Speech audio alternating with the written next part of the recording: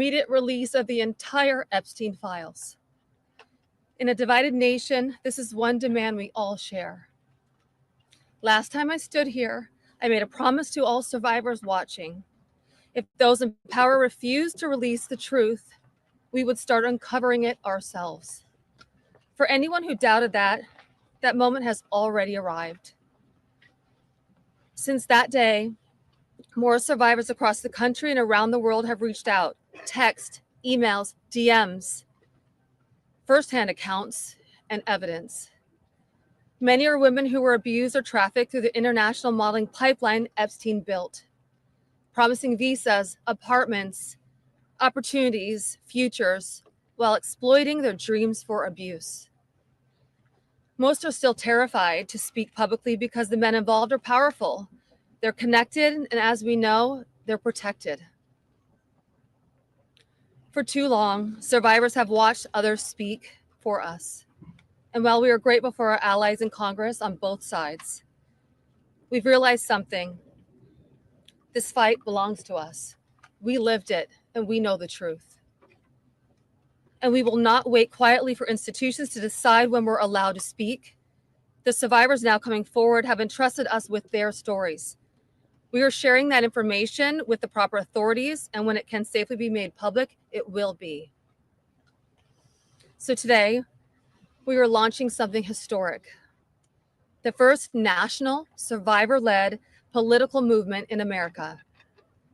Nonpartisan, laser-focused on exposing the systems, the loopholes, power structures, and silencing mechanisms that have protected predators for far too long.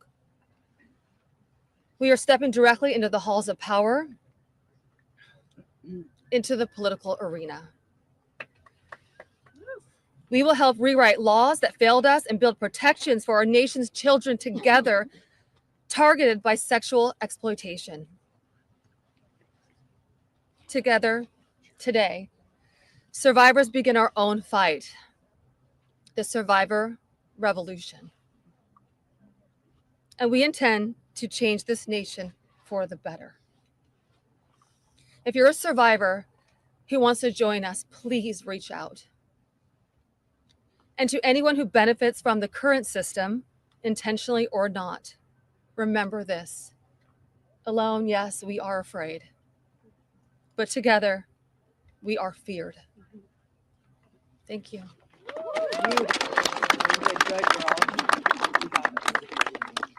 Hello, everybody. I am Jenna Lisa Jones, and just as Haley, I would just like to give a little reminder that this was me at 14 years old. I was a child. I was in 9th grade. I was hopeful for life and what the future had held for me. He stole a lot from me at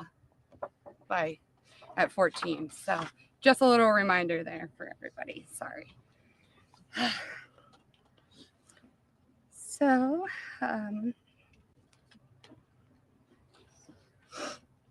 I just want to start out by saying thank you for all of you.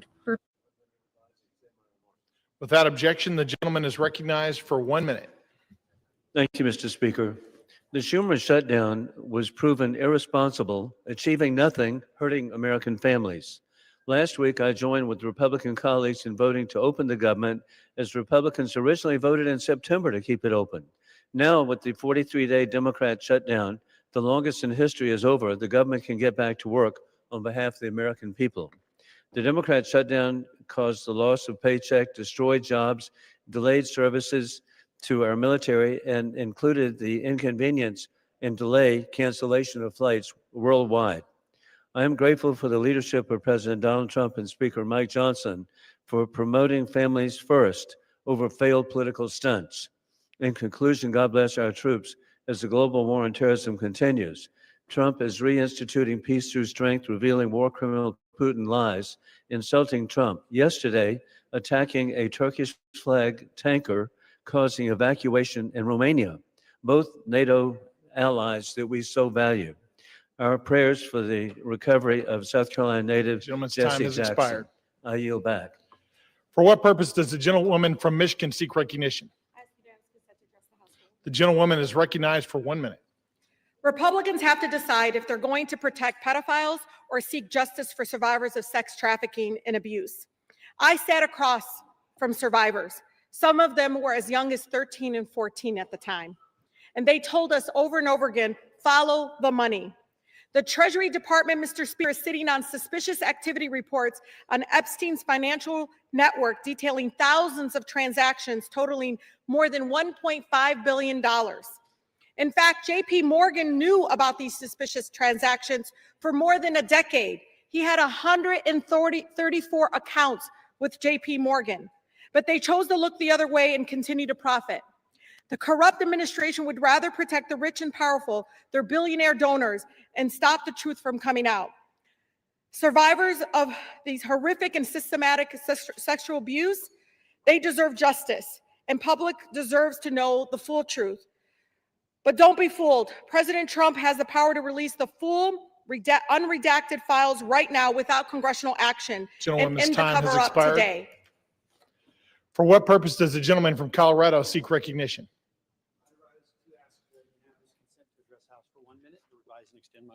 Without objection, the gentleman is recognized for 1 minute.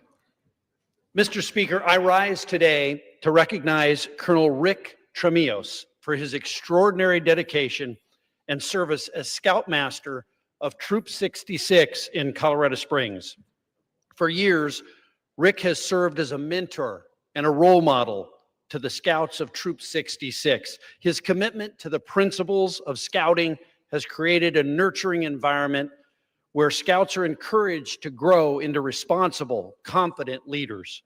Rick's ability to connect with youth, guide them through challenges, and celebrate their achievements is a testament to his deep compassion and unwavering dedication. Under his guidance, Troop 66 has thrived. Rick has led countless campouts, service projects, and leadership training events, always with the focus on building resilience, teamwork, and respect. His mentorship has helped many Scouts earn the rank of Eagle Scout, and more importantly, has instilled in them a lifelong commitment to service and integrity. On behalf of all those whose lives he has touched, I extend my deepest gratitude and heartfelt recognition. Thank you, and I yield back. For what purpose does the gentleman from Massachusetts seek recognition? Without objection, the gentleman is recognized for 1 minute. Mr. Speaker, under Donald Trump, America is joining the ranks of other countries in all the wrong ways. Freedom House now lists us among nations where judges and prosecutors face political attacks. Reporters Without Borders says our press freedom has sunk to a historic low. And now Trump has crossed a line no U.S. president ever dared cross. He withheld food assistance that Americans were legally entitled to, blocking nutrition benefits, not because the country can't afford them, but because he thinks it helps him politically. In my work as co-chair of the Tom Lantos Human Rights Commission, I've seen brutal regimes use food as a weapon and leaders starve their own people to hold on to power. I never, ever thought I would see a U.S. president try to rip a page from the same playbook. What a shameful moment in our history, and I will continue to fight to end hunger now. I yield back. For what purpose does the gentleman from Mississippi seek recognition?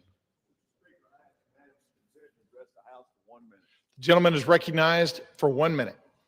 Mr. Speaker, I rise today to recognize a distinguished public servant from Hancock County, Mississippi, Brian Hootie Adam, who will retire on December 21st, 2025, after more than 4 decades of serving his community. Hootie began his career in 1985 as a firefighter, answering the call when his neighbors needed him most. In 2003, he became director of Hancock Emergency Management Agency, a role he has carried with steady leadership for 22 years. During that time, he guided the county through many countless emergency destructive storms, and most notably, the unimaginable challenges of Hurricane Katrina. Through every crisis, Hootie was a source of strength, calm, prepared, and fully committed to protecting the people of Hancock County, Mississippi. His leadership saved lives, strengthened the emergency response across our region, and set a standard of service we should all admire. Mr. Speaker, I ask my colleagues to join me in thanking Hootie Adam for his extraordinary dedication and wishing him the very best in well-earned retirement. Mr. Speaker, I yield back. For what purpose does the gentlewoman from Michigan seek recognition? The gentlewoman is recognized for 1 minute.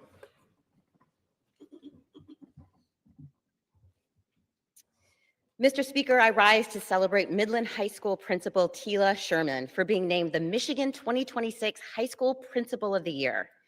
Principal Sherman's compassionate and hands-on leadership sets an example for schools across the country.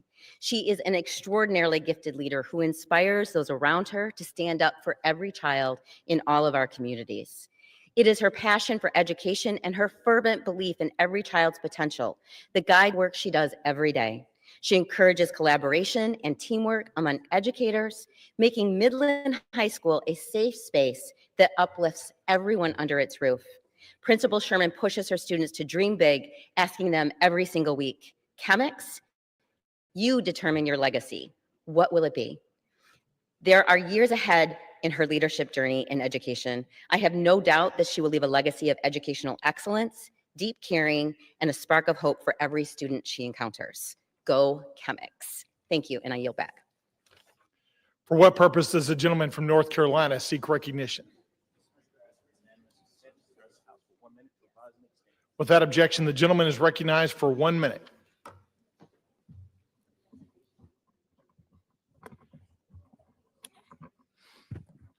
Mr. Speaker, as we recently celebrated veterans across the country, H.R.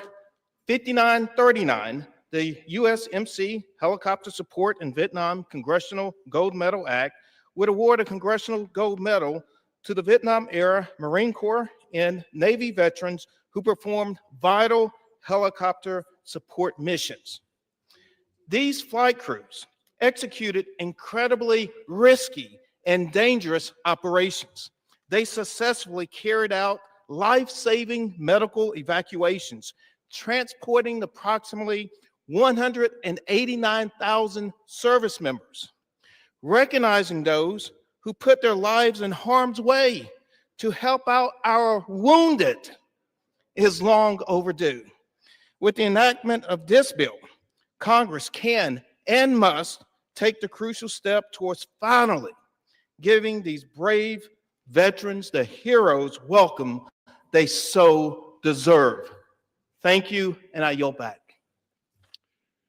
The chair lays before the House a communication. The Honorable the Speaker, House of Representatives, sir. I want to sincerely thank the committee for its graciousness in allowing me to waive onto the Committee on Natural Resources earlier this year. It has been a privilege to serve and to help advance environmental justices policies for the people of New York's 7th District in Puerto Rico. Thank you for the privilege of holding 3 committees over the past few years. I will continue to remain on small business and financial services. Effective this week, I will remove myself from the Committee on Natural Resources to make room for another member who wishes to take the opening. It has been an honor to contribute to the committee's mission, and I look forward to continuing to advance our shared priorities in other capacities. Signed sincerely, Nydia Velazquez, Member of Congress. Without objection, the resignation is accepted.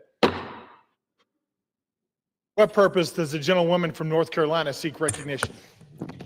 Thank you, Mr. Speaker. By direction of the Republican Conference, I offer a privileged resolution and ask for its immediate consideration. The clerk will report the resolution. House Resolution 886. Resolved that the following named member be and is hereby elected to the following standing committee of the House of Representatives, Committee on Homeland Security. Mr. Fong. Without objection, the resolution is agreed to and the motion to reconsider is laid on the table. For what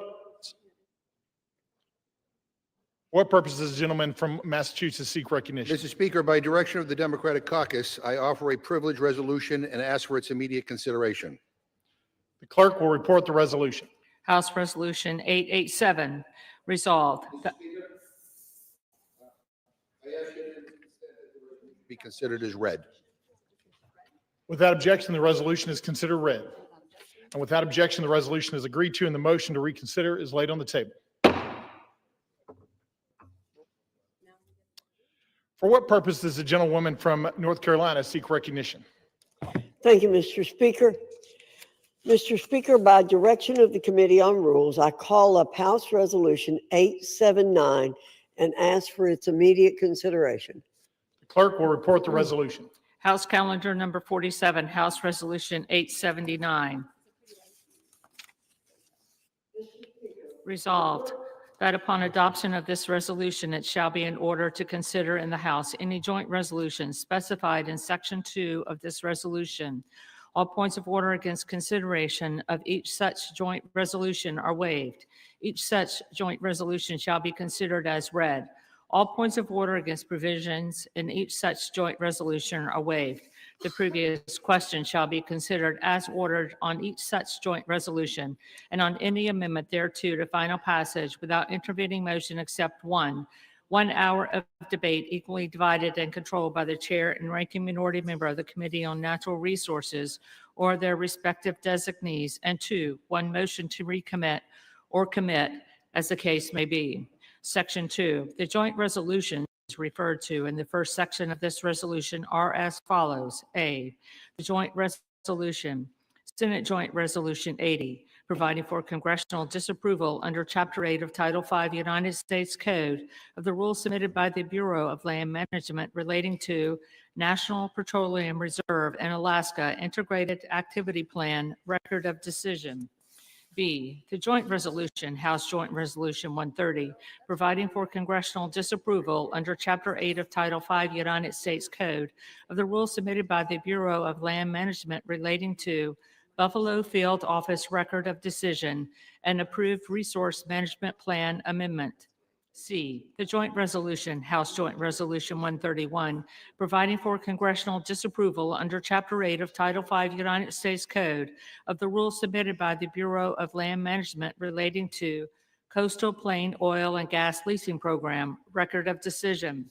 Section 3, upon adoption of this resolution, it shall be in order to consider in the House a concurrent resolution, House Concurrent Resolution 58, denouncing the horrors of socialism. All points of order against consideration of the concurrent resolution are waived. The concurrent resolution shall be considered as read. All points of order against provisions in the concurrent resolution are waived. The previous question shall be considered as ordered on the concurrent resolution and preamble to adoption without intervening motion except 1 hour of debate, equally divided and controlled by the chair and ranking minority member of the Committee on Financial Services or their respective designees. Section 4, upon adoption of this resolution, it shall be in order to consider in the House the bill, H.R. 1949, to repeal restrictions on the export and import of natural gas. All points of order against consideration of the bill are waived. The bill shall be considered as read. All points of order against provisions in the bill are waived. The previous question shall be considered as ordered on the bill and on any amendment thereto to final passage without intervening motion except one. 1 hour of debate equally divided and controlled by the chair and ranking minority member of the Committee on Energy and Commerce or their respective designees. And 2, 1 motion to recommit. Section 5, upon adoption of this resolution, it shall be in order to consider in the House the bill H.R. 3109 to require the Secretary of Energy to direct the National Petroleum Council to issue a report with respect to petrochemical refineries in the United States and for other purposes. All points of order against consideration of the bill are waived. The bill shall be considered as read. All points of order against provisions in the bill are waived. The previous question shall be considered as ordered on the bill and on any amendment thereto to final passage without intervening motion except one. 1 hour of debate equally divided and controlled by the chair and ranking minority member of the Committee on Energy and Commerce or their respective designees. And 2, 1 motion to recommit. Section 6, upon adoption of this resolution, it shall be in order to consider in the House the bill H.R. 5107 to repeal the Comprehensive Policing and Justice Reform Amendment Act of 2022 enacted by the District of Columbia Council. All points of order against consideration of the bill are waived. The amendment in the nature of a substitute recommended by the Committee on Oversight and Government Reform, now printed in the bill, shall be considered as adopted. The bill as amended shall be considered as read. All points of order against provisions in the bill as amended are waived. The previous question shall be considered as ordered on the bill as amended and on any further amendment thereto to final passage without intervening motion, except 1 hour of debate equally divided and controlled by the chair and ranking minority member of the Committee on Oversight and Government Reform or their respective designees, and 2, 1 motion to recommit. Section 7. Upon adoption of this resolution, it shall be in order to consider in the House the bill, H.R. 5214, to require mandatory pretrial and post-conviction detention for crimes of violence and dangerous crimes, and require mandatory cash bail for certain offenses that pose a threat to the public safety or order in the District of Columbia and for other purposes. All points of order against consideration of the bill are waived. The amendment in the nature of a substitute recommended by the Committee on Oversight and Government Reform, now printed in the bill, shall be considered as adopted. The bill as amended shall be considered as read. All points of order against provisions in the bill as amended are waived. The previous question shall be considered as ordered on the bill as amended and on any further amendment thereto to final passage without intervening motion except 1 hour of debate equally divided and controlled by the chair and ranking minority member of the Committee on Oversight and Government Reform or their respective designees, and 2, 1 motion to recommit. Section 8. Upon transmission to the Senate of a message that the House has passed H.R. 4405, House Resolution 581 shall be laid on the table. The gentlewoman from North Carolina is recognized for 1 hour. Thank you, Mr. Speaker. For the purpose of debate only, I yield the customary 30 minutes to the gentleman from Massachusetts, Mr. McGovern, pending which I yield myself such time as I may consume. During consideration of this resolution, all time yielded is for the purpose of debate only. Mr. Speaker, I ask unanimous consent that all members have 5 legislative days to revise and extend their remarks. Without objection. Thank you again, Mr. Speaker. I rise in support of the rule and the underlying legislation. Yesterday, the Rules Committee met and produced a rule, H.Res. 879, providing for the House's consideration of 8 separate measures. The rule provides closed rules for consideration of S.J. Res. 80, H.J. Res.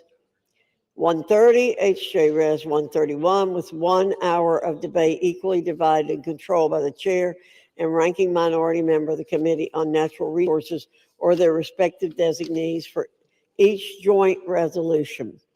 The rule provides each such joint resolution 1 motion to recommit. Further, the rule provides closed rules for the consideration of H.R. 1949 and H.R. 3109, with 1 hour debate equally divided and controlled by the chair and ranking minority member of the Committee on Energy and Commerce or their respective designees for each bill. The rule provides each bill with a motion to recommit.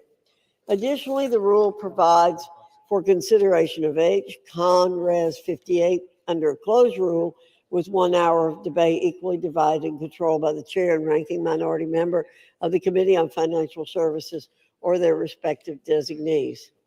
The rule also provides for consideration of H.R. 5214 and H.R. 5107 under closed rules with 1 hour debate equally divided and controlled by the chair and ranking minority member of the Committee on Oversight and Government Reform or their respective designees on each bill. The rule provides 1 motion to recommit for each bill. Finally, the rule tables House Resolution 581 upon the transmission of a message to the Senate that the House has passed H.R. 4405. Mr. Speaker, after over 40 days of the Democrat government shutdown, the House has returned to regular order, and this majority is continuing to push forward with the America First agenda, the American people's agenda. All of these pieces of legislation we're considering today are in alignment with the American people's demand and President Trump's executive orders that we maintain a robust posture of American energy dominance.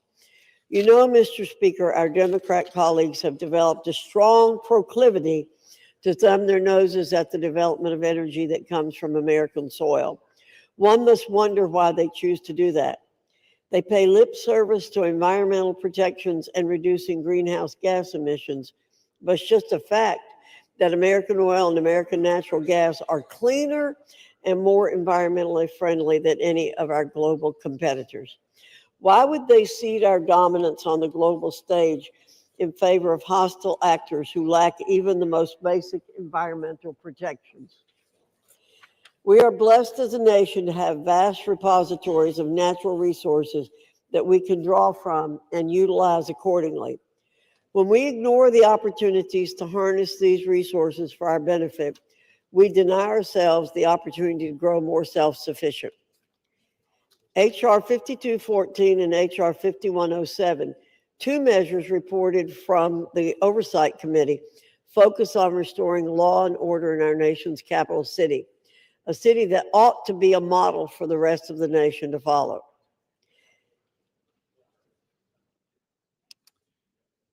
Does the gentlelady reserve? I'm going on, Mr. Speaker.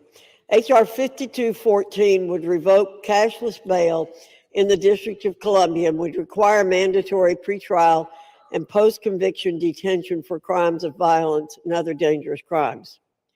H.R. 5107 would repeal the Comprehensive Policing and Justice Reform Amendment Act of 2022 enacted by the District of Columbia Council. This act targeted police officers in D.C. for simply doing their duties, and it led to over 1,600 officers being removed from the city's force. Thanks to President Trump's efforts, the streets in D.C. are safer, and we have the opportunity through these two measures to add to that progress. Finally, Mr. Speaker, we have H. Conrad's 58, a resolution denouncing the horrors of socialism. Most of us here in this body recognize how dangerous the plague of socialism really is. We understand its history of failure and oppression. Throughout history, this ideology has collapsed into the most brutal of dictatorships, communist regimes, and outright totalitarian rule. Many are quick to avert their eyes and cover their ears when presented with facts about the horrors of socialism. How many individuals across the world have suffered and died because of it? This resolution will put everyone in this body on record. The American people will see who espouses this caustic ideology and those who reject it. I reserve, Mr. Speaker. The gentlewoman from North Carolina reserves. The gentleman from Massachusetts is recognized. Well, thank you, Mr. Speaker, and I thank the gentlelady from North Carolina for yielding me the customary 30 minutes, and I yield myself such time as I may consume. The gentleman is recognized. Mr. Speaker, Americans are working more and more for less and less. Almost every day I speak with young people who can't afford to start a family, can't buy a house, can't get ahead. I hear it from seniors who are struggling to survive on fixed incomes. I see it with my own eyes, moms and dads putting items back on the shelves in the grocery store because they can't afford them. Parents who can't go back to work because they can't afford childcare. People whose health insurance premiums are doubling and tripling because this majority has failed to act. During election season, we heard from Trump and Republicans who swore up and down they would bring down prices. They promised the American people they would reverse inflation and focus like a laser on affordability. And they have broken that promise. They have betrayed the American people. And if you want more evidence of that, look at the bills on the floor today. More garbage, more culture war crap, more bills written by this Republican majority of, by, and for the billionaire class. Republicans moved heaven and earth to give tax breaks to the rich and powerful. That got done in a nanosecond. But if you're a regular person staring down next year's healthcare premium hikes and deciding whether to pay $1,000 more or put food on the table, the answer you get back from Republicans is let them eat cake. We are barreling toward another shutdown at the end of January. We could have spent the last 2 months working on passing the 9 appropriations bills Republicans still need to pass to stop another shutdown. And instead, they went on a taxpayer-funded paid vacation for 8 weeks. And let me just say, because we are debating a rule to consider these 8 bills, this rule sucks. 8 closed rules, no amendments, no changes allowed on the floor. Take it or leave it. And if you're keeping count at home, that's 80 completely closed rules this Congress, the most ever in a year.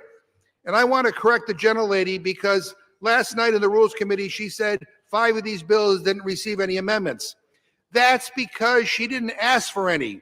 And when you don't send an amendment deadline, everyone knows you're doing a closed rule. And I just want to say to my Republican colleagues, you have been complicit in these 80 closed rules nearly 9 out of 10 times. You, the majority party, have not been allowed to bring amendments to the floor. You're getting blocked by your own leadership time and time again. How does that feel?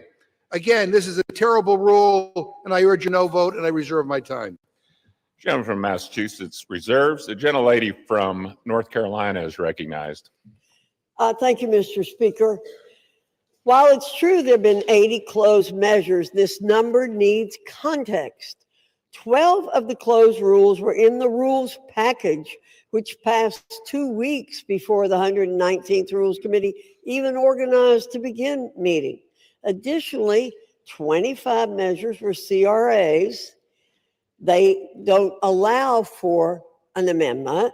16 were bills that received no amendments, meaning 41 measures were closed by definition. It's also important that 4 of the closed rules are duplicates from a previous failed rule. So in reality, only 27 measures have been closed by discretion of the committee. Additionally, the Rules Committee under Republican control has simply been more productive, producing more total rules than our colleagues ever did.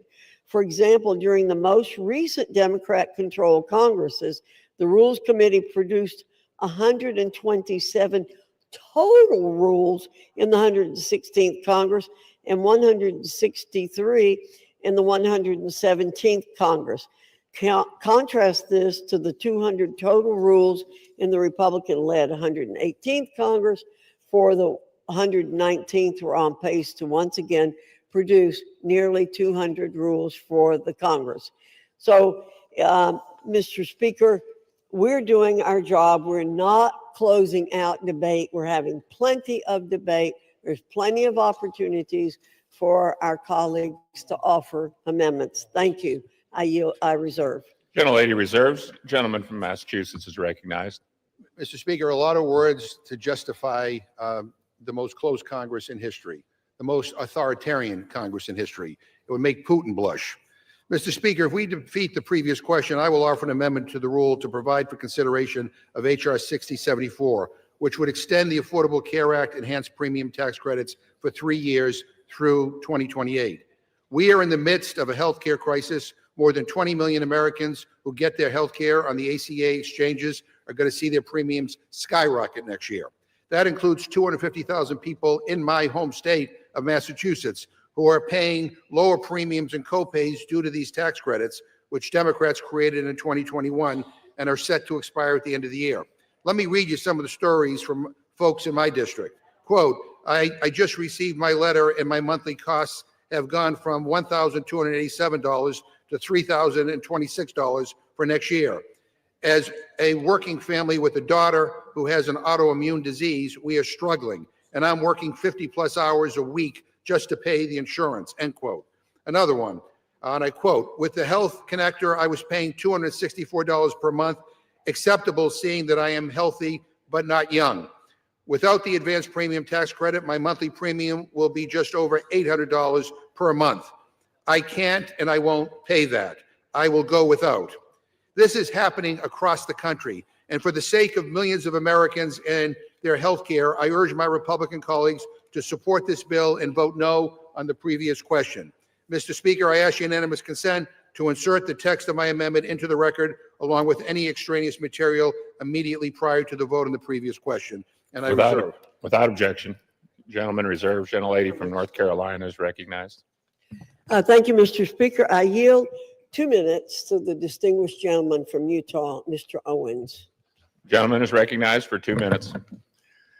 Thank you, Chairwoman, for yielding. Mr.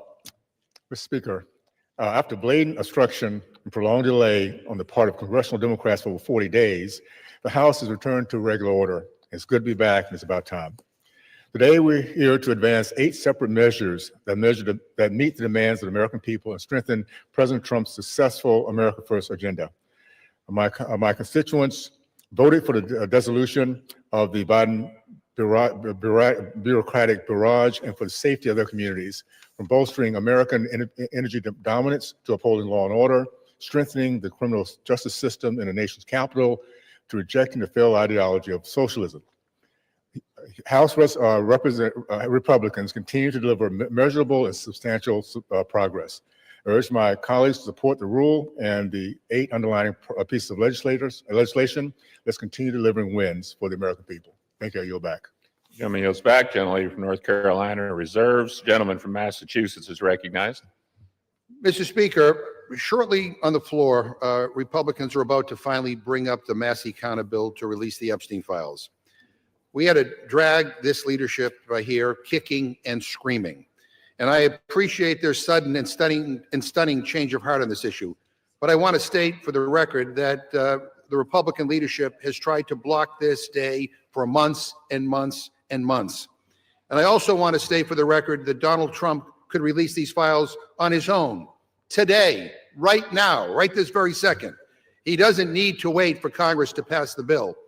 He could release the files himself, but he won't. That is why we are here, because he refuses to act. Meanwhile, the Republican majority has blocked transparency at every turn. They stonewalled in committee. The gentlelady from North Carolina and every Republican on the Rules Committee voted 9 times to block my amendment to release the Epstein files. 9 times. Republicans were so afraid of my amendment that Speaker Johnson shut down the Rules Committee and sent us home early in July. And then he refused to swear in a new member of Congress for weeks because she promised to be the 218th signature to force this bill forward. Only four Republicans signed the discharge petition. Every single Democrat signed on. In a few moments, I'm going to yield time to Representative Massey, who has been the Republican leader of this effort in the House, alongside Representative Khanna on the Democratic side. And here's why I'm doing that. This bill should be getting a full hour of debate on the floor. But Speaker Johnson, I guess at Donald Trump's direction, is throwing every procedural gimmick at the wall to see what sticks. And he's trying to limit debate on the floor because for some reason he is very, very afraid of talking about this. So that's why I'm donating a significant chunk of my time to members who have been silenced by the Speaker for the terrible crime of demanding truth and transparency. Now, if I had to guess, most Republicans will probably vote in favor of releasing the files. But they're not voting yes because their conscience changed. They're voting yes because Donald Trump tells most of them how to vote. And he realized he's lost on this one. He says the people who support this bill, quote, betrayed the entire Republican Party. Really? Really? How is accountability for a pedophile something Donald Trump campaigned on? How is that now a betrayal? This was his issue, his idea. He ran on releasing the files. And by the way, to those who say that Biden should have released these files, let me just address that right now. You're right. He should have. But he didn't make it his number one issue, and he's not the president right now. Donald Trump is. He could have released the files at any point over the last 11 months, but he has not. Republicans have had months to sign the discharge petition. They had months to bring this bill to the floor. But this leadership has chosen obstruction. They don't want to pass this bill. They don't even want to talk about it on the House floor. And so that's why debate matters. And with that, I reserve my time. Gentleman from Massachusetts reserves. The gentlelady from North Carolina is recognized. Thank you, Mr. Speaker. Let's be clear. Republicans don't oppose the full transparency of the Epstein files. We embrace the Oversight Committee's task of doing just that. We embrace Representative Massey's legislation here today by putting it up for a vote under suspension. I'll be voting for it. We already have a House investigation that carries the full force of law, and there's no opposition to respecting the majority's wishes to get this codified into law. Let's get to it. Let's get the vote and end these false debates, straw man arguments, and non sequiturs. We tried to pass this bill last week, but Democrats wouldn't agree to doing so. Let's vote now. Democrats should stop, listen, and take yes for an answer. I reserve. Gentlelady reserves. The gentleman from Massachusetts is recognized. Mr. Speaker, the gentlelady doesn't oppose this? Boy, you have a funny way of showing it. I gave the gentlelady 9 opportunities in the Rules Committee to bring this measure to the floor. 9 opportunities. And every time I brought up an amendment, she voted it down. 9 opportunities. So to say that somehow this is always what you wanted, I don't know. That doesn't pass the smell test. Mr. Speaker, I yield 3 minutes to the gentleman from California, Mr. Khanna. Gentleman is recognized for 3 minutes. Thank you, Mr. Speaker. Thank you, Mr. Chairman, for your leadership over the last 5 months to make sure that this bill came to the floor. Thank you also to Don Sisson for his leadership and understanding of all the rules to make this possible. Now, as we are here today, I saw on CNN that the president is meeting with the Saudi prince. You know what America First means to me? How about meeting with the survivors? How about making sure that America's girls are not being raped? That's what it means to be America First, not going and just meeting with Saudi princes. You know, I am so honored to be here and working together with Congressman Thomas Massey, who's shown so much courage and principle, and I'm so honored to be here next to Congresswoman Marjorie Taylor Greene and Congresswoman Nancy Mace. I was telling someone, they said, what did you learn through this process? I said, sometimes we have to see people not just through their caricature. And I had caricatures of Representative Greene and Representative Massey and Representative Mace. But what I saw is they cared as Americans and human beings, and they stood with courage. And they looked at this not from politics, they looked at this as what is right. And I'm proud today to be a member of Congress. I'm proud to work with them, and I'm proud of what we are showing this country is possible. That if we actually care about American values, maybe we can overcome some of the bitter divides in this country. If we don't care about just getting the credit and maybe work together, we could actually care about forgotten and abandoned Americans like the survivors that testified today. I was so moved by their testimony. How can you hear their testimony, as all of us have heard, see their tears, see them holding up photos at the age of 14 and think that they're not telling the truth? This is not politics, this is humanity. Sometimes we get into these chambers and we forget what happened, of how we grew up. Most of us, we grew up, we went to barbecue, we went to Little League games, we went to church or temple. We didn't fly around in private jets and go to a rape island.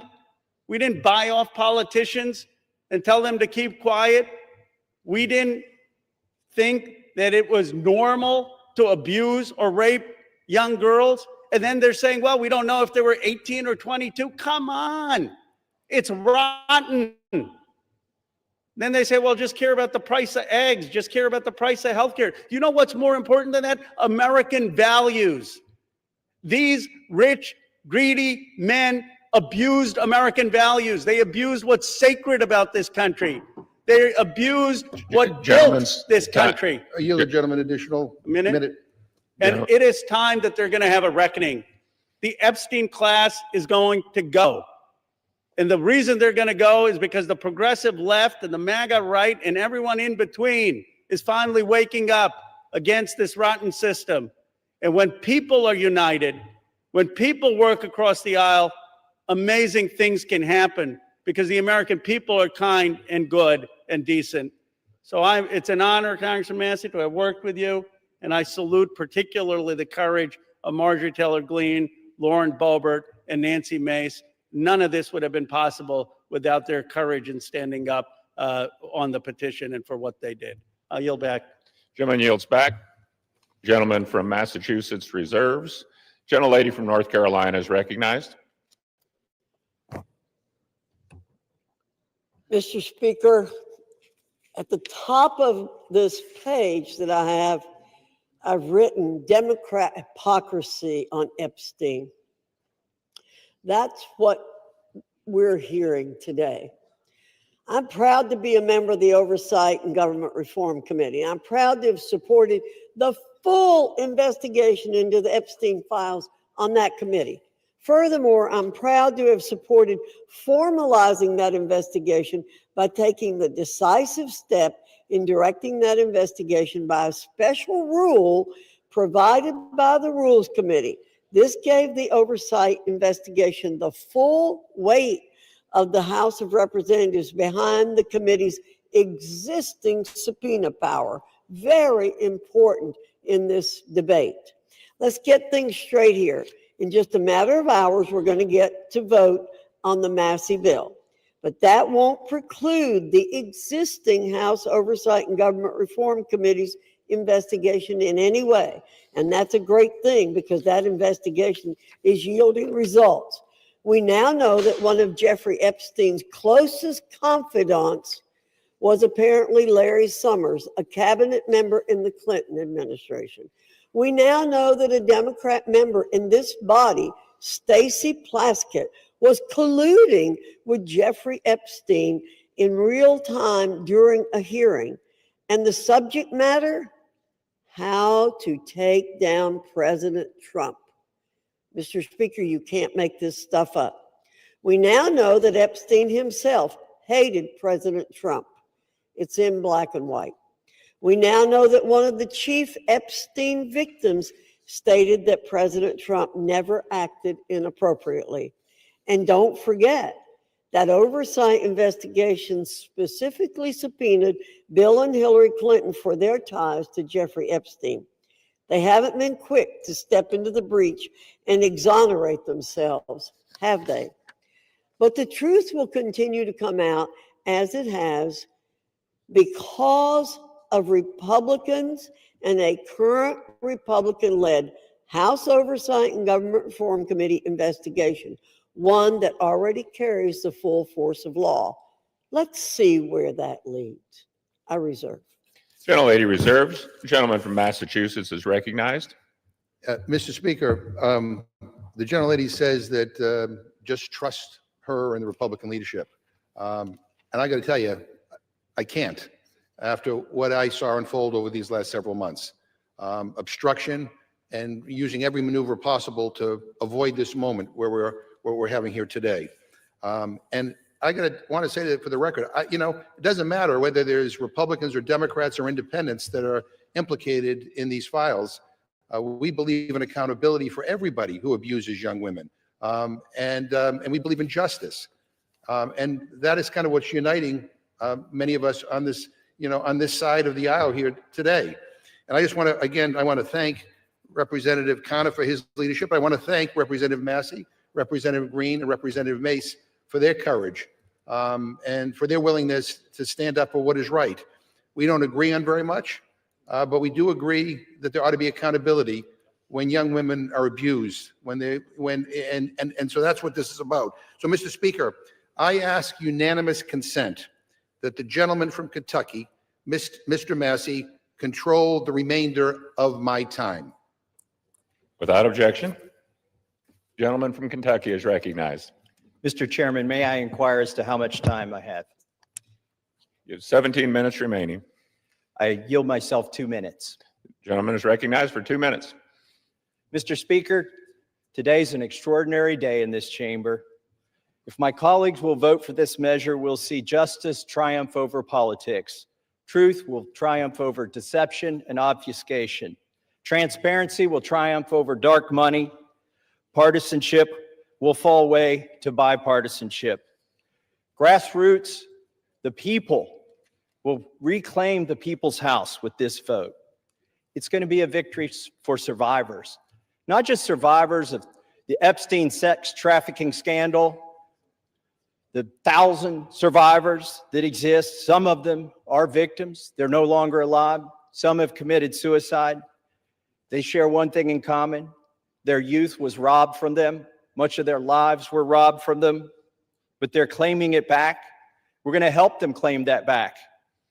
But it's not just a victory today, if this vote prevails for those survivors. It's a victory for every person, man or woman, boy or girl, who's been victimized sexually in this country. Anybody who's been a victim of sexual assault, or maybe they've been victimized by a family member. Maybe it's not a billionaire, but they're all waiting and watching to see what we do today. They're wondering, if I go to mom or dad, will anything happen? If I go to the sheriff, will anything happen? Well, we have a chance today to make something happen. Something that's not happened, something that should have happened decades ago, and that is to get justice for these victims and survivors and transparency for America. That's what this vote is about today. And I reserve the balance of my time. Gentleman from Kentucky reserves. The gentlelady from North Carolina is recognized. I reserve. Gentlelady reserves. Gentleman from Kentucky is recognized. I now yield 5 minutes to the gentlewoman from Georgia, Mrs. Green. The gentlelady from Georgia is recognized for 5 minutes. Thank you, Mr. Speaker. I proudly rise today in a bipartisan effort to release the Epstein files finally, after 5 administrations have covered it up. Earlier today, I attended the press conference where the survivors, they're not victims, the survivors of Jeffrey Epstein's sexual abuse and sex trafficking told their stories. And they told stories about how it started back in 1991, 1996, and they continued on through the decades. And they told stories about how they told someone and tried to get help. They told the FBI and they weren't listened to. And they told law enforcement and no one did anything. And these women don't just number a few. These women number around 1,000 women. And they are victims of something that's unthinkable. And this should have never, ever happened. This was the biggest fight I think I've seen in Washington, D.C. This is my 5th year here. And this was a fight that we should have never had to wage. It should have been the easiest thing for every single member of Congress. It should have been the easiest thing for the Speaker of the House. It should have been the easiest thing for the President of the United States to release all the information, every single file, on behalf of these American women. These American women aren't rich, powerful elites. They do not have someone paying for their airline tickets or paying for their trips or paying for their expenses every time they try to do something to get this information out. These are your average Americans. And you want to know what the Epstein files represent? The cover-up represents to average Americans. It represents the failures of the federal government and Congress to the American people. And that is what people rose up about in 2024. They wanted and demanded transparency from their government and for Americans finally to be put first. And today with this vote, we are finally putting these victims and these survivors of Jeffrey Epstein and the cabal of rich, powerful elites that expands not just here in the United States of America, but to other countries as well. We're putting them last. And that is exactly what Americans want. You see, for far too long, Americans have been put last. And they're sick of it. They're sick and tired of it. And this is why they don't trust Congress. This is why they don't trust the government. And here's the problem. All of these women, women who have suffered in shame for years and years and years, women who were terrified, women who were intimidated, women who were threatened, just like Virginia Giuffre. And now she's dead. And these women should have never faced that, for this information to come out. And we, especially the 4 Republican members of the House of Representatives, we should have never faced intimidation and threats for us to get this vote to come to the floor. Never forget, there were 4: Thomas Massey, myself, Nancy Mace, and Lauren Boebert. We had to sign a discharge petition, and we had to fight through intimidation, and we had to endure it for months to push that discharge petition finally to 218 to get this vote to come out. This is what the American people are sick of, and rightfully so. Now, where does this go from here? The question will remain: will the Department of Justice release all the information? Will a judge in New York release the information? Will the CIA release the information? And will foreign governments release their information? Or will this continue after this vote today be a cover-up? A cover-up of the rich, powerful elites that bond together in sex and human trafficking abuse and all types of global business that enriches them but never serves Americans. The American people will know, and the victims, actually the survivors of Jeffrey Epstein, will know, because they know the list of names. And I remain dedicated to my promise to read those names here on the House floor if those women ever find them in a place that it needs to be done. I yield back to Mr. Gentlelady Massey. from Georgia yields back. Gentleman from Kentucky reserves. Gentlelady from North Carolina is recognized. I reserve, Mr. Gentlelady reserves. Gentleman from Kentucky is recognized. I yield myself a minute and 30 seconds. Gentleman's recognized for a minute. I want to thank the generosity of Jim McGovern, Representative McGovern, for granting us this time. I'm embarrassed for my own party today. I'm embarrassed we withheld signing in, swearing in a duly representative of the people for 49 days just to avoid this vote that's finally going to happen today. I'm embarrassed that my own party isn't going to yield me time to debate this, even though they say they support it and I authored it. They don't even want to yield me time to debate this during the bill debate. But I'm thankful. Let me tell you who I'm thankful to. These 3 brave women, Marjorie Taylor Greene, Nancy Mace, and Lauren Boebert. They have been threatened. They have been intimidated. Physically, politically, it's disgusting. And not by the far left. They have been intimidated by people in our own party. And for what? For seeking justice for these victims.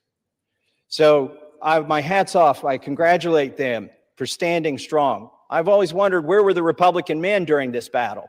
We've taken 5 months. These 3 women and I have had to drag our party to this floor today to even vote on this.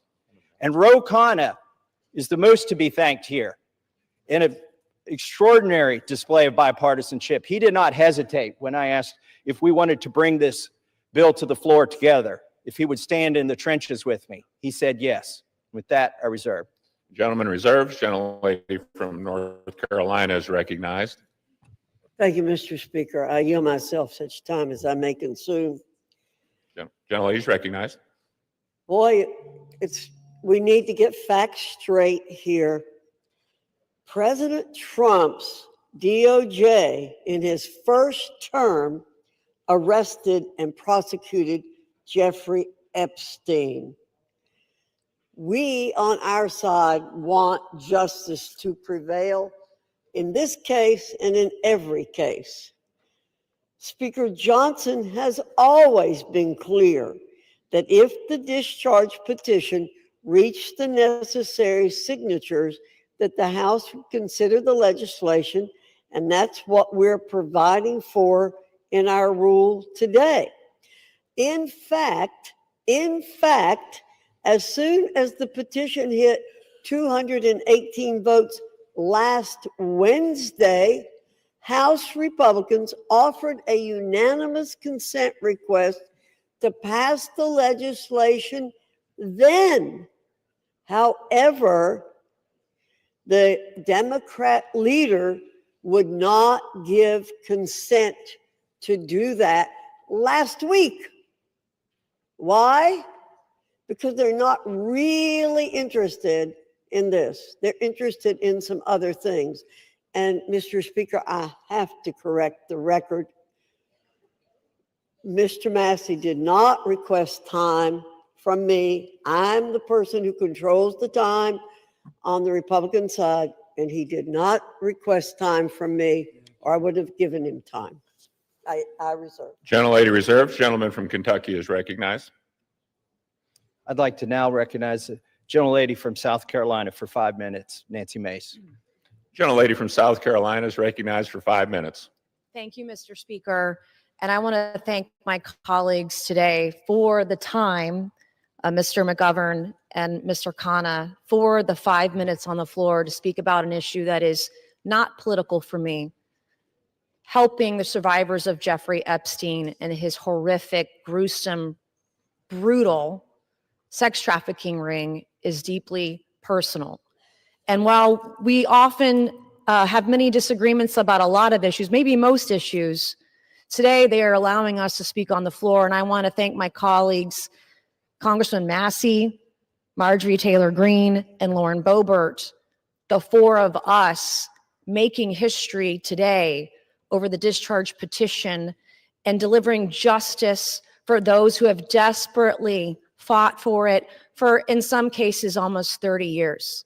I wore white today because I wanted to reflect on the innocence of the young women who had their innocence stolen from a demon named Jeffrey Epstein, from demons, friends of his, rich and powerful people who stole their innocence as young as 14 years old. It was taken from them and they've never gotten it back. I'm also wearing white today to recognize the courage that it takes for women to come forward, the sacrifices to them personally, professionally, financially, the embarrassment, the humiliation, the shame that we still deliver on the backs of women who have been brutalized, who've been raped, who've been assaulted. The shame that the media pours over their heads, that their colleagues, their friends, their neighbors, their loved ones, because you come forward and because you talk about sexual assault, you are not a slut. It's not because of what you wore. You're not a whore. But that's how women are treated, and you're not lying.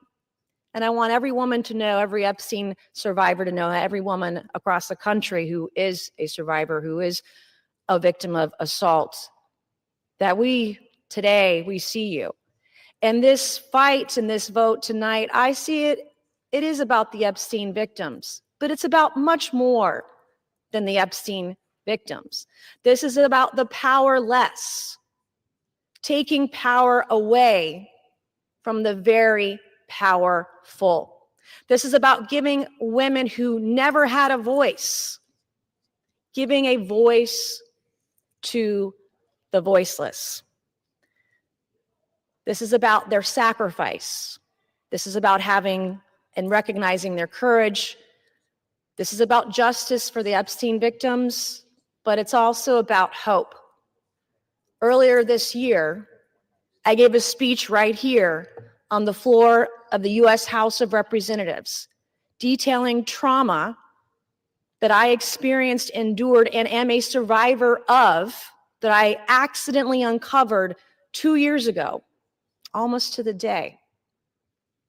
And today, I still don't have justice, like millions of women across the country. When I spoke out, I got attacked. When I spoke out, I was shamed.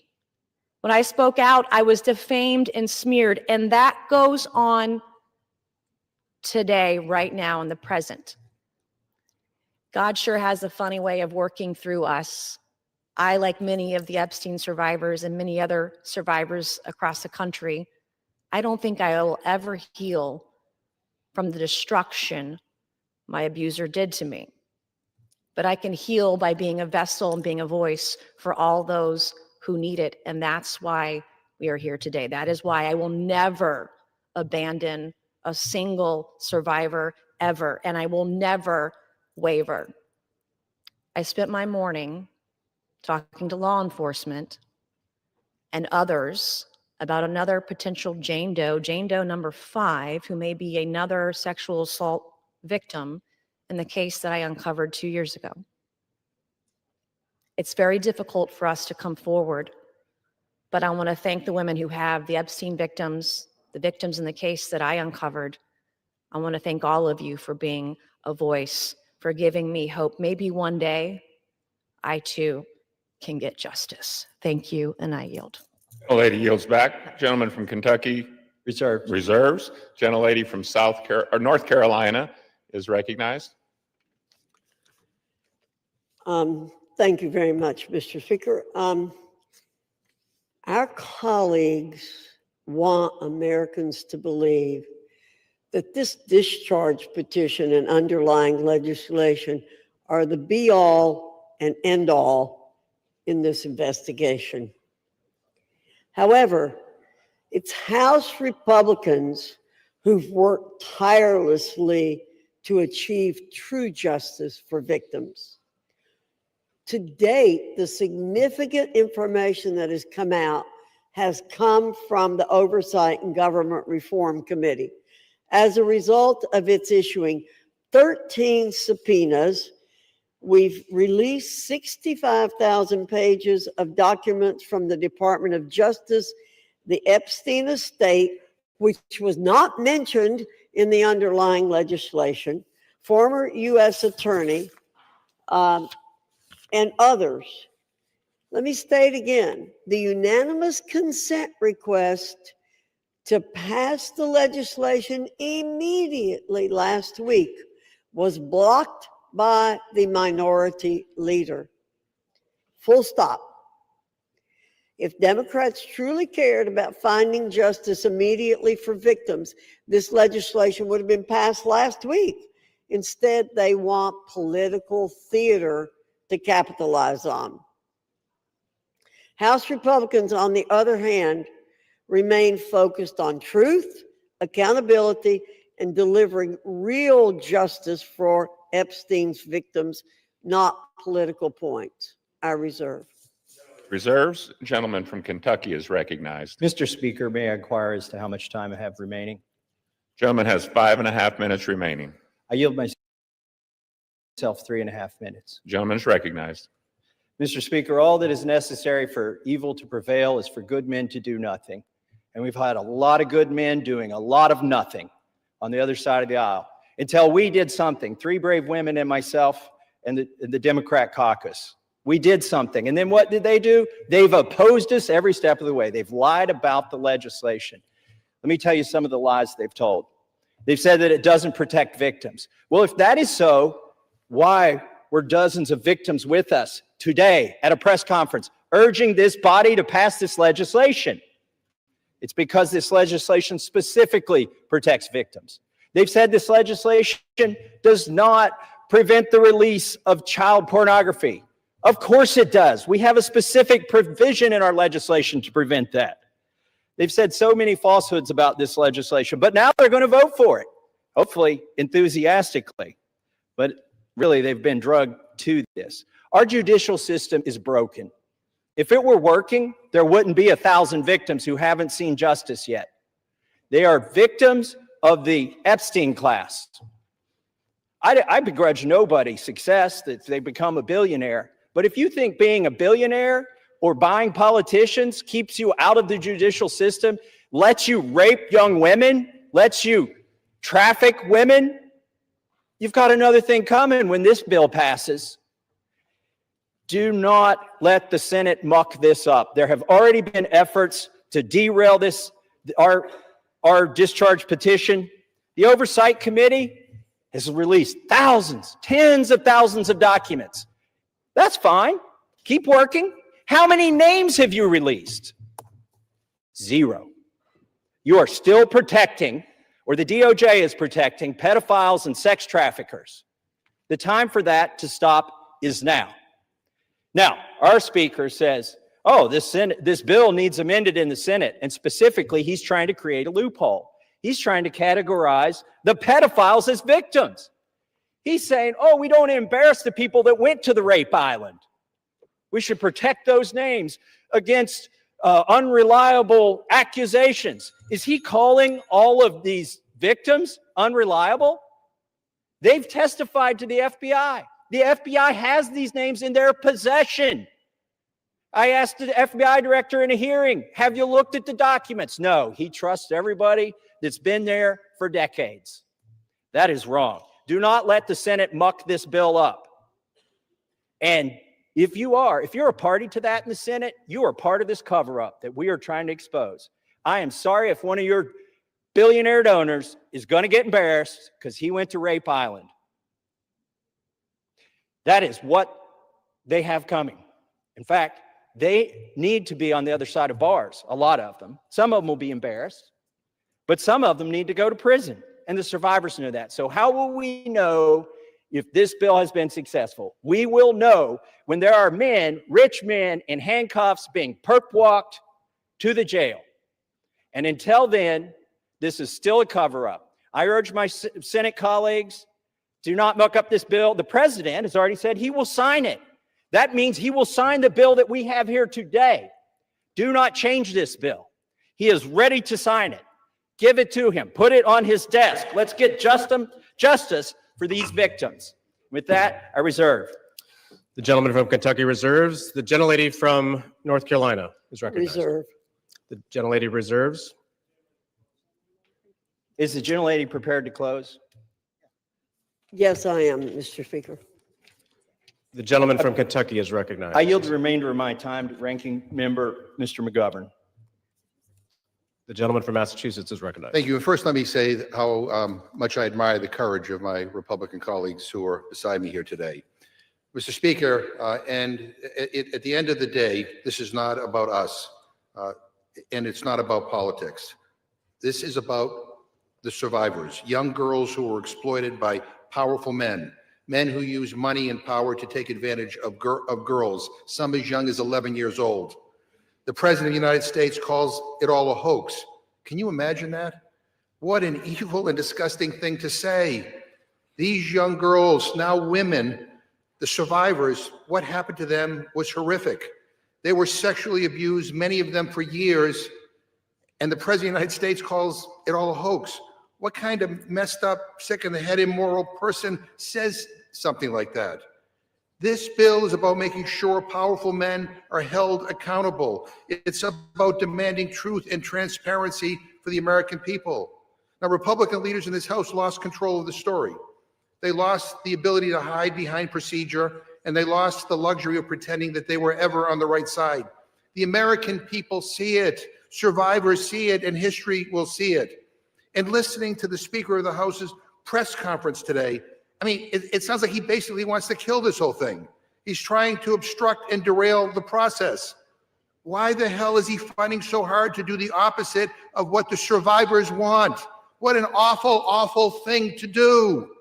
So let us release the files. Let's give survivors the transparency they've long been denied. Let us take back power from the rich billionaire elites who think they can do whatever they want with no justice or accountability. And let's remember exactly who had to be dragged here under duress and who stood up from day one demanding the truth. And with that, I yield back. Members are reminded to refrain from engaging in personalities towards the president. Gentleman yields back. The gentlelady from North Carolina is recognized. Thank you, Mr. Speaker. Mr. Speaker, those of us who did not sign the discharge petition are just as concerned about the victims, or if you, as some are calling them, survivors, as our colleagues who signed the discharge petition. We share contempt for anyone who abused anyone else. I've stood on this floor many times, Mr. Speaker, to speak out for victims and survivors of people who have been abused, and against anyone who breaks the law or takes advantage of an innocent person. We will not be characterized as insensitive to that. But what House Republicans who didn't sign the discharge petition remain focused on truth, accountability, and delivering real justice for Epstein victims. Again, I'll point out that it was under President Trump's Department of Justice that Jeffrey Epstein was arrested and tried. We have not tried to avoid this situation. We want things done the right way. We want maximum justice for these victims and survivors. Our rule today simply expedites consideration of the Massey-Khanna legislation. And as I said, we would have liked to have seen it pass last week when we gave an opportunity for it, but it was blocked by the Democrat minority leader. I ask for support for this rule, the underlying legislation. With that, I urge my colleagues to vote yes on the previous question, yes on the rule, and Mr. Speaker, I yield back the balance of my time and move the previous question on the resolution. The gentlelady yields back the balance of her time. The question is on ordering the previous question on the resolution. Those in favor say aye. Those opposed, no. In the opinion of the chair, the noes have it. Mr. Speaker, what request purpose the does yeas and nays. The yeas and nays are requested. Those favoring a vote by the yeas and nays will rise. A sufficient number having risen, the yeas and nays are ordered. Pursuant to Clause 8 of Rule 20, further proceedings on this question will be postponed.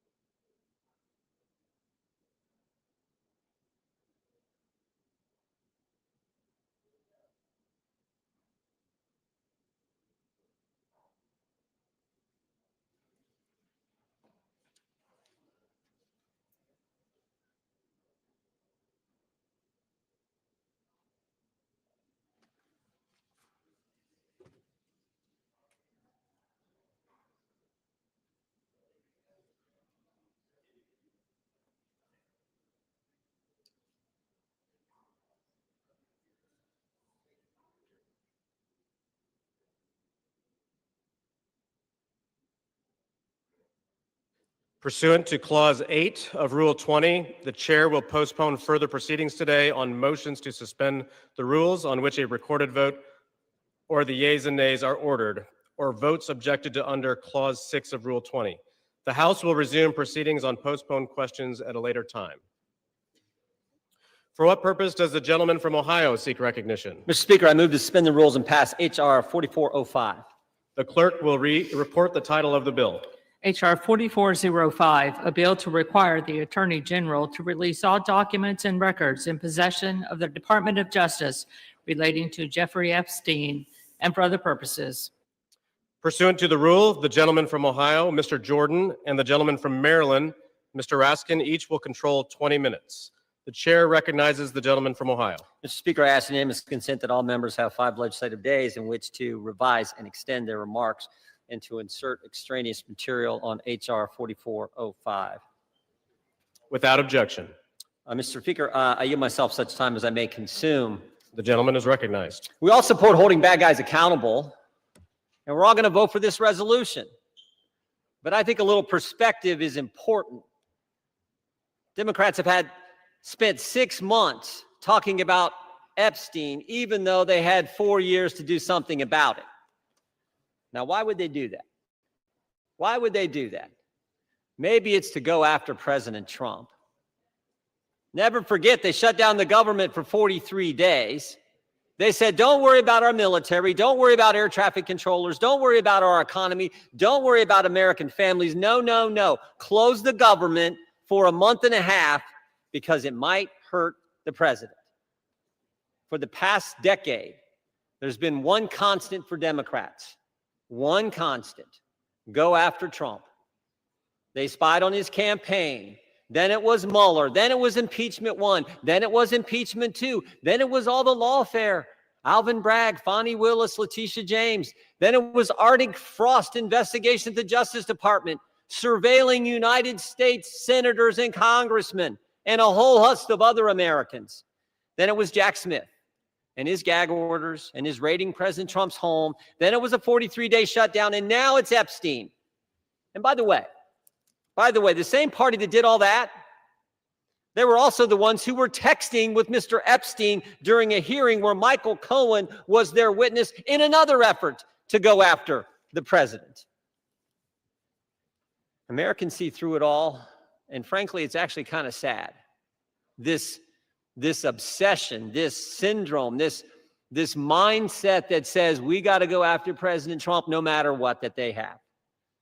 And when I think about it, I think it's because President Trump and Republicans have accomplished so much that they told the voters they were going to accomplish in the 2024 election. We're actually doing what we said we were going to do. President Trump said he was going to cut taxes, and he did. President Trump said he would secure the border, and he did. President Trump said he'd get men out of women's sports, and he did. President Trump said he would make sure Iran doesn't have nuclear capability, and he did. And he said he would get the hostages out of Gaza back into Israel, and he did. All in 9 months. So I don't know what causes this mindset, this syndrome that the left has, but I know one thing. It is real. Which brings me to last week. Think about what the Democrats did last week. The Democrats released an email that the Oversight Committee had obtained from the estate. An email from Mr. Epstein to Ms. Maxwell. When the Democrats released it, they redacted the victim's name. Something we all support. Something everyone supports. Except in this case, no court had ordered that name redacted. No agency had redacted it. And the estate didn't redact it. And the victim had already went public. So why black out her name? Why black out her name? Because she had said in her book and had testified under oath that she never saw any wrongdoing by President Trump. So think about what they did. In an email between two criminals, Mr. Epstein and Ms. Maxwell, in an email between two criminals, they hide the name of an individual who had went public and exonerated the president. And we know why. To distort and twist the message because they thought it might harm the president. Their position, cover up the names of people who are already public, but don't worry about other innocent people who the court said should remain private. Again, I think the American people see through it. They see through what the Democrats are doing. The American people know what this is. They know Democrats have nothing else to run on because of the success of this administration. So I say, let's vote yes on this resolution, and then let's get focused on making sure we're doing what the American families elected us to do. With that, I reserve. The gentleman reserves. The gentleman from Maryland is recognized. Thank you, Mr. Speaker. I yield myself such time as I may consume. The gentleman is recognized. Today, 4 months and 3 days after Mr. Khan and Mr. Massey introduced their discharge petition, perhaps the most famous discharge petition in American history, the People's House unites across party lines to draw a moral line. We draw a line against the rape and sexual violation of children. We draw a line against the global criminal trafficking of girls and young women to service the pleasure of rich and powerful men who believe they are beyond all law and all morality. We draw a line to put the voices of the victims and the survivors first.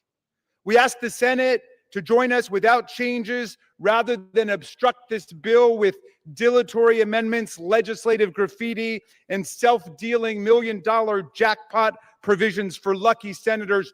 Just pass the bill. We're finally voting today because of a bipartisan discharge petition led by Representatives Massey and Khanna and signed by 218 of us overthrew the determined obstruction of the Speaker. This forced vote means the House will no longer acquiesce in this astonishing real-time cover-up of a multi-billion-dollar global sex trafficking and child rape ring that has ravaged the lives of more than 1,000 girls and young women.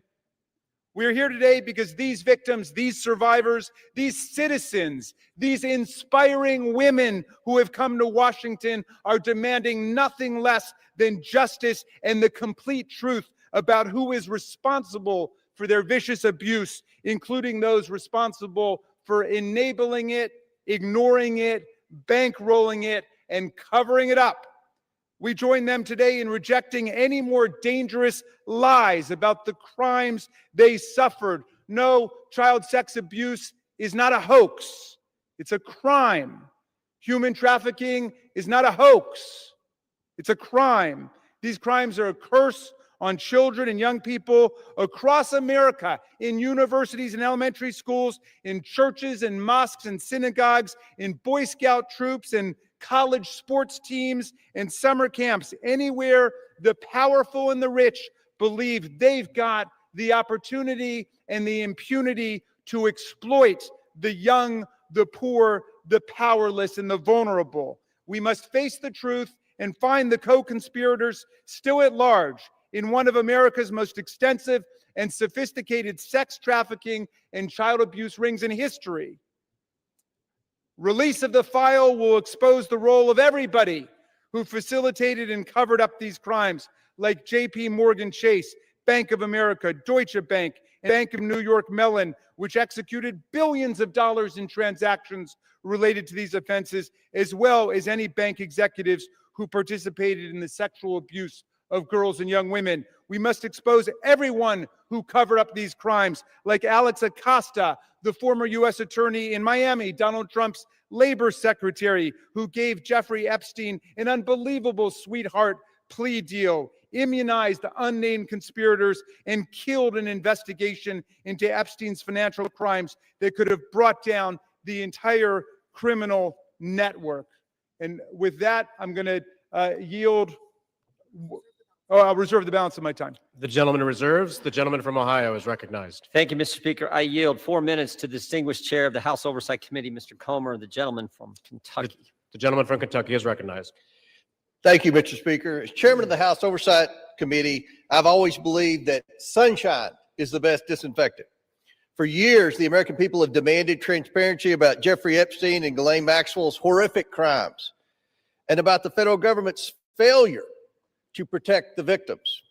The House Oversight Committee is conducting a thorough review of the federal government's investigation into Epstein. Our work goes far beyond the legislation before us today. We are committed to accountability, transparency, and justice for the American people and for the survivors of these appalling crimes. To date, the Oversight Committee has released more than 65,000 pages of documents, issued 13 subpoenas, and conducted interviews with 2 key witnesses, both of whom were Republicans. The Trump administration has provided us with Department of Justice materials and access to suspicious activity reports. Unfortunately, throughout this investigation, Democrats have chosen to manufacture yet another anti-Trump hoax instead of pursuing justice. They have mischaracterized witness testimony and selectively released documents complete with targeted redactions in an effort to smear President Trump. For example, former U.S. Attorney General Bill Barr, who oversaw the 2019 Epstein investigation, stated clearly under oath that the prosecution team found no evidence that President Trump committed wrongdoing. Despite this simple and straightforward fact, Ranking Member Robert Garcia, moments after that deposition, tiptoed out and publicly claimed that, quote, Barr could not clear Trump of wrongdoing. That was a lie, and we have the transcript to prove it. I invite the media to read the transcript. When the Oversight Committee interviewed former U.S. Attorney for the Southern District of Florida, Alex Acosta, Democrats whipped themselves into a frenzy trying to manufacture a gotcha moment, but they failed. Mr. Acosta dismantled the Democrats' narrative. His testimony confirmed there was no contact between President Trump and Mr. Acosta and no connection between President Trump in the Epstein case. Next, Democrats resorted to selective leaks and doctored documents to mislead the American people. Oversight Committee Republicans have posted 65,000 pages of documents we have received to date. Democrats, by contrast, have released fewer than 1 dozen. In their latest selective leak, Democrats released just three of the 23,000 pages of documents from the Epstein estate. And they made redactions to 2 of those emails that changed both the context and the meaning of the 3 pages they released. When CNN called them out for their deceptive redactions, Representatives Stansbury and Crockett tried to blame Republicans for their own edits, for the Democrat Oversight Committee edits. After Democrats released only 3 emails, Republicans released over 23,000 pages. And what did Democrats say in response when we released every single document that we got?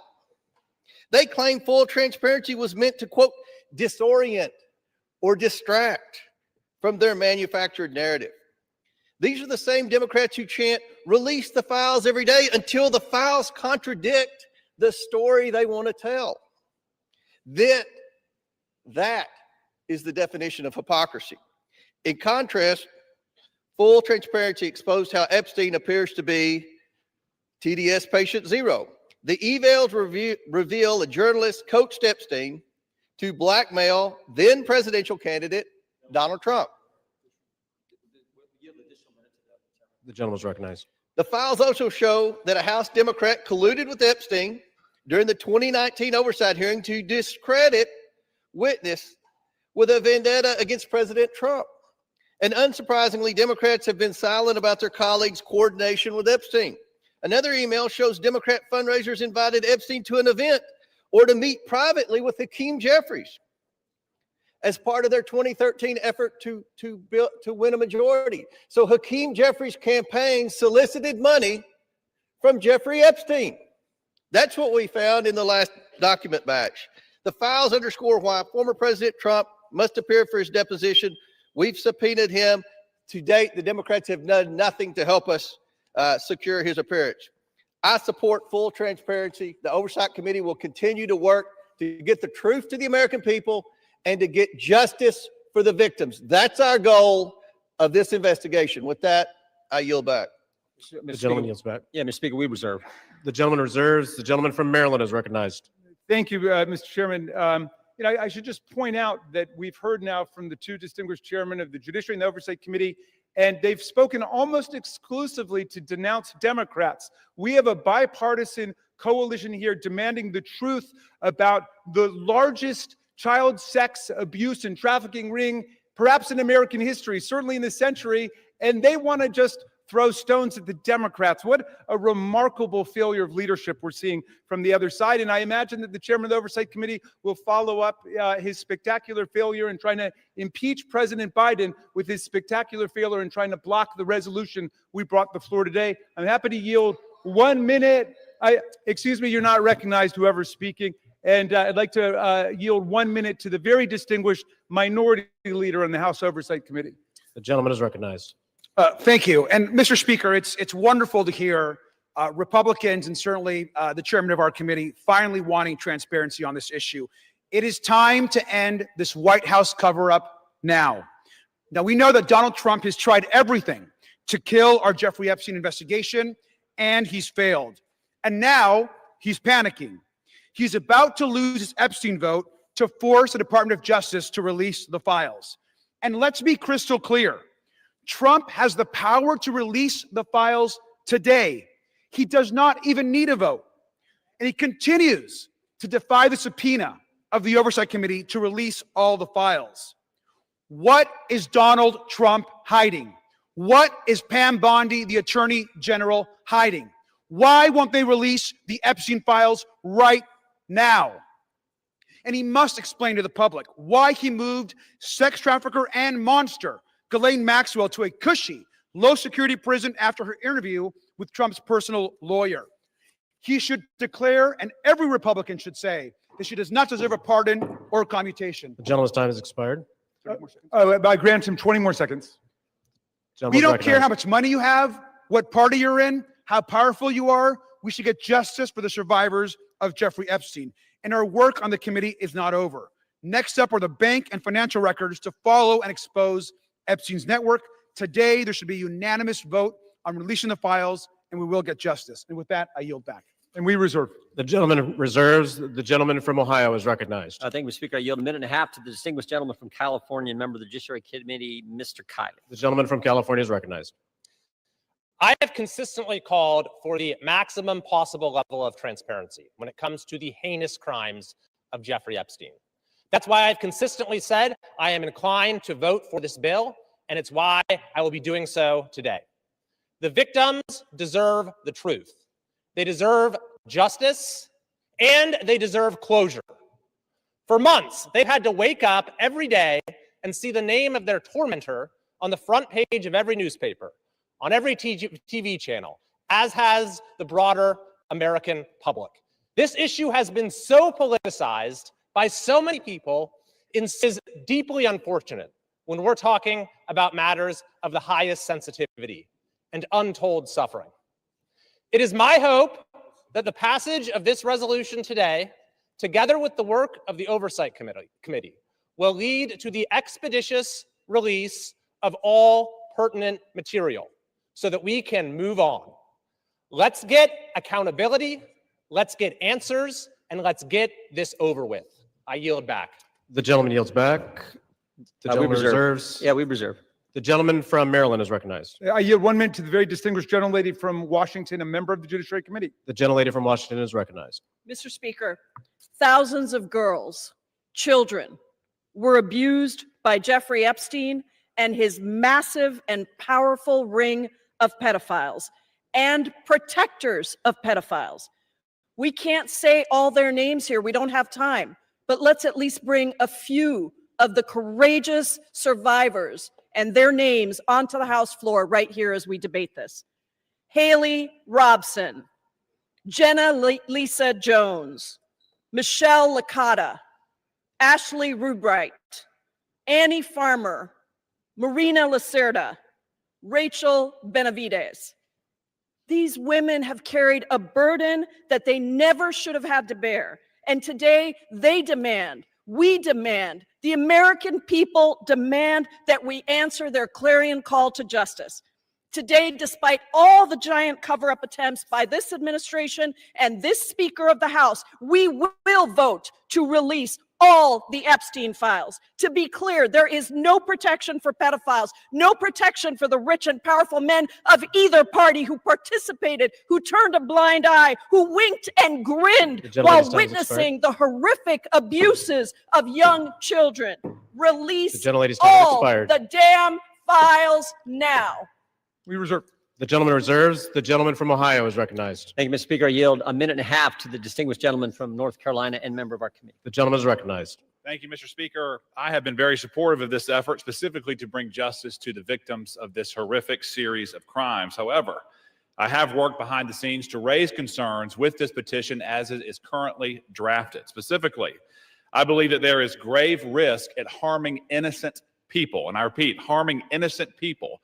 When innocent people are harmed, that is not furthering justice. With an investigation of this size and a file that is as large as the Epstein files and as poorly defined as that is in this petition, there will invariably be people who are released pursuant to this discharge petition who had nothing to do with criminal activity. Imagine, if you will, a bellman, a waiter, some type of doorman, a mere social attendee who had no impact whatsoever on the criminal activities of Jeffrey Epstein, no participation. Their lives are forever ruined. And I'm reading specifically from the petition's language that prohibited grounds for withholding information in this file are embarrassment, reputational harm, or political sensitivity. And I would just submit, if you were going to be embarrassed, if you were going to suffer social harm, and that is all of the encompassed activity that you were a part of, you will be named in this petition. And I resent that. Innocent people should not be harmed when we are pursuing justice. I understand the political nature of this petition. I resent the fact that there was not room for good faith amendments. And I urge the Senate to protect innocent people. I yield back. Yields back. The gentleman reserves. The gentleman from Maryland is recognized. Thank you. I'm yielding 1 minute to the distinguished gentlelady from California, Representative Kamlager-Dove. The gentlelady from California is recognized. Mr. Speaker, 1 in 3 women and girls around the world are physically and sexually assaulted each year. Of the 152 women in this body, that means 51 women. It includes your daughters, your sisters, your nieces, your mothers. And with the Epstein files, we have a chance to change that. But real talk, the administration doesn't need a discharge petition. It has not complied with the subpoena, and it has the power to release the files today. Instead, the man in the most powerful position in the world has used the full weight of the government to block and obfuscate and deflect the full release of the files. It is the same person who intimidated female members of Congress to withdraw names from the petition, who responded quiet piggy to a female reporter who asked about the files, and who nominated an alleged sexual predator to be our AG. It is the same person whose name appears more than any other in the Epstein emails. And in the pantheon of violence, a sexual predator is the worst of the worst. So why protect him? It's also curious that the judiciary is managing this debate and has not even had this come before the committee. I wonder why. Release the files now. We reserve. The gentleman reserves. The gentleman from Ohio is recognized. Thank you, Mr. Speaker. I yield 2 minutes to the gentleman from Texas, Mr. Roy, Chairman of the Constitution Subcommittee. The gentleman from Texas is recognized. I thank the chairman. Today, a united Republican Party and a bipartisan supermajority is going to pass a bill to increase transparency regarding the egregious abuses by Jeffrey Epstein, a goal that anyone of conscience desires. That is, in totality, an important statement to check the rich and the powerful. Remember how we got here. After decades, it was President Trump's Department of Justice that indicted Jeffrey Epstein in July of 2019. It was President Trump's DOJ that arrested and indicted Ms. Maxwell. It was the Republican-led Oversight Committee, through 13 subpoenas, that has released 65,000 pages of files in just 10 months. Meanwhile, my colleagues on the other side of the aisle have largely ignored this issue. It was Democrats who redacted an email to mislead the American people about the truth of a witness that exonerated President Trump. It was a Democrat, Representative Placette, who literally texted with Jeffrey Epstein as we questioned Michael Cohen. It was Democrats who shut down the government, resulting in the delay of swearing in of members. As we vote to pass this legislation, and it will pass, it is impossible, however, to avoid problems with its politicization. One colleague has offensively gone so far as to say that to oppose this bill means you support pedophiles.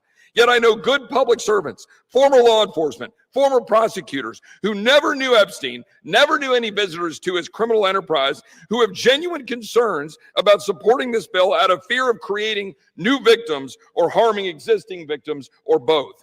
That is what we've reduced Congress to, inserting itself into the prosecutorial process for political motivations, driven heavily by hatred of President Trump. We should be concerned about victim privacy, concerned about risking disclosure of non-credible allegations, of child sexual abuse materials, future investigations. But here's the deal.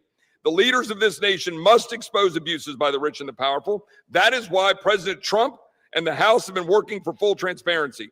But we should be motivated by truth and justice for all, not politics. I yield back. The gentleman yields back.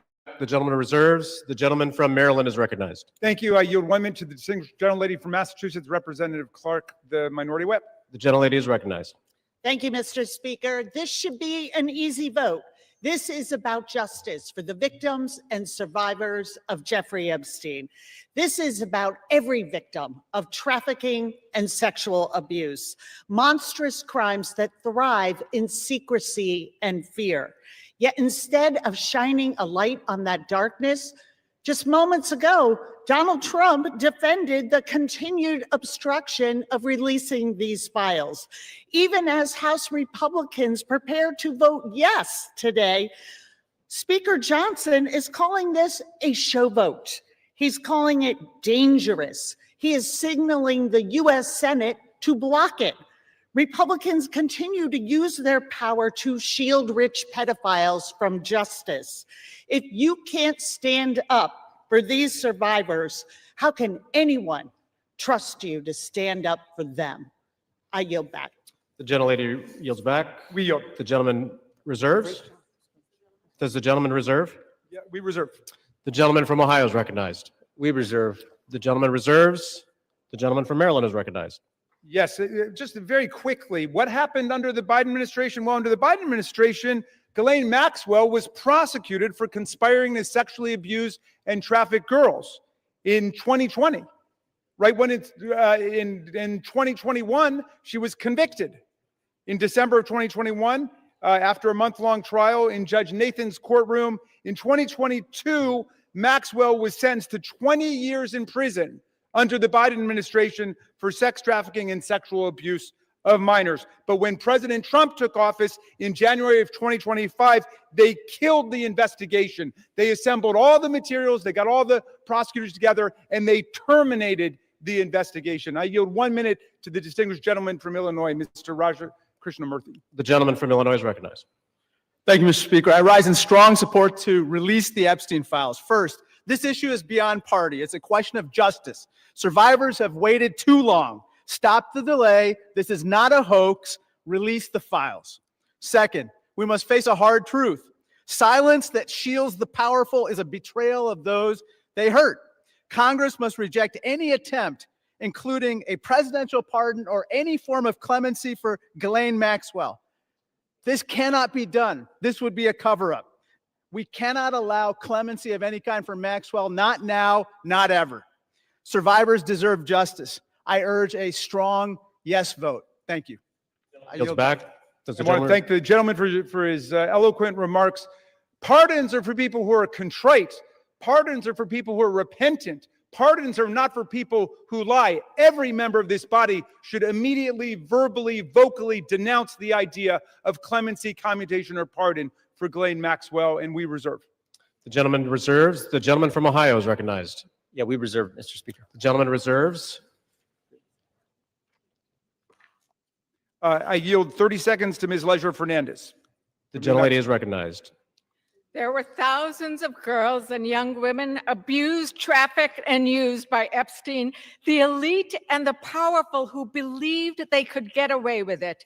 Epstein told the young victims that he controlled the banks and the government.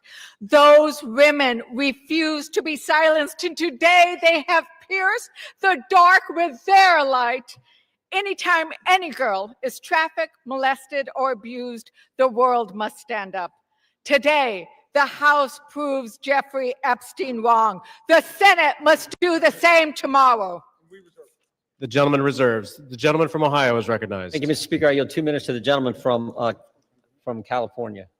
1.5 minutes to the gentleman from California. The gentleman from California is recognized. I thank you, Chairman. Mr. Speaker, a minute and a half or an hour, the words would still have to be the same. We've all said that this will pass the House, perhaps unanimously today. I think all of us who have looked at the details of this particular bill know that it is flawed and that before it goes to the president's desk, it has to be amended as it can be amended in the Senate. And we call on the Senate to amend it so that we protect the innocent, so that we have the provisions that were intended perhaps to be in this bill but are not properly written. With that, President Trump has said, get it to his desk, he will sign it. President Trump has said he will do it. But I'm going to say to all of us, it is also important that we remember that Epstein is dead, but people live on, people who were innocent, people who in fact should not be named. We're not talking about the rich and the powerful. We're talking about the very victims. That is what we need to make sure is amended before it goes to the president's desk.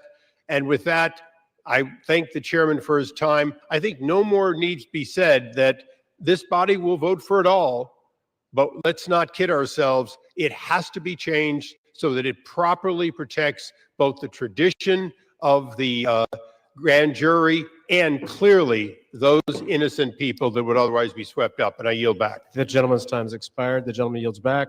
Reserve. The gentleman reserves. The gentleman from Maryland is recognized. This whole bill is about protecting the innocent. Mr. Speaker, the Senate must pass the bill as we are passing it today and as the president has said he would sign it after changing his position on the bill over the weekend when he could see the tidal wave of public opinion moving against him. Let's pass this bill, pass it in the Senate, sign the bill, and let us go ahead and release the complete file. I yield 30 seconds to the distinguished gentlelady from Arizona, Representative Ansari. The gentlelady is recognized. Mr. Speaker, the walls are closing in on Donald Trump and his rich and powerful friends who either abused or raped children or were enabling and complicit in these heinous crimes for decades. This vote today matters, but here is the truth. Donald Trump could direct the Department of Justice to release the files today. He is choosing not to. They are already under subpoena, led by oversight Democrats, and have refused. This is an ongoing cover-up by the Trump White House, and Mike Johnson and the House has been, why not release the files today? Why not release the files today? This is a Time has expired. Release the files today. Thank you. The gentlelady's time has expired. The gentleman reserves. The gentleman from Ohio is recognized. Thank you, Mr. Speaker. I yield 2 minutes to the distinguished gentleman from New Jersey, Mr. Van Drew. The gentleman from New Jersey is recognized. Today, I want to talk about hypocrisy. Let me be clear. I was from Jumpstart, a co-sponsor of this very bill. From the beginning, we should never protect pedophiles. But for months, my Democratic colleagues have done what they think is politically convenient through all the yelling, through all the tears, through all the sadness. They say releasing the Epstein list is of grave concern to them. If that was true, where were they during the 4 years of the Biden presidency? Why didn't they demand the release of these files from Jumpstart in year one? Mr. Speaker, why didn't they ask for them in year two? Or if that wasn't good enough, maybe in year three, they had control, or not even in his final year of office. Other than a single letter the ranking member wrote in 2019, a single letter, not one Democrat on the committee spoke out about Epstein or his victims of this very terrible tragedy, other than to say that he didn't like the plea deal. Let me say this. When they stand here today insisting how badly they want these files released, why didn't they do it? Yet they stayed silent for year after year after year after year under Joe Biden. It's impossible. Mr. Speaker, it is impossible to see that as genuine. What I see is a group more focused on scoring political points and drama than protecting abused children. The record is clear. Under Republicans, far more information has been released in the last 6 months than was done during all 4 years of the previous presidency under Joe Biden. We've actually been the party of transparency. We've released the information. We've told the truth. Unfortunately, and I'm sad to say it, they have been the party of hypocrisy. Mr. Chair, I yield back. The gentleman yields back. The gentleman reserves. The gentleman from Maryland is recognized. You know, I've never heard a more defensive presentation in my life than what we're hearing from over there. The gentleman should spend a little less time pointing out hypocrisy and a little more time trying to ferret out cruelty, humiliation, and rape. And that's what we're working on. I yield 30 seconds to the distinguished gentleman from California, Mr. Min. The gentleman from California is recognized.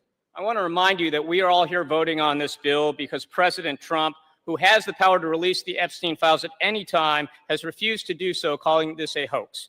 We're here because Speaker Mike Johnson and President Trump have gone to extraordinary lengths to try to kill and delay the discharge petition, including refusing to seat Adelita Grijalva for over 40 days and threatening House Republicans who signed on. Now, several of my Republican colleagues have accused those of us House Democrats who support justice here of having Trump derangement syndrome. You all suffer from something much worse, which is pedophile protection syndrome. Stop protecting pedophiles, release the Epstein files. The victims deserve justice. I yield back. We reserve. Members are reminded to direct their comments to the chair. kidding. The No. gentleman from Maryland reserves. The gentleman from Ohio is recognized. We reserve. The gentleman from Ohio reserves. The gentleman from Maryland. I'm yielding 30 seconds to my friend Representative Walkinshaw from Virginia. The gentleman is recognized. For years, Mr. Speaker, we have watched dangerous conspiracies like Pizzagate and QAnon shape our political landscape. They help fuel the rise of President Trump and were built on baseless claims about secret pedophile rings, while the real documented case of child sex trafficking involving Jeffrey Epstein remains shrouded in secrecy because President Trump refuses to release the files. What is President Trump hiding? Why won't he release the files? The House finally has the opportunity to act, release the files, and let the American people see the truth. I yield back. The gentleman yields back. We reserve. The gentleman reserves. The gentleman from Ohio is recognized. We reserve. The gentleman reserves. The gentleman from Maryland is recognized. Granting 30 seconds to the very distinguished gentlelady who is finally with us, Representative Adelita Grijalva from Arizona 7. The gentlelady is recognized. Thank you, Mr. Speaker. I rise today to acknowledge the survivors, family members, and advocates who are here today and have never given up. The legislation in front of us, at its core, is about something very simple. The survivors deserve justice. The American people deserve the truth. To every survivor watching, your courage is inspiring. You are the reason why this vote is happening today. Protecting women and children from pedophiles should not be a Democratic issue, should not be a Republican issue. It should be a human rights issue and a matter of justice. I urge my colleagues to vote yes. Transparency Act. I yield back. Thank you. Thank you, and we reserve. The chair will remind all persons in the gallery that they are here as guests of the House and that any manifestation of approval or disapproval of proceedings is in violation of the rules of the House. The gentleman from Maryland. Yeah, but I'll just add, they're here as honored guests of the House, and we're delighted they're here, and with that, we reserve. The gentleman reserves. The gentleman from Ohio is recognized. Yeah, we reserve. The gentleman reserves. The gentleman from Maryland. I'm granting 30 seconds to Representative Lois Franco from Florida. The gentlelady from Florida is recognized. Mr. Speaker, for far too long, the survivors of Jeffrey Epstein's abuse were failed by a justice system that minimized their suffering and prosecutors who treated young girls as if they were criminals. That was wrong, and I am here with my colleagues to promise this. We will get to the bottom of why the Epstein survivors were treated so badly, who made those decisions, and who were they protecting. No more secrecy, no more excuses. We all deserve the truth, and I thank the survivors for their courage and perseverance. Your voices are being heard. The gentlelady yields back. The gentleman reserves the balance of his time. The gentleman from Ohio. Thank you, Mr. Speaker. I yield 1 minute to the distinguished gentleman from the great state of Louisiana, the Speaker of the United States House of Representatives, Mr. The gentleman from Louisiana is recognized. Thank you, Mr. Speaker. Thank you, Chairman Jordan, for doing such an extraordinary job on all of this. For 43 long days, the Democrats held this House and the entire country hostage. Finally, with the lights back on, this body's returning to our regular legislative session. We have a lot of work to do. My colleagues on this side of the chamber are ready and eager to get back to our urgent legislative work that we promised the American people we would do.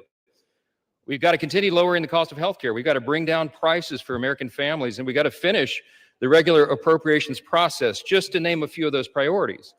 And I wish I could say that our first order of business would be to get to those urgent priorities, but of course we're here spending time on the floor about something else. This is something we could have resolved last week when we brought a unanimous consent to pass this discharge with the full support of the body. But our friends over here who are arguing today stalled that. They objected to it, and they wanted to have this exercise instead. And that's why we say that this is a show vote. That's what this is. They're making a show of it.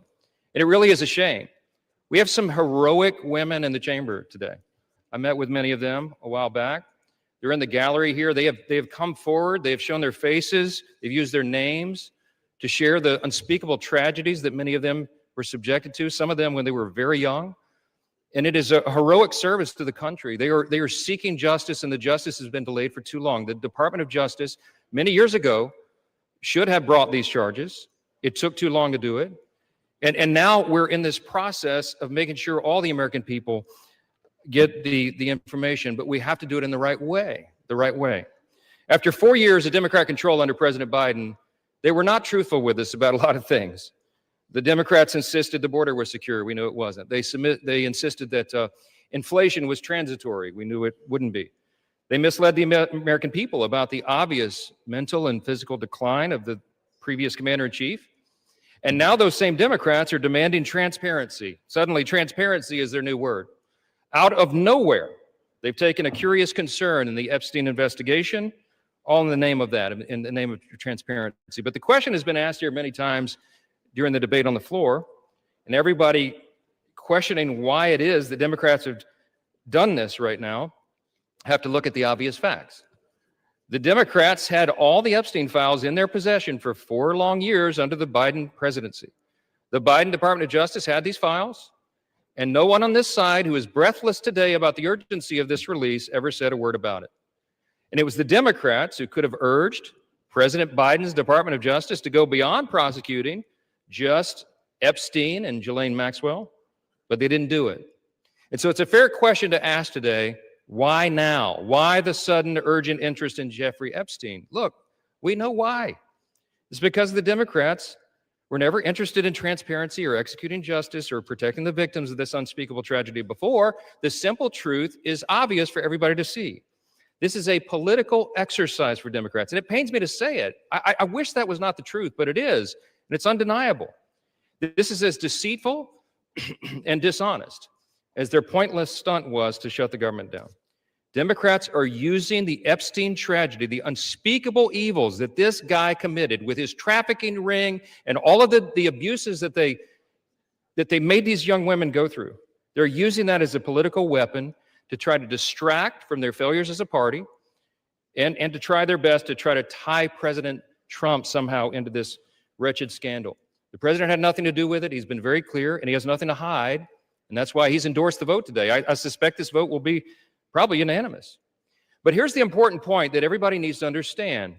We have been advocates of maximum transparency, but we have also insisted that the victims be carefully protected. The Oversight Committee has been doing extraordinary work, and we've got some of the most vigorous advocates on the Republican and Democrat side on the Oversight Committee. They've been working in earnest to deliver transparency for the American people and to do it in a responsible manner. What do we mean by that? The bipartisan effort over there is already producing all the results that the discharge petition seeks and much, much more. Chairman Comer and all of these advocates over there have been releasing thousands of documents, for example, from the Epstein estate. By the way, in my view, that's been the greatest treasure trove of information because it's yielded for us Epstein's own personal flight logs, his financial records, his daily calendars, and so much more. But importantly, none of that was addressed or is addressed in the legislation that's being voted on today. The estate files wouldn't even have been encompassed in that. And so it goes to show that the Oversight Committee is doing it from the right way. From the very beginning, we've been insistent that this matter be handled carefully and with the utmost caution and care for the people who have been harmed. They should not be made to suffer any longer. We're talking about real people's lives at stake here, and young victims who don't want to be dragged into this political game that could get hurt further. But the Democrats are rushing the release of thousands of unsubstantiated documents that may be included in this, that are going to be in the public domain with the passage of this bill. And there are serious deficiencies in the legislation that I have noted at length, and Republicans have to work to address those deficiencies in the Senate if and when this legislation is advanced. I stood before the American public today at our press conference, and I explained in detail the dangers of the discharge petition. We have posted at my website, speaker.gov, a summary. The legal counsel, a small army of lawyers, put this together. I used to be a federal court litigator. Many of my colleagues who've spoken today were. We understand the dangers of how this was haphazardly drawn up. And among them, by the way, Mr. Speaker, before I forget, I seek unanimous consent to enter into this document into the record. It's on the website. It's entitled, How the Flaws of H.R. 4405 Could Re-Victimize Epstein's Victims, Create New Victims, and Damage the Judicial System. It is dated today. Thank you. And it summarizes just 5 or 6 of the major concerns. Among them, it fails to fully protect victim privacy. It could create new categories of victims. It potentially jeopardizes grand jury secrecy. It fails to prohibit release of child sexual abuse materials that are not appropriately defined in the legislation. It jeopardizes future federal investigations, and we have national security concerns regarding classified information. We'll put this in the record because we need the legislative record to reflect what is the legislative intent behind this vote. I used to litigate cases. We would litigate federal statutes and whether or not they could survive, and legislative intent is important. And we need to say clearly for the record, as a Speaker of the House, I'm saying to you, this legislation that will pass today is flawed and it must be amended. The question is, why didn't we amend it here before we passed it? Because the authors won't allow it. Because under the rules of the House, under a discharge petition, they have to agree to consent for the legislation to be amended, and they're not doing that. So now we rely upon our partners in the other chamber to get that done, and they need to do that. The victims deserve our utmost respect. In fact, they should be saluted for their courage. And the young women who have not come forward, who are now, some of them are middle-aged women who have not come forward, also deserve our respect, and they deserve to be protected. Republicans support transparency. We want maximum transparency, especially when it comes to disclosing the names of anybody who had anything to do with these evils, anybody who conspired with or aided in any way Jeffrey Epstein. They must be brought to justice. We want the bill to be amended so it doesn't, at the same time, violate victim privacy, create new victims, disclose the names of any whistleblower or informant, cause the release of grand jury materials or child sexual abuse materials, or undermine our national security. And if and when the Senate takes this up, we will work with our colleagues over there to make sure that these things are corrected. I'll just close with this this simple thought. We've been at this a while. It's drug on for a while, but it's time for this to come to light. I expect that this will be a unanimous vote, and it will reflect what I think every member in this chamber, and I'll say this now, at least in recent days, every member of the chamber on the Democrat side, they didn't say anything for 4 years, but they're for maximum transparency now, and so is this side. But we want to do it in a respectful and careful manner so that we don't subject innocent people to further harm. And that has been the whole thing. I told all my members today I'll be voting yes on this, and I suspect almost everyone will. We'll send it to the Senate, and we hope it's corrected. Thank you for the time, Mr. Speaker, and I yield back. Gentleman reserves. The gentleman from Maryland is recognized. I'm yielding to Mr. Gomez for the sole purpose of making a parliamentary inquiry. Mr. Gomez is recognized.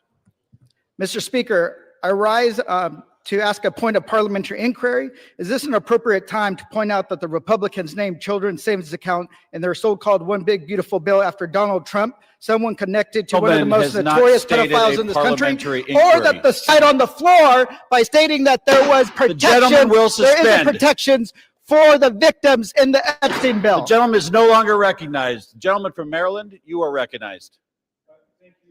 I am prepared to close. I've got no more speakers on my side. The gentleman reserves. Gentleman from Ohio is recognized. Thank you, Mr. Speaker.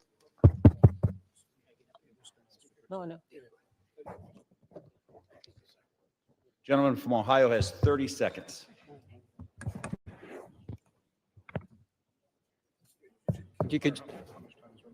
Can I inquire how much time is remaining? 30 seconds.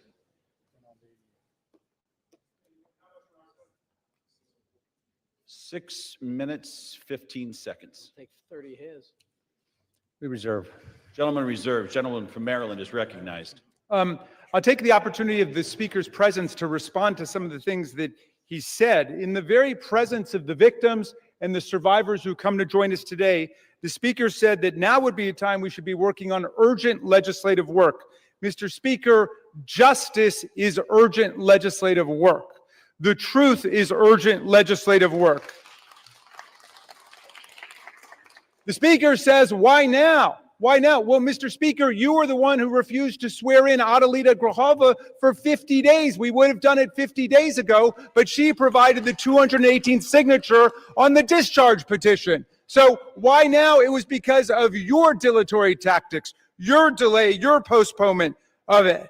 Now, the gentleman says that there are not sufficient protections. There are protections in the bill for the victims to make sure that their names will be redacted. And yet we hear even the Speaker of the House of Representatives openly inviting the U.S. Senate to start finger painting on this bill.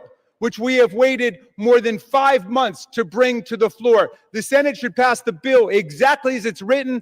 The president should sign it exactly as he said he would when he finally changed his mind. And the Epstein file must be released. Moreover, if the president is serious about what he's saying, he's got the power to release the Epstein file right now. Nobody's stopping him. It's within his possession. It's within his control. He can release the whole thing, and he can redact the names of the victims and others who are innocent in this process. Mr. Speaker, Speaker Johnson said that these are unspeakable evils. Well, because of the bravery and the invincible courage of the women who've joined us today, they're no longer unspeakable. They're spoken. They're articulated.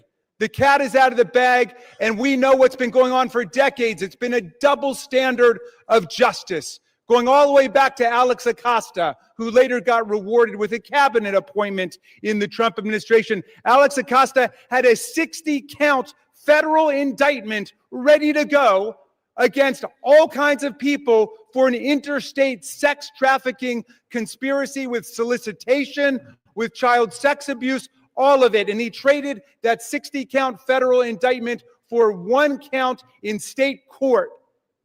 And Jeffrey Epstein ended up getting the sweetest of sweetheart deals ever on the plea bargain front. He was free from 8 a.m. to 8 p.m. to do whatever he wanted and continuing to perpetrate his crimes and run his conspiracy. And then he would come and he would watch TV and spend the night in jail. And it was over in about a year after the rape and sexual abuse of hundreds and hundreds of girls.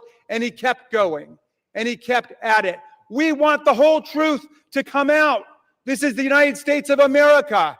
Even the British monarchy wouldn't put up with this. How about the American democracy? How about we say, no way, we're not going to allow this cover-up to go on for 1 day more. And I'm glad the president changed his mind after pulling out all the stops to try to get one of our Republican colleagues to change their mind, to remove their name from the discharge petition. He gave up. And I want to salute the gentlelady from Colorado from having the courage to stand her ground in the Situation Room in the White House and say, no, she wasn't going to be bullied. No. So I'm glad the president changed his mind. But let's be clear, Mr. President, you've got the power today to release the entire file. That's what you called for. That's what Pam Bondi called for. That's what Kash Patel called for. So we don't need anybody calling for the Senate to slow things down for more weeks and more months. The American people have had it. We'll reserve. Gentleman reserves. Gentleman is reminded to direct your comments to the chair and not your colleagues. Gentleman from Ohio is recognized, and you do have 90 seconds remaining. Correction. Thank you, Mr. Speaker. I yield 30 seconds to the gentleman from Texas. Gentleman from Texas is recognized. The Democrat Party, with help from the dishonest media, used the Epstein files not to seek justice from the victims, but to smear President Trump. And it's sickening, quite sickening. The Democrats have used the Epstein files to distract the American people from the wins President Trump and his administration have delivered for the American people for the last 11 months. I'm proud to work with my Republican colleagues on the House Oversight Committee in coordination with the Justice Department. 65,000 pages of documents are related from Epstein released. What have my Democrat colleagues done? They selectively leaked and altered documents to mislead the American people. As President Trump has stated, we have nothing to hide here. I'm voting to release the files so that we can move on from this smear campaign the Democrats have manufactured. God bless Gentleman's Donald J. time has Trump. expired. Gentleman from Maryland is recognized. Reserve the balance of my time. Gentleman reserves.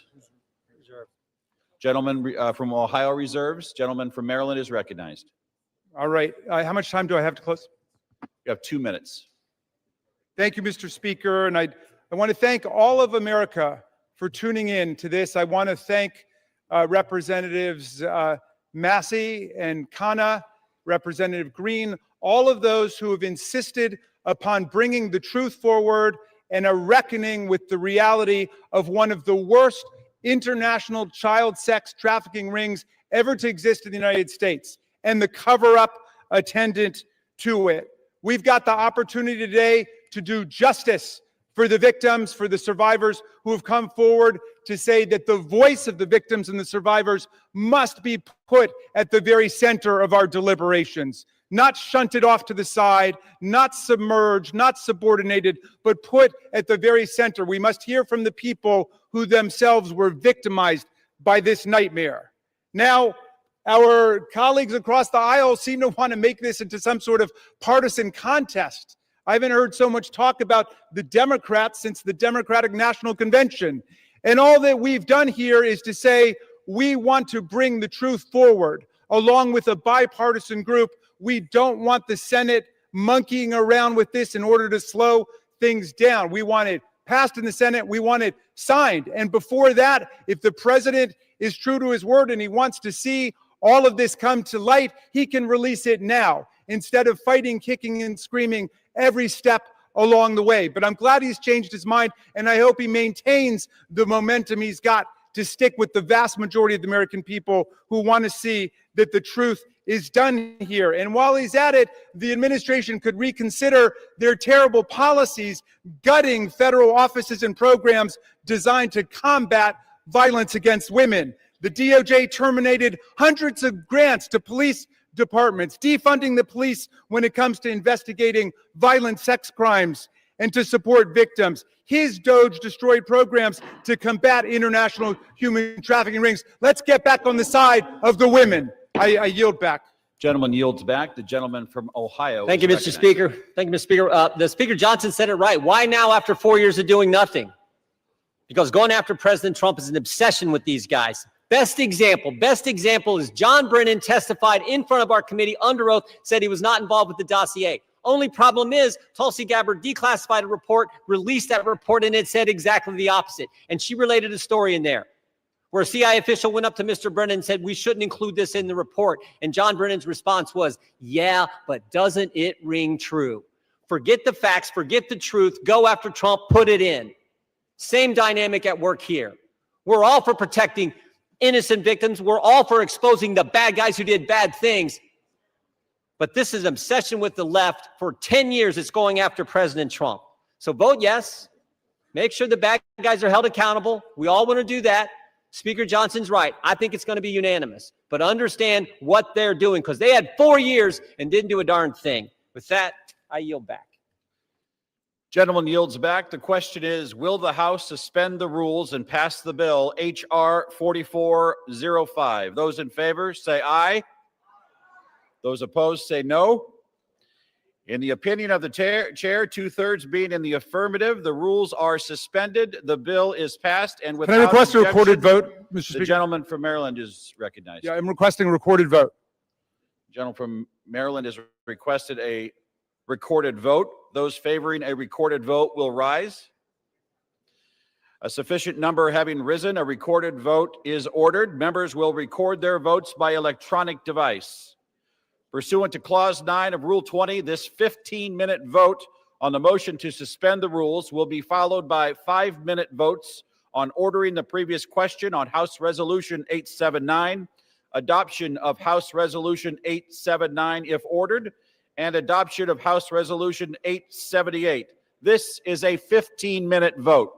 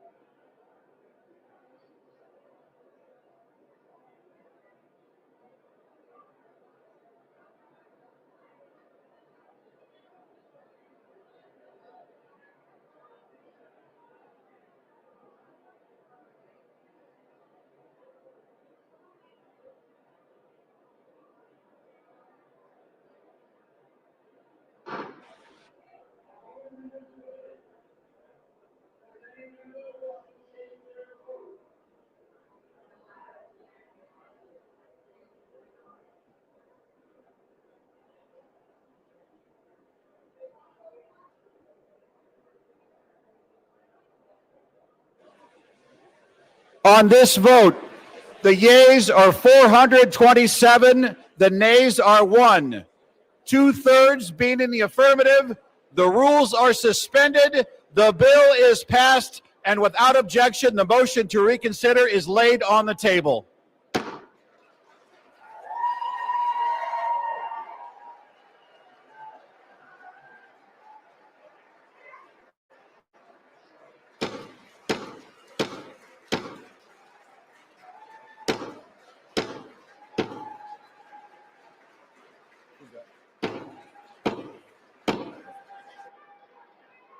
Pursuant to Clause 8, Rule 20, the unfinished business is the vote on ordering the previous question on House Resolution 879, on which the yeas and nays are ordered. The clerk will report the title of the resolution. House Calendar Number 47, House Resolution 879. Resolution providing for consideration of the joint resolution, Senate Joint Resolution 80, providing for congressional disapproval under Chapter 8 of Title 5 United States Code of the rules submitted by the Bureau of Land Management relating to National Petroleum Reserve in Alaska Integrated Activity Plan Record of Decision, providing for consideration of the joint resolution, House Joint Resolution 130, providing for congressional disapproval under Chapter 8 of Title 5 United States Code of the rules submitted by the Bureau of Land Management relating to Buffalo Field Office Record of Decision and approved Resource Management Plan Amendment, providing for consideration of the joint resolution, House Joint Resolution 131, providing for congressional disapproval under Chapter 8 of Title 5 United States Code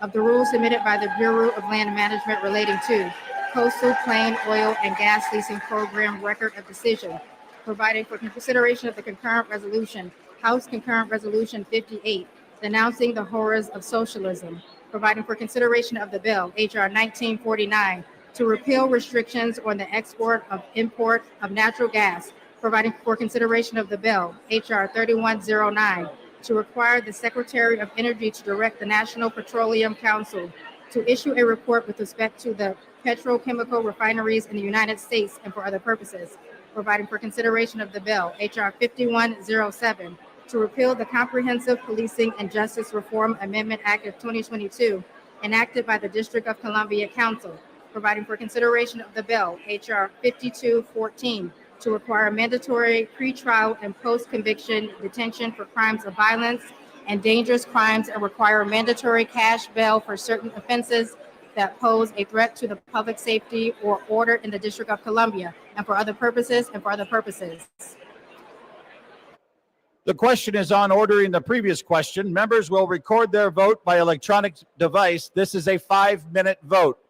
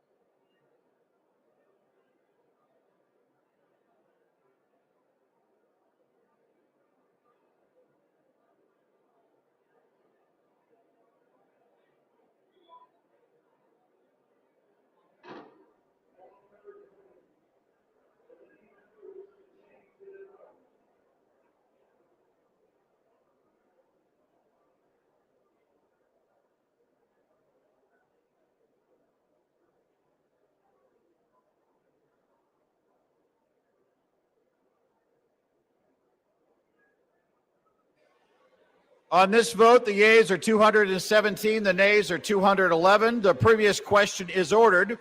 The question is on the adoption of the resolution. Those in favor say aye.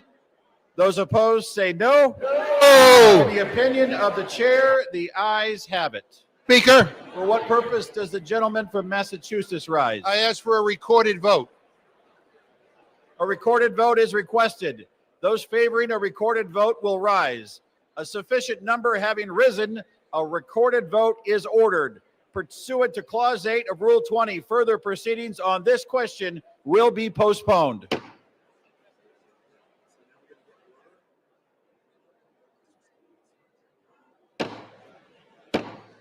The House will be in order. The House will come to order. The House will come to order. For what purpose does the gentleman seek recognition? To speak out of order for 1 minute, Mr. Speaker. Without objection, the gentleman is recognized. Thank you, Mr. Speaker. Today I rise to recognize a man whose dedication, steadiness, and wisdom have shaped not only my work in this chamber, but the work of this institution itself. I'm talking about my Chief of Staff, Brett Horton.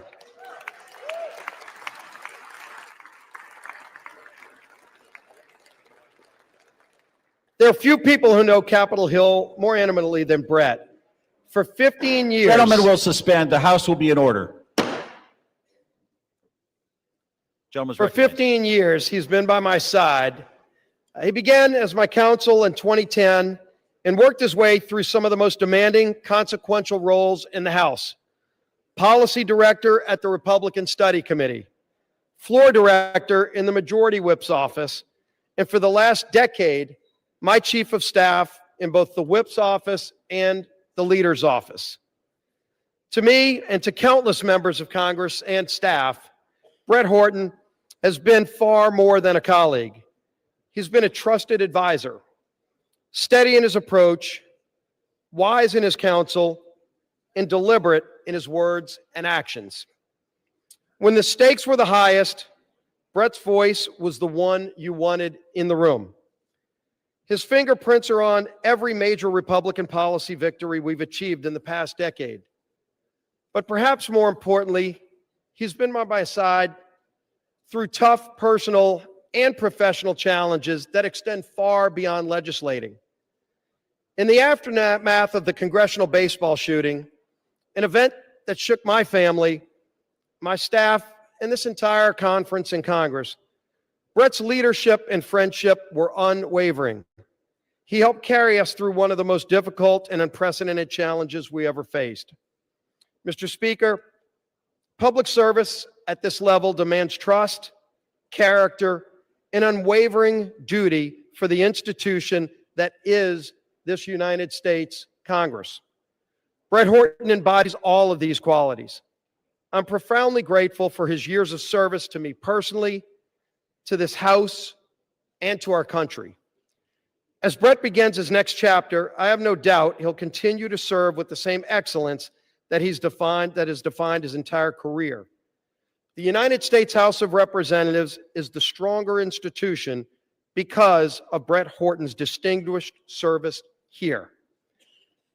I wish Brett all the best in his future endeavors, and I tell you, thank you, Brett, for your personal friendship and for your service to this great United States of America and this great Congress. Thank you, Brett Horton.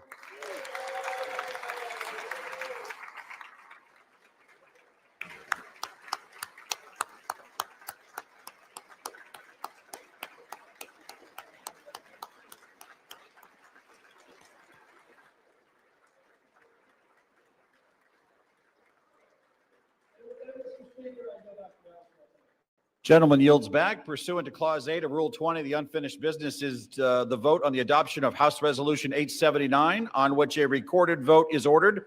The clerk will report the title of the resolution. Calendar number 47, House Resolution 879. Resolution providing for consideration of the joint resolution, Senate Joint Resolution 80, providing for congressional disapproval under Chapter 8 of Title 5 United States Code of the rules submitted by the Bureau of Land Management relating to National Petroleum Reserve in Alaska Integrated Activity Plan Record of Decision, providing for consideration of the joint resolution, House Joint Resolution 130, providing for congressional disapproval under Chapter 8 of Title 5 United States Code of the rules submitted by the Bureau of Land Management relating to Buffalo Field Office Record of Decision and approved Resource Management Plan Amendment, providing for consideration of the joint resolution, House Joint Resolution 131, providing for congressional disapproval under Chapter 8 of Title 5 United States Code of the rules submitted by the Bureau of Land Management relating to Coastal Plain Oil and Gas Leasing Program Record of Decision, providing for consideration of the concurrent resolution, House Concurrent Resolution 58, denouncing the horrors of socialism, providing for consideration of the bill, H.R. 1949, to repeal restrictions on the export and import of natural gas, providing for consideration of the bill, H.R. 3109, to require the Secretary of Energy to direct the National Petroleum Council to issue a report with respect to the petrochemical refineries in the United States and for other purposes, providing for consideration of the bill, H.R. 5107, to repeal the Comprehensive Policing and Justice Reform Amendment Act of 2022, enacted by the District of Columbia Council, providing for consideration of the bill, H.R. 5214, to require mandatory pre-trial and post-conviction detention for crimes of violence and dangerous crimes, and require mandatory cash bail for certain offenses that pose a threat to the public safety or order in the District of Columbia and for other purposes and for other purposes. The question is on the adoption of the resolution. Members will record their votes by electronic device. This is a 5-minute vote.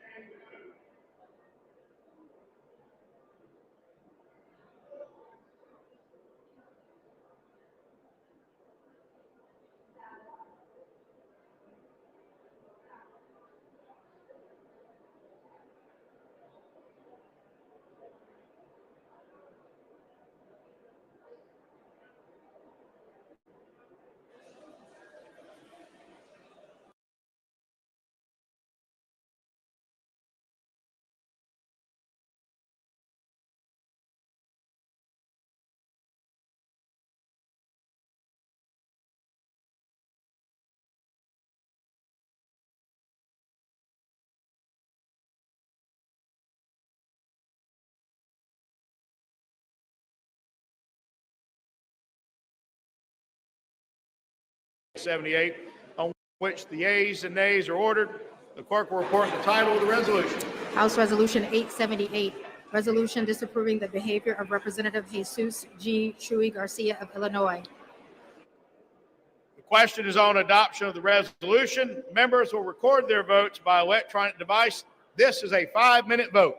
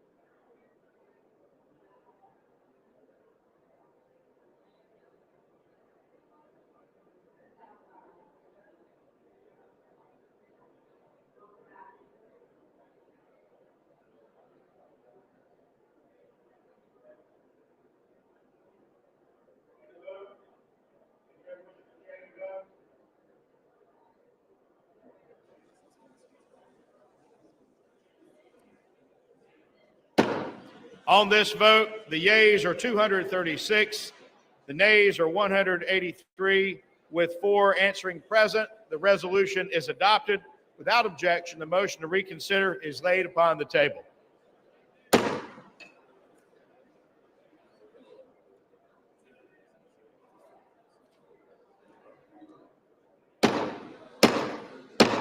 The House will come to order. The House will come to order. For what purpose does the gentleman from South Carolina seek recognition? Mr. Speaker, pursuant to Clause 2A1 of Rule 9, I rise to give notice of my intent to raise a question of the privilege of the House. The gentleman is recognized. Just a moment. Members of the House will come to order.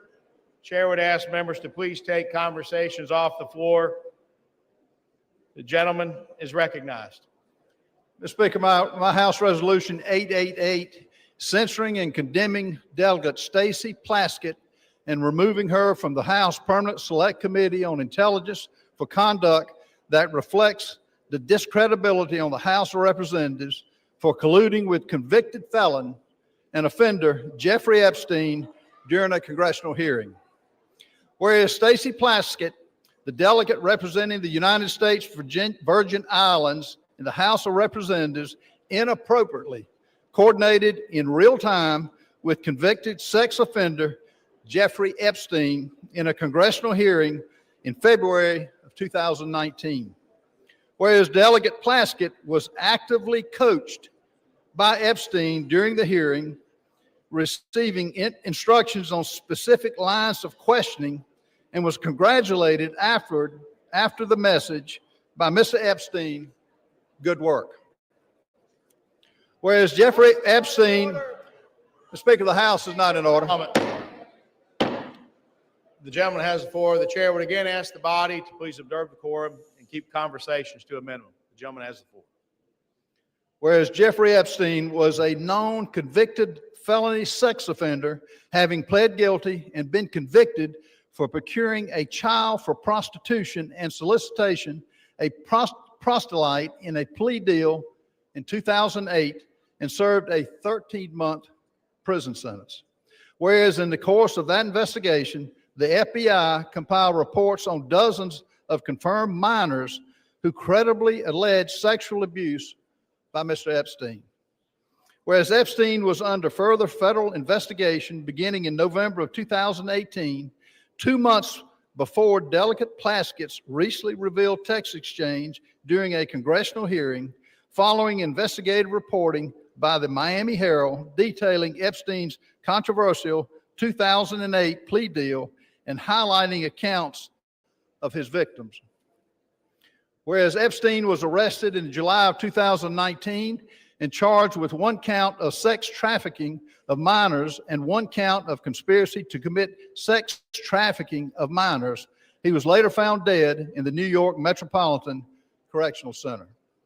Whereas according to documents released from Epstein's estate during a House Committee on Oversight and Reform hearing featuring testimony from Michael Cohen, the disgraced former attorney for President Donald J. Trump, Delegate Plaskett coordinated her line of questioning with Jeffrey Epstein in real time over text messages while the hearing was underway. Whereas Delegate Plaskett, who previously served as an Assistant Attorney General in the United States Department of Justice Civil Division, is known to have had extensive political, personal, and professional connections with Epstein after his conviction as a sex offender up to the time of his arrest and then his death in 2019.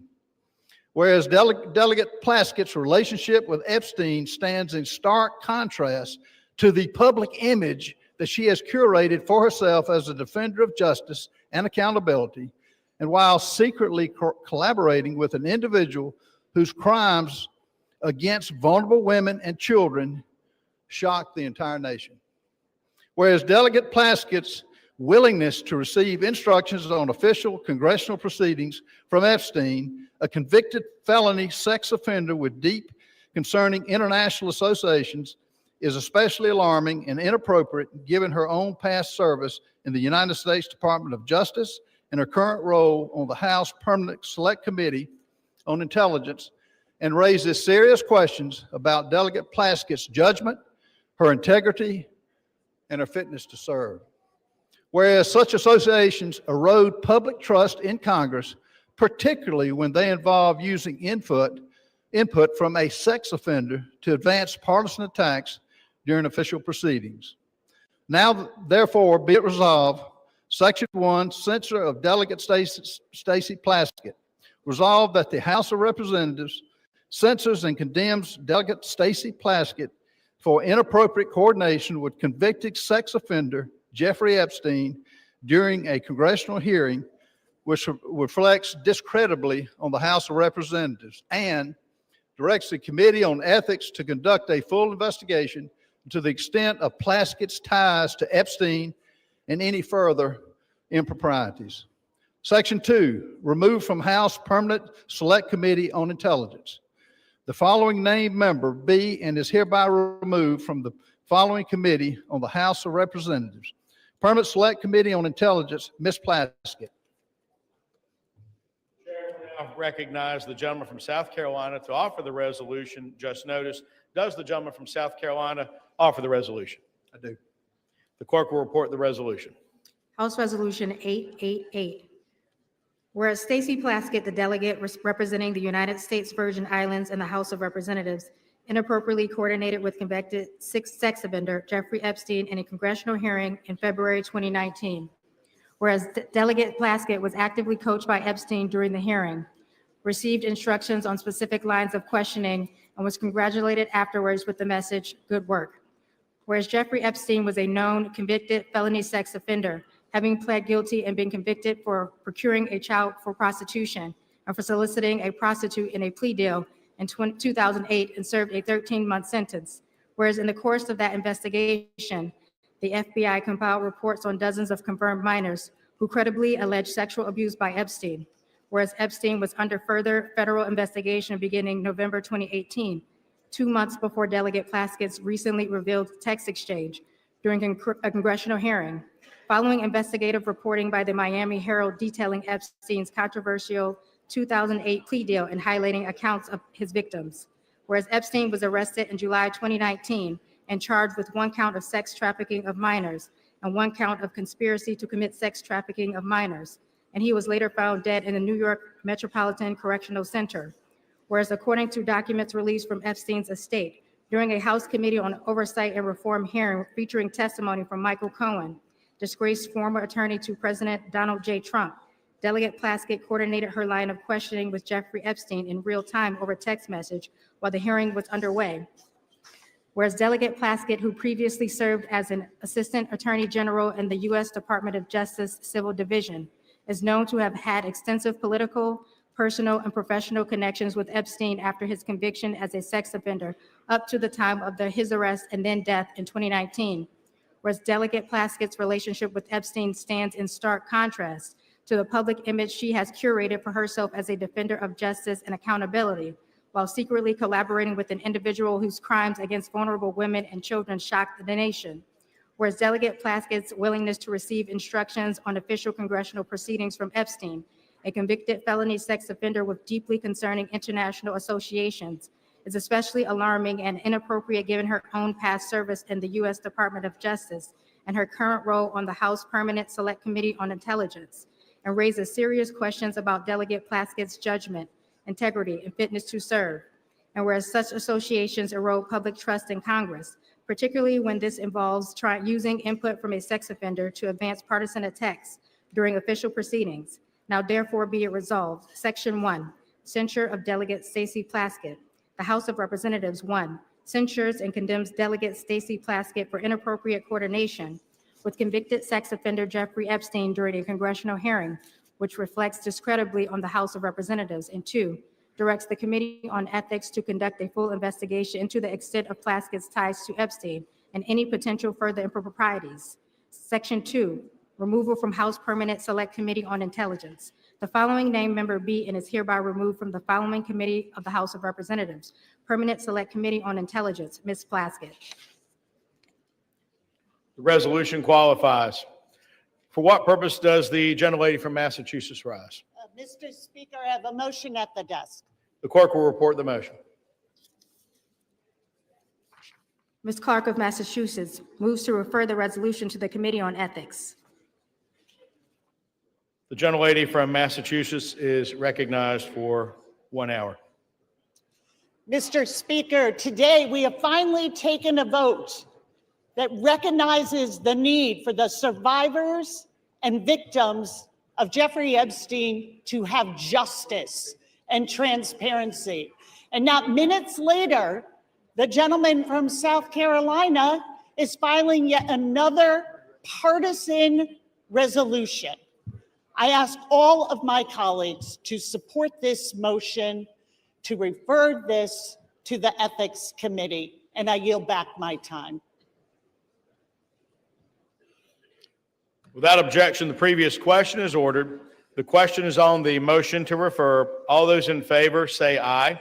Aye. All those opposed say no. No. In the opinion of the chair, the noes have it. Mr. Speaker, and the motion is not up. What Mr. purpose? Speaker, I request a call of the yeas and nays.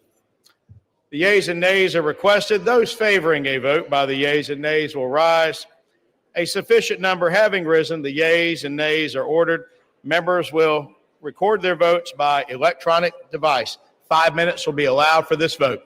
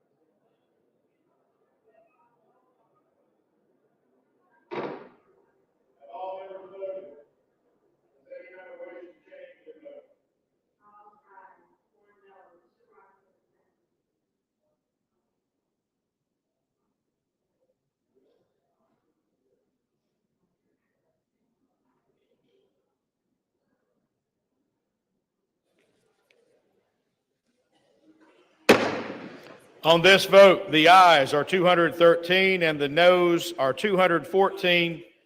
The motion is not adopted. Without objection, the motion to reconsider is laid on the table.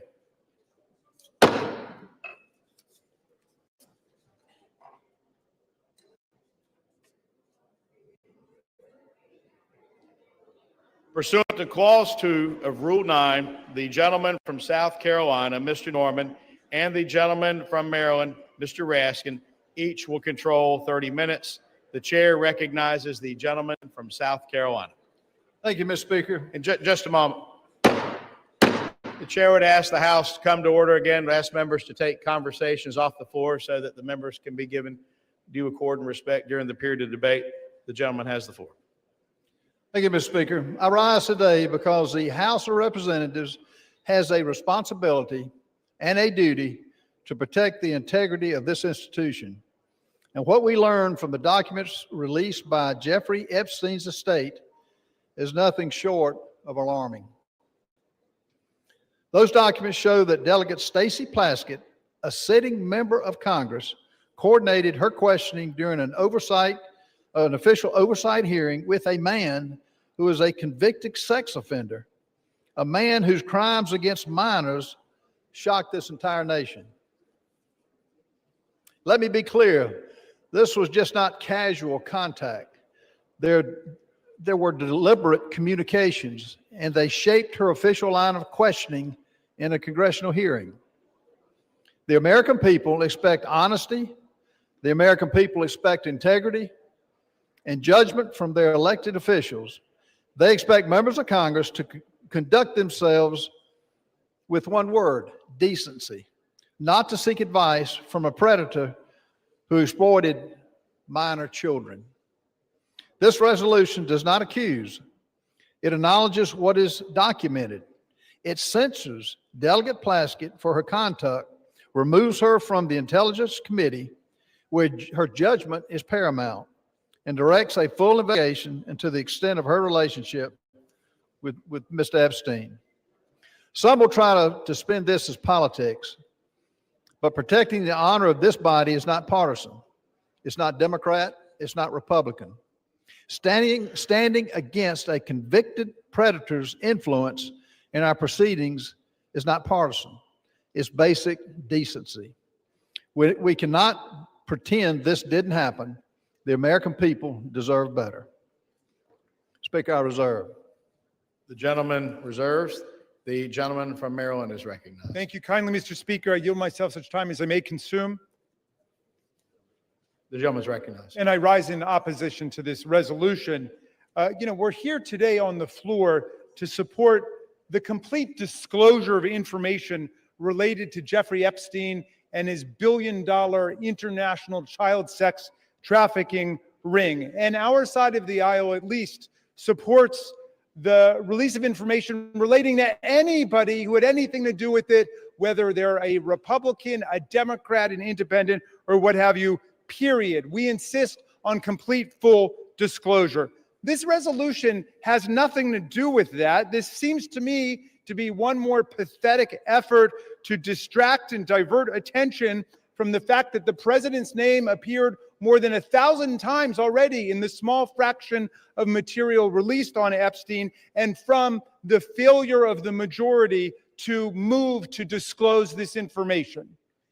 And it is this bipartisan group that we've had behind the discharge resolution, which has insisted on bringing this to the fore, and we've got nothing but obstruction, opposition, resistance, evasion, distraction, and diversion from the other side. And now we get one more resolution like this. The resolution actually proposes a disciplinary censure against Representative Stacey Plaskett, but amazingly alleges no misconduct. It does not allege the violation of the Constitution. It does not allege the violation of a federal law or a state law or local law. It does not even allege a violation of the ethics rules of the House of Representatives, and yet they want to censure her and throw her off of her committee.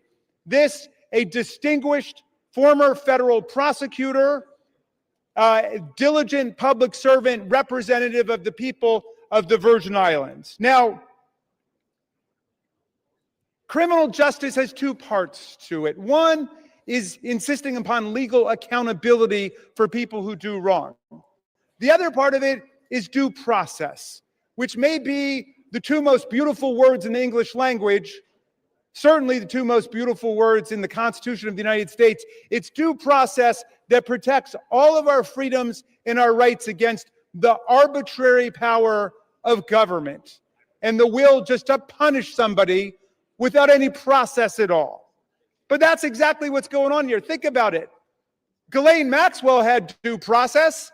She had a right to counsel. She had a right to hearing. She had a right to hear the evidence against her. She had a right to put on her case. She had a right to cross-examine. She had a right to a neutral, impartial tribunal. She had a right to unanimous verdict of a jury. And all of that she had, and she was found guilty. And that's why she was sentenced to jail for 20 years, even though Donald Trump has transferred her from a real prison to a prison camp where she's gotten very special pampered treatment, like she's in a Trump hotel. She gets room service to her cell. She gets gym privileges other inmates don't get.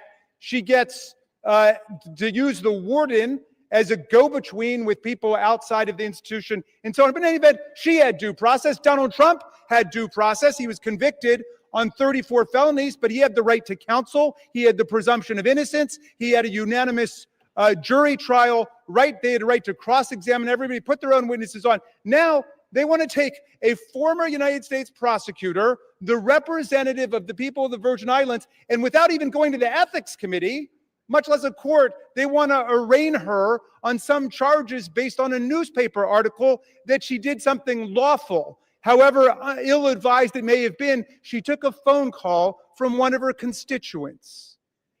Now, I don't think it is the position of the very distinguished gentleman that if we find Jeffrey Epstein on the phone with Donald Trump, he should be impeached for it, or is that his position? Is his position that anytime Jeffrey Epstein got somebody on the phone, and he got a lot of people on the phone, that person is suddenly guilty? That sounds like guilt by association. That sounds like collective guilt. Our minority whip introduced a perfectly reasonable amendment to say, let's refer this to an ethics committee. Let's have a real hearing. They didn't want to have a real hearing. They want to rush to judgment. Why? So there can be some headline that will please Donald Trump tomorrow instead of a unanimous statement, or forgive me, I think the distinguished gentleman from Louisiana may have dissented, but an otherwise unanimous verdict of the House of Representatives that the American people want all the files open. We've had enough of the cover-up. We want all of the truth. We want the survivors and the victims to have the possibility of accountability. Well, they want to give them another headline, which is that they've arraigned a Democratic member for taking a phone call from her constituent, Jeffrey Epstein, in the middle of a hearing. And of course, I don't think there's any rule here against taking phone calls in a hearing. Now, if you want to actually give her the chance to explain what happened, then we would take it to the ethics committee. I still don't see what the charge is. Where is the ethical transgression? Where is the legal transgression? Are you saying anybody on your side of the aisle who had a phone call with Jeffrey Epstein should be censured? Be careful your answer there, because there's a lot more that's about to come out, right? So you should think about what is the principle behind this rush to judgment. I want to close just with this thought, because I know there were a lot of people in the chamber who were here when this happened, and a lot who weren't. There was a move to expel George Santos, who was a Republican member of the House from New York.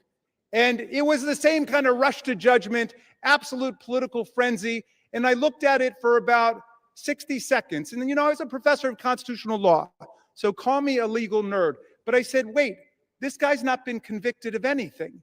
Well, he's a Republican. Yeah, I know he's a Republican. He was not convicted in criminal court.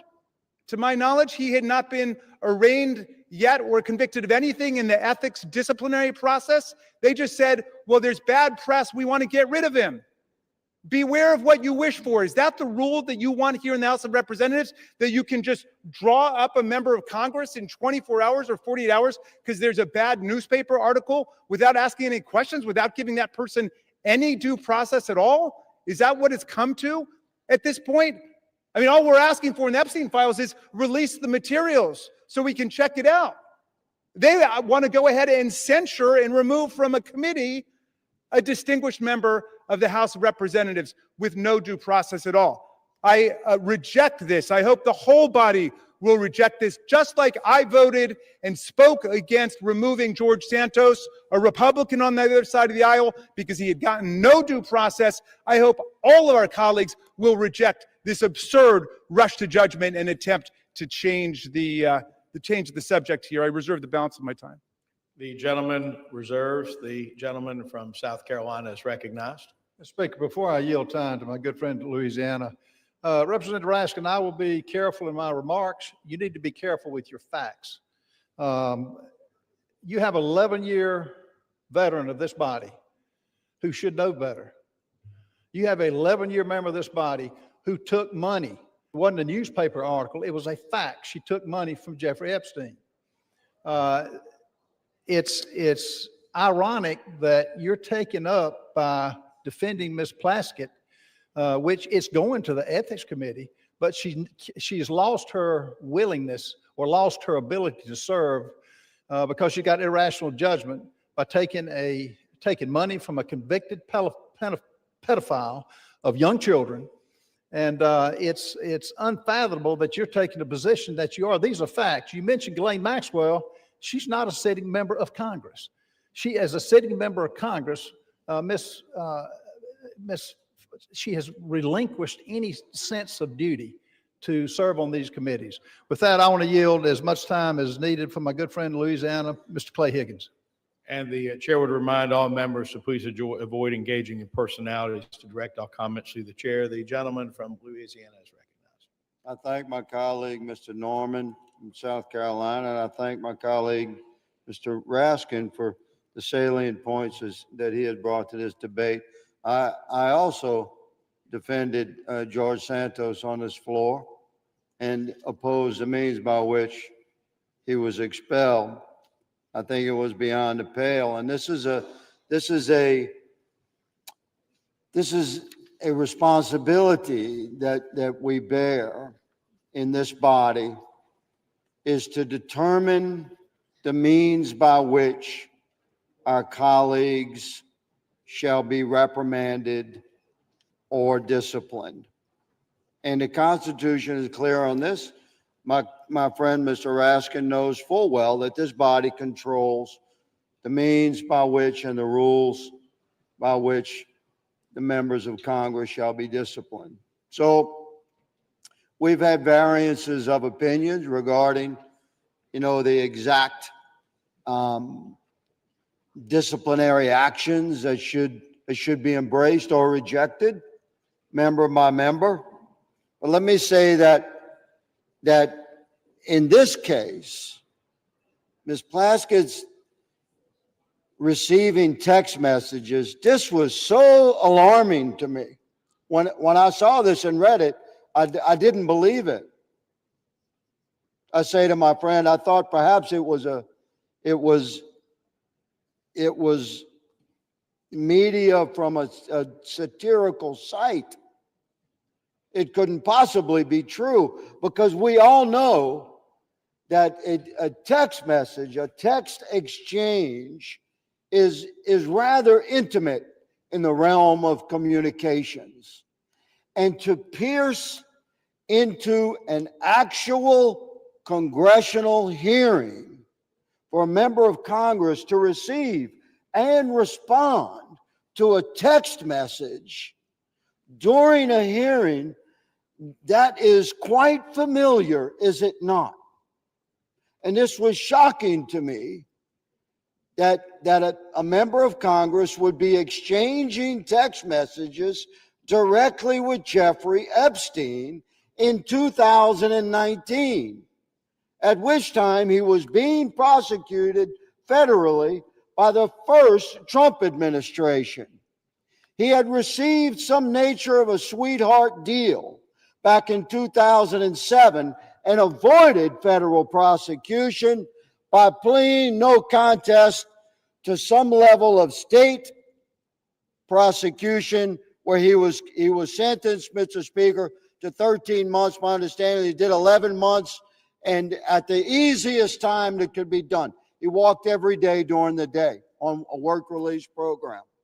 So that sweetheart deal, let me say, should be looked at. And now, to my horror, who has come to light that should be looked at? What was her involvement? Was there some involvement then? She's a good lady from the Virgin Islands. Where did Jeffrey Epstein live? In the Virgin Islands. She was a constituent in 2019. Was she a friend in 2007? During her service to the DOJ, which my friend has brought up, was there any interactions? These are the questions we have. The good lady from the Virgin Islands has crossed the threshold of reasonable suspicion, and therefore she should be investigated. During said investigation by ethics, and I would recommend by DOJ, and I would recommend by oversight and judiciary committees. Meanwhile, she should absolutely be removed from the House Select Committee on Intel. This, Mr. Speaker, is my position. I presented without note for the betterment of the debate of this body, and I yield my time back to the gentleman from South Carolina. I reserve. From South Carolina, the gentleman from South Carolina reserves. The gentleman from Maryland is recognized. Thank you, Mr. Speaker. It's always a pleasure to hear my friend from Louisiana. Both of the Republican speakers have said this demands an ethics investigation. I think Mr. Higgins just said it should be investigated by oversight and by judiciary, as well as by ethics, as well as by others. This resolution censures her and punishes her before there's been 1 day of investigation. There's been no investigation at all. That was the whole burden of the minority whip's amendment. It was to say, let's have an investigation, refer it to the ethics committee. That's why the distinguished gentleman from Louisiana and I both voted against, and we got a majority to vote against censuring or expelling even George Santos without any ruling by our ethics disciplinary body. Isn't that putting the cart before the horse? I don't get it. I wish one of you could explain that to us, why we should censure her before there's been 1 day of actual investigation. If being on the phone with one of our constituents, even an evil, sinister force like Jeffrey Epstein, and of course, he has said that he considered Donald Trump the most evil person he ever met. He said, without a redeeming bone in his body. So I agree, people can say different things, but Jeffrey Epstein, to me, disgraced himself. But in any event, people want to know, well, what were the contents of that conversation? Why was Ms. Plaskett doing that? I'm sure she's got a good explanation. We're talking about a distinguished lawyer and federal prosecutor who was in the middle of a hearing, which is something that members do all the time, is to talk to people in hearings about different things. But let me ask, if it's now the standard that just to be on a phone call with somebody establishes guilt by association, what about all the members of this body or of the U.S. Senate who were on the phone with January 6th insurrectionists and President Trump and his associates who were trying to block the certification of the election as people were chanting, "Hang Mike Pence"? A lot of phone calls, a lot of traffic going on. In fact, that's why our Republican colleagues dealt themselves $1 million cash payoff bonanza provision in the most recent Republican spending bill. They put that in there because their phone records had been subpoenaed lawfully by a grand jury. They were treated like every other American citizen because their names came up as potentially being involved in that conspiracy to somehow shut down proceedings in the House and the Senate. Now, are we saying just because they were on a phone call, they're guilty of something, we should strip them of their committee assignments? We should censure them? Have we gotten to that point?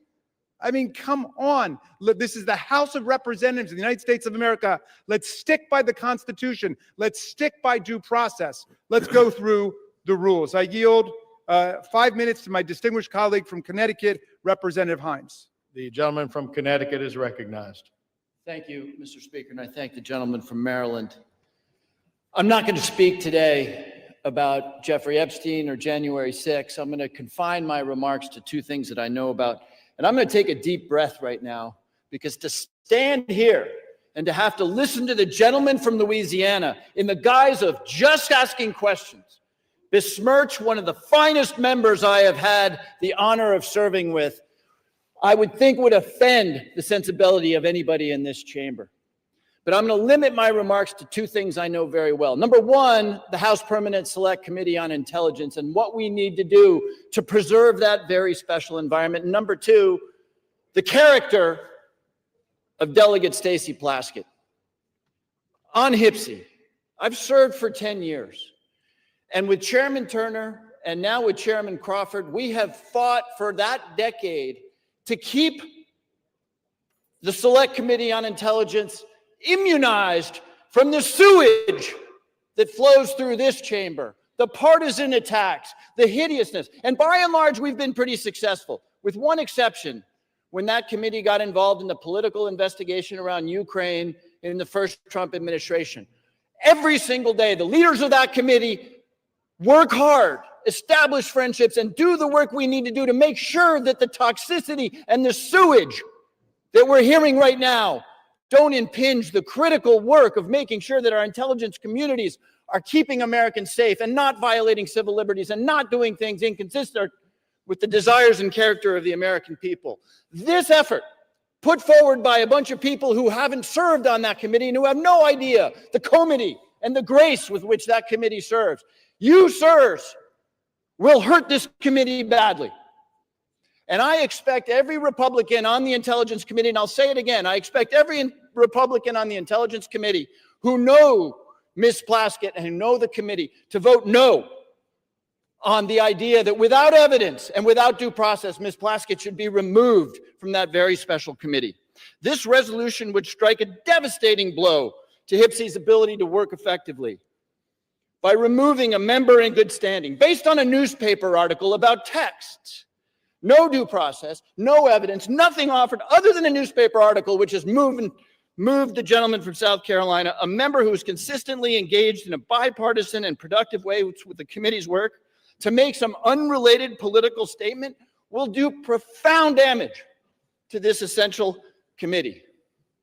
Now, let me just talk for a moment about Ms. Plaskett. I've served in this institution for 17 years, longer, I think, than most people in this chamber. And I have not had the honor of serving with somebody with the integrity and the commitment and the hardworking bona fides as Ms. Plaskett. We can argue about the wisdom or the judgment associated with those texts. I'm told that apparently Mr. Epstein was a constituent. But on any one of us, our worst day, our biggest misjudgment is not to be judged without any due process, especially in the context of this superb member, this critical member of the Intelligence Committee. The result of this resolution, if it were to pass, will be to undo the efforts of the Republican Speaker and the Republican Chairman of the Intelligence Committee, Mr. Crawford, to restore the committee to what it was intended to be.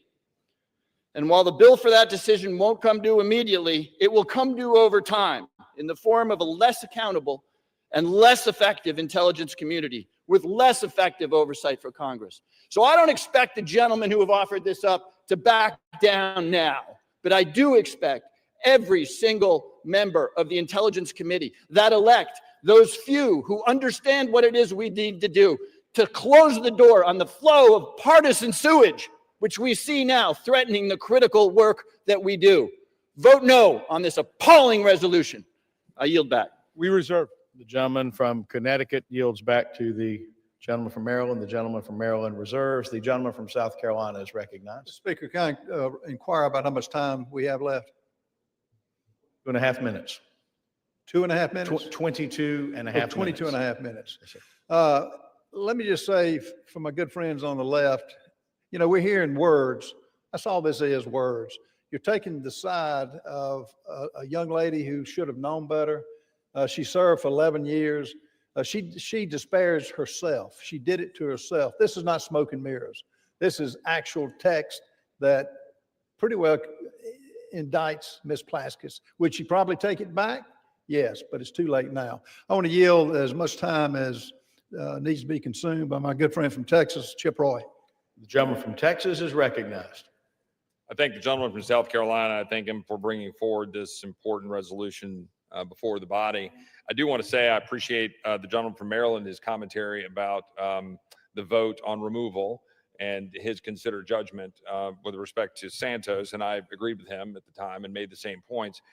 I want to align myself with the remarks from the gentleman from Louisiana, but I want to note in doing so, and I think the gentleman from Maryland has shown respect to, I think, the judgment of the gentleman from Louisiana about his being the sole vote on the issue before this body before with respect to what we're making public because of the gentleman's, I think, very real concerns about what it might mean for victims. And we had that debate and a colloquy back and forth in the Judiciary Committee a few hours ago about what we can do to ensure victims are protected and so forth as we all go forward in what I believe is a unanimous view that we should go seek out truth and justice here with respect to Epstein and anybody associated with him and them and the nefarious affairs involving Jeffrey Epstein.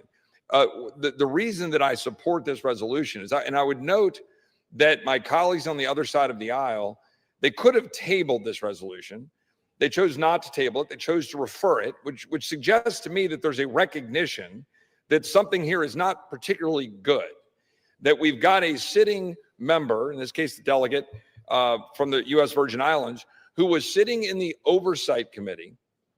And I'm actually a particular interest here because I was the one doing the questioning. Apparently my questioning was so riveting that she was engaging in text messages back and forth at that moment. While I was questioning Mr. Cohen, the gentlelady was engaging in this back and forth on text messages with Jeffrey Epstein.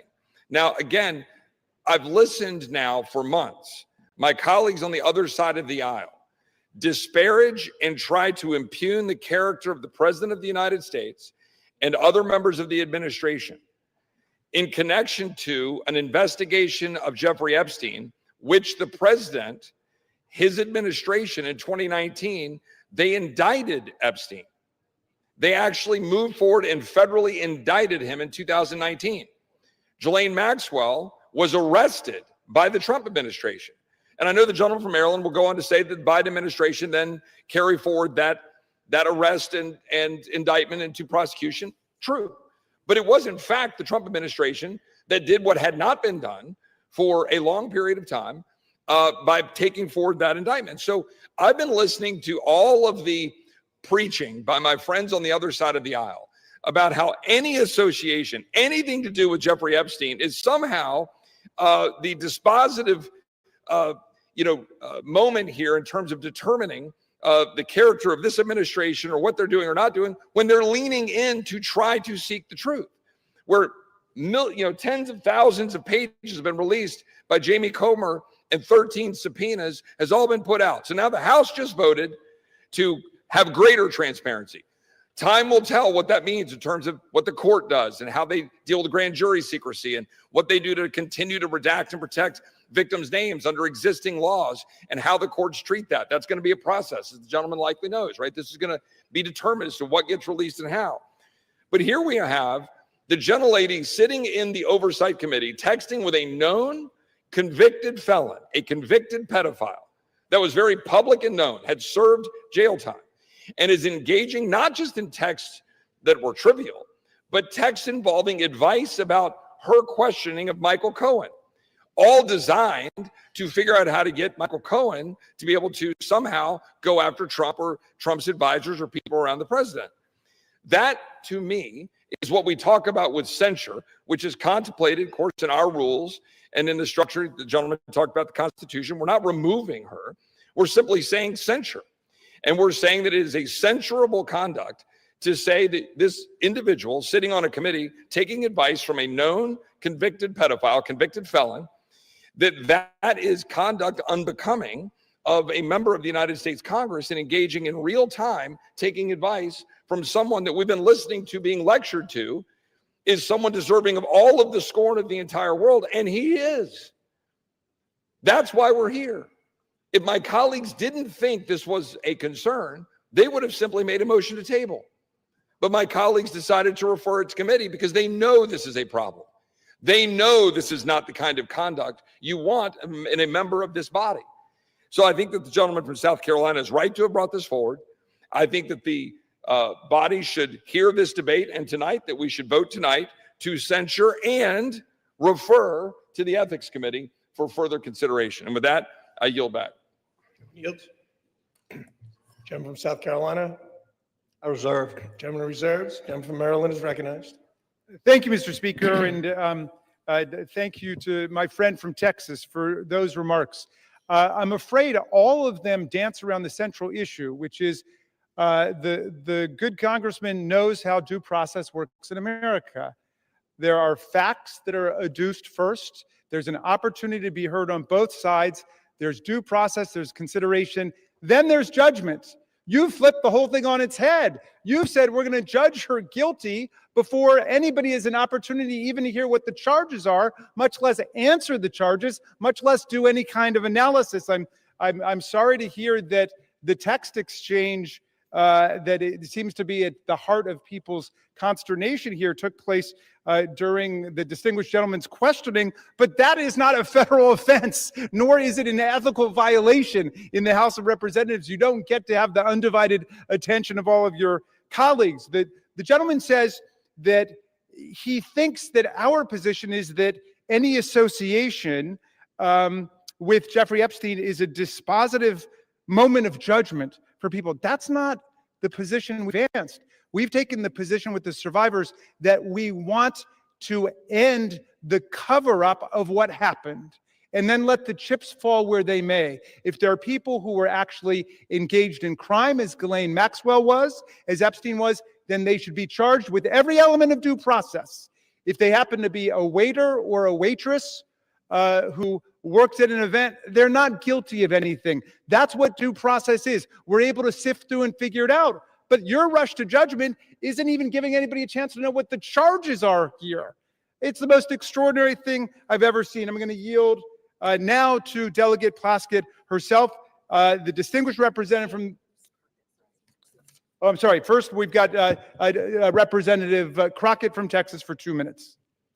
Thank you so much. This is a distraction to take away from the fact that the guardians of pedophiles is literally trying to protect pedophiles. The president is a convicted felon and an accused sex offender. Stacey Plaskett hasn't been accused of either. So what are we actually here talking about? Trump and Epstein were besties.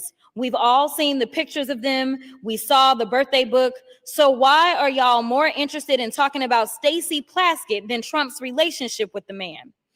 When did y'all become so moral? Because I can remember when y'all wouldn't sign the discharge petition. All of a sudden, everybody wanted to vote for this, but you wouldn't sign the discharge petition. Until we decide that we are going to go after the actual rapists and pedophiles, miss me with your moral high ground. Folks who also took money from somebody named Jeffrey Epstein, as I had my team dig in very quickly. Mitt Romney, the NRCC, Lee Zeldin, George Bush, Win Red, McCain Palin, Rick Lazio. I just want to be clear. If this is the standard that we're going to make, just know we're going to expose it all. And just know that the FEC filings, they are available for everybody to review.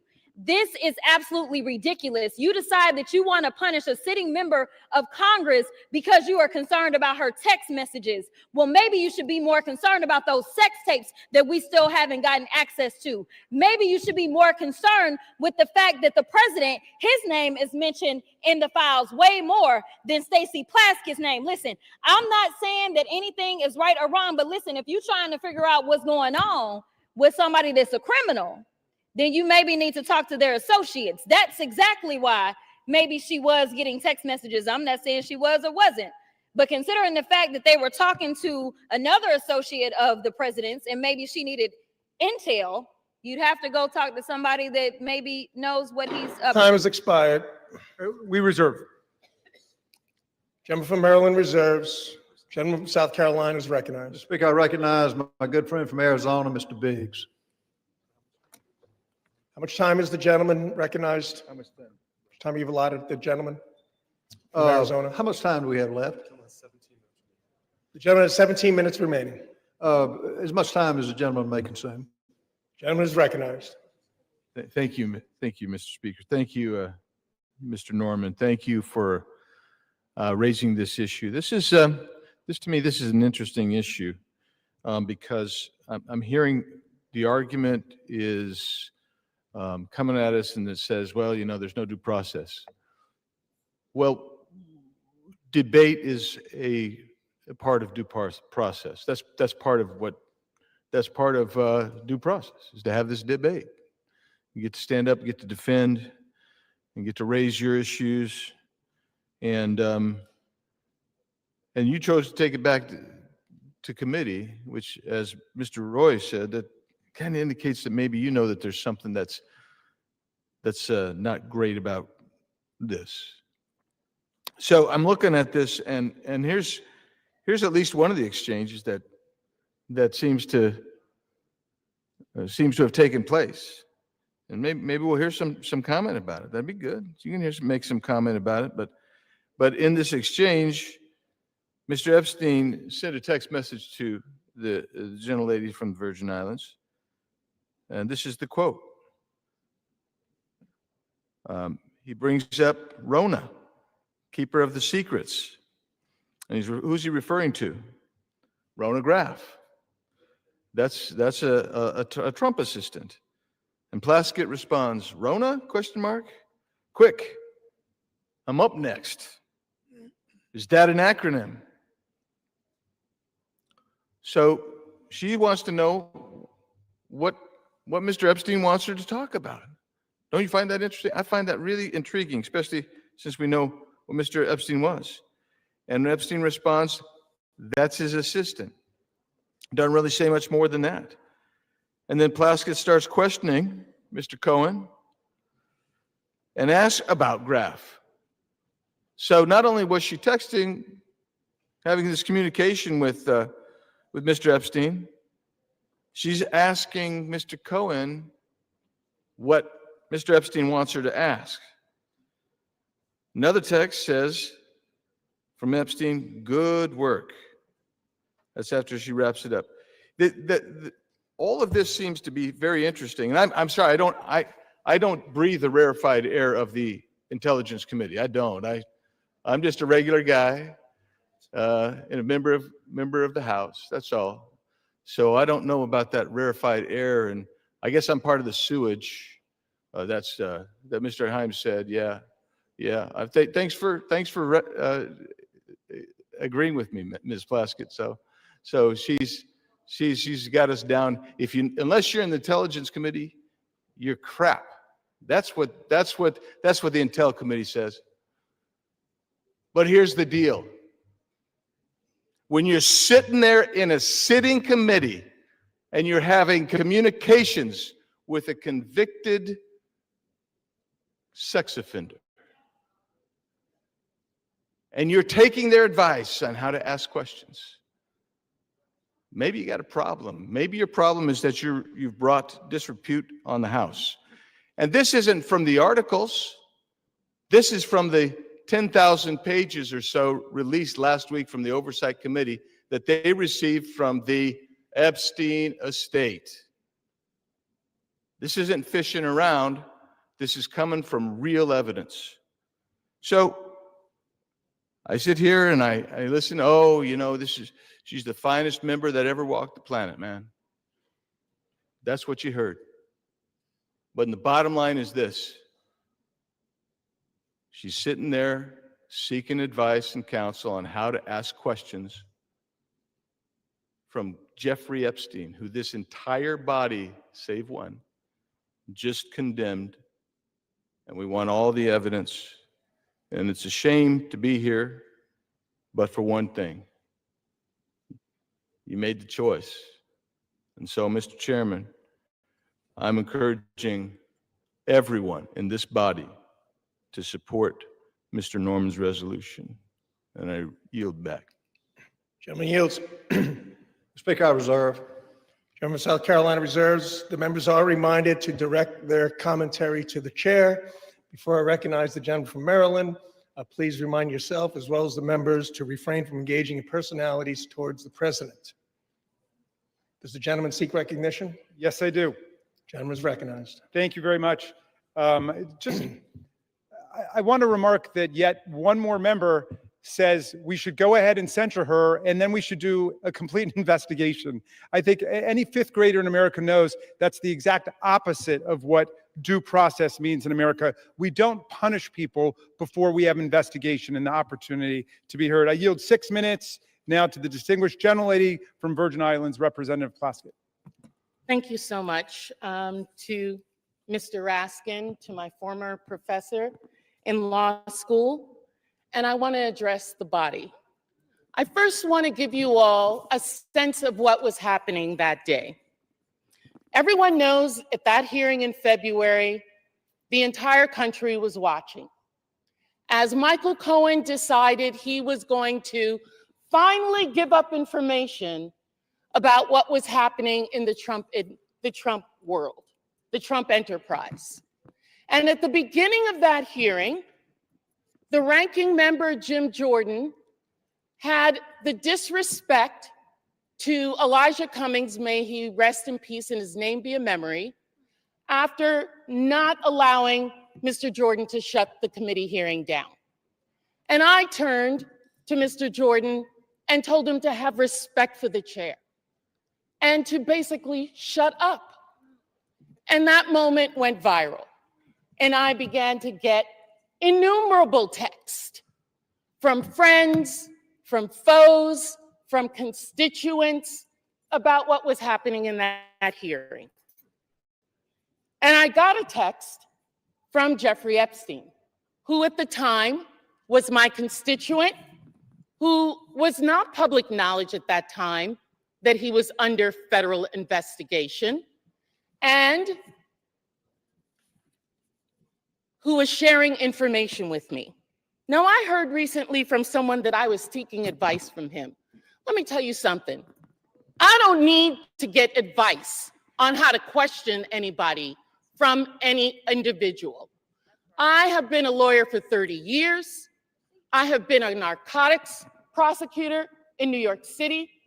I have had the honor of being a political appointee at the Justice Department after September 11th as a Republican appointee in the Bush administration. I know how to question individuals. I know how to seek information. I have sought information from confidential informants, from murderers, from other individuals, because I want the truth, not because I need them to tell me what to say. And if you look at the transcript, you will see that I questioned Michael Cohen for 5 minutes. The Washington Post only shows you 30 seconds and takes from it one individual's name that I got from Jeffrey Epstein and didn't know who the individual was, and put that individual with a host of other individuals that I felt the committee should subpoena. They've never been subpoenaed. They've never been questioned. Because at the end of the day, I know that in the Trump administration and with my colleagues over there, it's not about sexual assault. It's not about support of victims. It's about money. It is about money. I have consistently stood against sexual violence and the exploitation of women and children in previous careers, as well as here in this body. We all know that Jeffrey Epstein's actions were absolutely reprehensible. As a constituent, as an individual who gave donations to me, when I learned of the extent of his actions after his investigation, I gave that money to women's organizations in my community. Not back to him, but to women in the community who needed that support. That's what I think should have been done, and that's what I did. They've taken a text exchange which shows no participation, no assistance, no involvement in any illegal activity, and weaponized it for political theater, because that's what this is. This has been reviewed by federal courts. Any charges, victims who initially had a case against me dismissed it on their own without prejudice. You don't want to talk about what is really happening here. Your attacks on working families, your protection of powerful predators and corporate criminals. You want to talk about texting felons? How often do you text President Donald J. Trump? That's the individual we should be concerned about. And let me tell you this.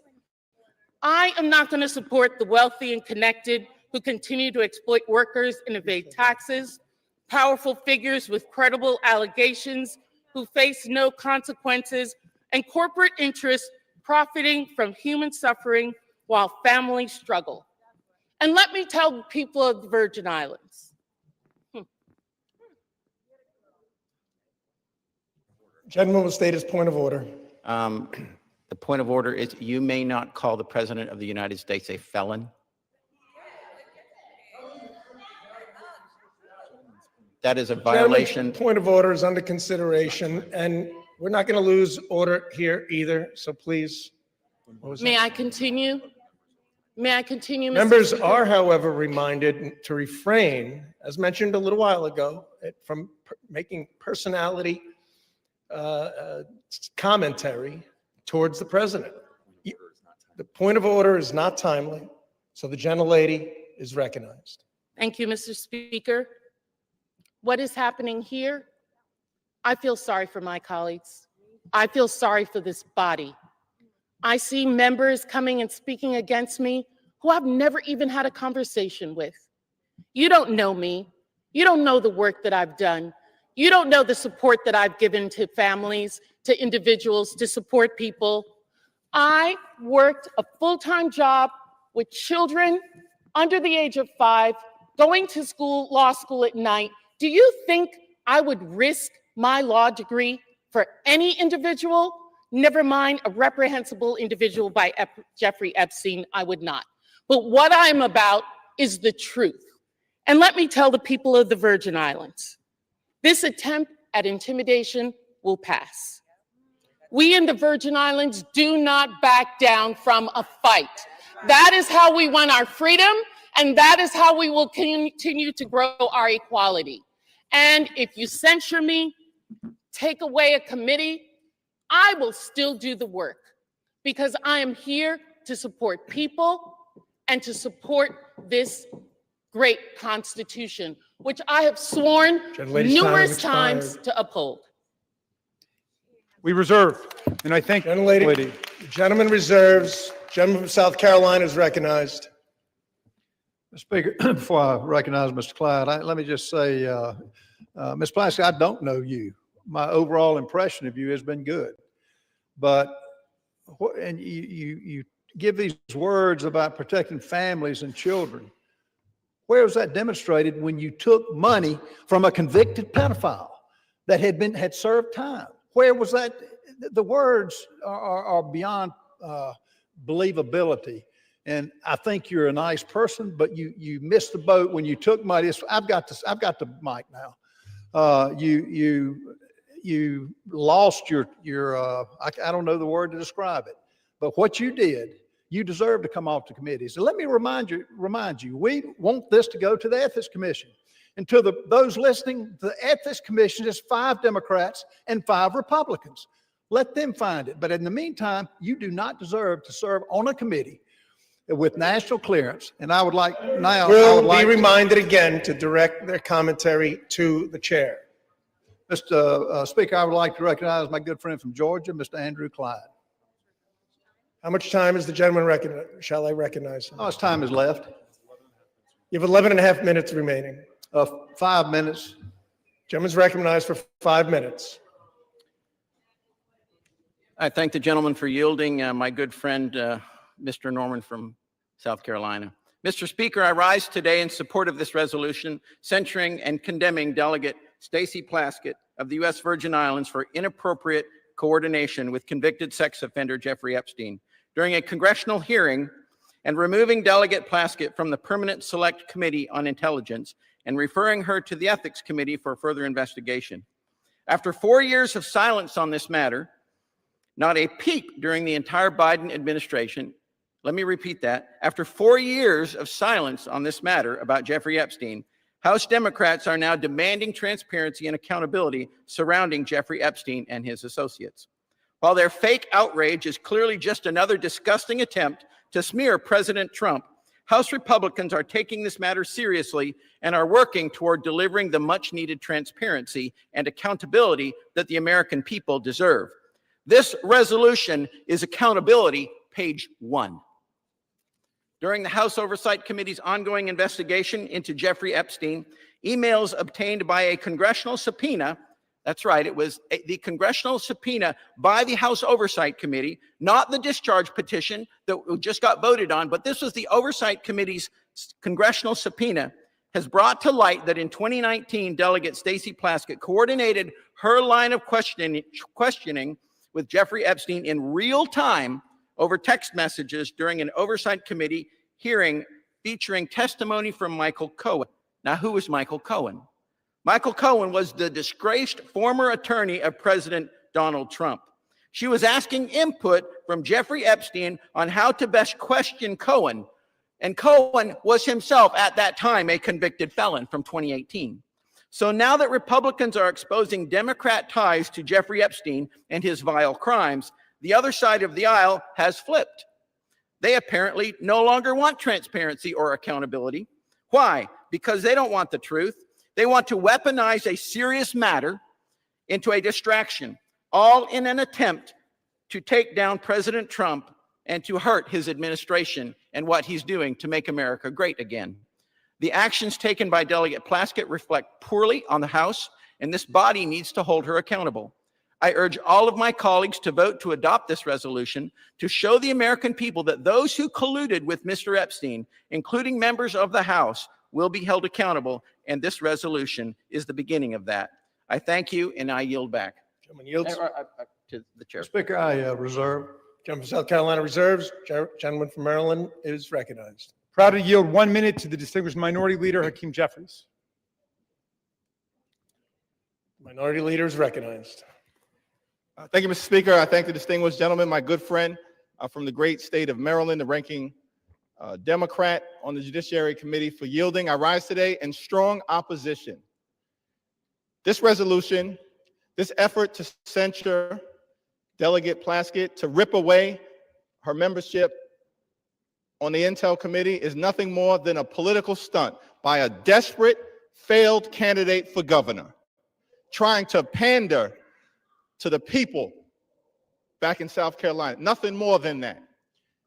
You want to make the statement about who's brought disgrace to the House? The actions of this House Republican majority have brought disgrace to the House of Representatives from day one of this presidency. The reality is, if you want to talk about fealty to the Constitution and things of that nature, the House is a separate and co-equal branch of government. You don't seem to understand that. You functioned from the very beginning of your so-called majority, Mr. Speaker, not as a check and balance on an out-of-control administration, but as a reckless rubber stamp for Donald Trump's extreme agenda, and you are failing the American people. You failed to keep your core promise. Your core promise to the American people was that you were going to lower costs on day one. Costs haven't gone down here in the United States of America. Costs have gone up. The Trump economy is a complete and total failure. It's a disaster. The American people are hurting. And so every week, you come to the House floor now that you've returned from your 7-week taxpayer-funded vacation and come up with another stunt to try to distract the American people. Or perhaps you were ordered by your puppet master, Donald Trump, who wants to distract the American people today because his effort to suppress the Jeffrey Epstein files has failed spectacularly. We believe in transparency. We believe in accountability. We believe in due process. That's the opposite of what is happening on the floor today. And let me be very clear about Stacey Plaskett. She's a woman of great intelligence and a woman of great integrity. And she deserves better than what she's receiving from House Republican extremists. She deserves the opportunity to be heard. She deserves due process. She deserves the ability to make her case, not to be prosecuted by pettifoggers playing lawyer on the floor of the House of Representatives.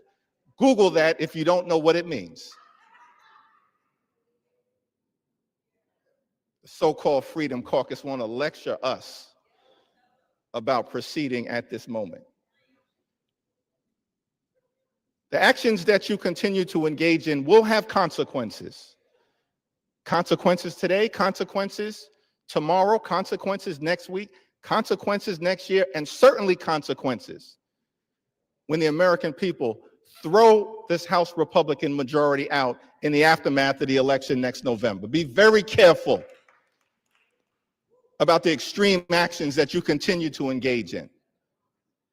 Now, it's extraordinary to me, week after week, censure after censure, and I wonder, is it just coincidence that the last 3 censures we've had on the House floor happen to involve, first, you tried to censure Monica MacGyver. And then, Mr. Speaker, Republicans tried to censure Ilhan Omar. And now we're on the floor and you're trying to censure Stacey Plaskett. What is it exactly that those 3 individuals have in common? House Republicans are going to have to answer for the things, the extreme things that you continue to do. And the American people know this is a phony majority. It's a fake majority. It's not a real majority. Republicans aren't doing anything to make life better for the American people. And that's why we're on the floor right now. There's nothing that House Republicans can do to disgrace Stacey Plaskett because House Republicans continue to disgrace themselves. And so whatever happens later on this evening, the American people will hear from Delegate Plaskett beyond this, making her case. The people of the Virgin Islands, I'm confident, will continue to stand behind her. And we will never be lectured on issues related to accountability and transparency and principle and ethics from this group of extreme House Republicans who continue to visit a national nightmare on the American people, bending the knee to a wannabe king, doing real harm in real time, and at the end of the day, your time is coming as well. I yield back. Chairman yields. Hey, how much time do we have, Mr. Speaker? Gentleman has 4.5 minutes. 3.5 minutes. All members are again reminded, including Minority Leader, to direct your comments to the chair. All members are again instructed, including Minority Leader, to refrain from engaging in personalities towards the president. The gentleman from Maryland seeks recognition. Yeah, no, we'll reserve. Gentleman from Maryland reserves. Gentleman from South Carolina. Speaker, I find it interesting that the Minority Leader mentioned that, got a, not really a majority. I will tell you, 77 million people are a majority. They rendered the consequences to elect the president that has revived this country from a disaster 4 years under the Biden administration. Let's go back under a little bit of history here about the hearing. The messages show that Plaskett texted Epstein before the hearings that started that day at 7:55. She texted him, the sex offender, the predator on the children she says she protects. They had comments like she told Ms. Plaskett talk about his grades. She mentioned that she had a great looking outfit. This is from Mr. Epstein. In 10:40, she broadcast a feed cut to Ms. Plaskett showing her moving her mouth as if she was chewing something. And Ms. Plaskett mentioned that she had multiple texts. Well, according to the records, and I don't know how many of her texts came from those convicted of felonies, but on at 2:25, Epstein sent 2:25 minutes before Plaskett began questioning Cohen at 2:28. Epstein messaged back, "Good work," at 2:34, 1 minute after Plaskett finished her question to Cohen. So the whole 5 minutes was pretty much conducted under the direction of a convicted pedophile. And this dialogue, Ms. Plaskett was reached by phone Thursday. Plaskett declined to answer questions about the text messages and directed all inquiries to congressional staff. Plaskett's chief of staff said Thursday she was not in a position to confirm or not whether the Congresswoman was texting with Mr. Epstein at the hearing. She did not respond to follow-up questions. Bottom line, these are facts. These are text messages. This wasn't smoke and mirrors. So it's interesting that they're taking that tact. But, Ms. Speaker, how much time do I have left? Gentleman has 6.5 minutes remaining. I reserve. Gentleman from South Carolina reserves. Gentleman from Maryland. I'm yielding 1 minute to the representative from New York, Ms. Clark. Gentleman is recognized. Mr. Speaker, I rise today on behalf of the Congressional Black Caucus, the conscience of the Congress, in strong opposition to this resolution. This resolution is a blatantly partisan, shameless attack. As we sit here today, Donald Trump is still the single person in this country with the authority and the ability to deliver justice to survivors and truth to the American people by just releasing the files. So instead of answering why Donald Trump chooses every single day not to release the Epstein files, they're pointing fingers at this side of the aisle. Mr. Speaker, unlike the president, Congresswoman Stacey Plaskett has committed no crime, violated no rule, and broken no promises. There has been no investigation, no due process, no inquiry into whether the Congresswoman had any connection whatsoever to Epstein's despicable and disgusting criminal conduct. This resolution would have us remove a capable and hardworking member of one of the most serious working committees in this body on the basis of a conversation from more than 6 years ago, which broke no rules, and has no connection to any criminal activity. I urge my colleagues to vote no on this partisan resolution, this sham, and I yield back. Gentlewoman's time has expired. We reserve. Gentleman from Maryland reserved. Gentleman from South Carolina. Speaker, I reserve. Gentleman from South Carolina reserves. And we're prepared to close. It's closed. Yeah, I'm prepared to close. All right.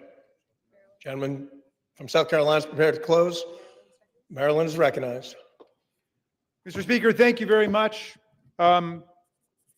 I want to start by addressing the young people who appear to be in the audience this evening, because I'm afraid some of my arguments are lost on some of our colleagues across the aisle suffering from Trump derangement syndrome. It seems to have completely warped their minds today, and they're not thinking clearly about the Constitution or about the rule of law. But the young people here will recognize, if they read this resolution, immediately what's wrong with it, because it's replete with phrases like this, that this one incident that they're referring to raises serious questions about the judgment and the integrity and the fitness to serve. Well, I think that's absurd, but in any event, if you think it raises serious questions, presumably you would want the answers to those questions, but you don't get answers by rushing to judgment and turning the whole process upside down. This resolution starts by saying we censure her, we remove her from committee, and the very next component of it says we direct the Committee on Ethics to conduct an investigation. That is the opposite of due process, and I hope at least future generations will understand that's not how we hold people accountable, whether it's under criminal law, under civil law, or under an ethics process, which they purport to want to be launching here. Again, go back to the George Santos standard. The reason we voted against just hanging him out to dry and censoring him and expelling him is because the process hadn't happened yet. And Democrats and Republicans together did it, but they're thinking in solely partisan terms. Even Matt Gaetz, accused of having sex with a 17-year-old was never censured by the House of Representatives. Even with Speaker McCarthy and others condemning him for what he did, we did not censure him. Think about what you're doing to the precedents of this body by trying to attack Ms. Plaskett. And let me just close with a personal thought. I wasn't going to bring it up because I didn't want to embarrass her, but she was one of the 3 finest students I ever had in constitutional law. She was a straight A student in the early 1990s. She's a straight A student in the 21st century. I'm proud not only that she was my student, but that she's my friend and that she's my colleague, and you don't disgrace us in any way. You go to work every day for the people of Virgin Islands, and we're proud of you. With that, I'll yield back. Gentleman yields. Gentleman from South Carolina is recognized. Mr. Speaker, I find it interesting that the president is occupying the minds of my good friend on the left rent-free. And it's interesting they bring him up every time, and keep doing it. Keep doing it. This president's got a record that is second to none. And I hope our listeners in the audience can distinguish between just words and babbling on when they reject the facts of what's been presented. Texts don't lie. And they can offer all the excuses. And I do think Ms. Plaskett is a nice lady. She made a mistake here, a bad mistake. She took advice from a convicted pedophile that is indefensible in this discussion here today. Mr. Speaker, I've listened to my colleagues defend the indefensible. I've heard everything from this is old news to this is just politics. But not a single person has disputed the key fact. Written records and Epstein's own estate documents show Delegate Plaskett sought his input for an official hearing. This is the issue. That alone. Everything else is just noise. This chamber cannot overlook that a sitting member of Congress coordinated with a convicted sex offender to prepare questions for an official proceeding. Imagine telling the American people that that's acceptable. Imagine explaining to parents all across this country that Congress sees no problem with relying on the counsel of a predator of our innocent children.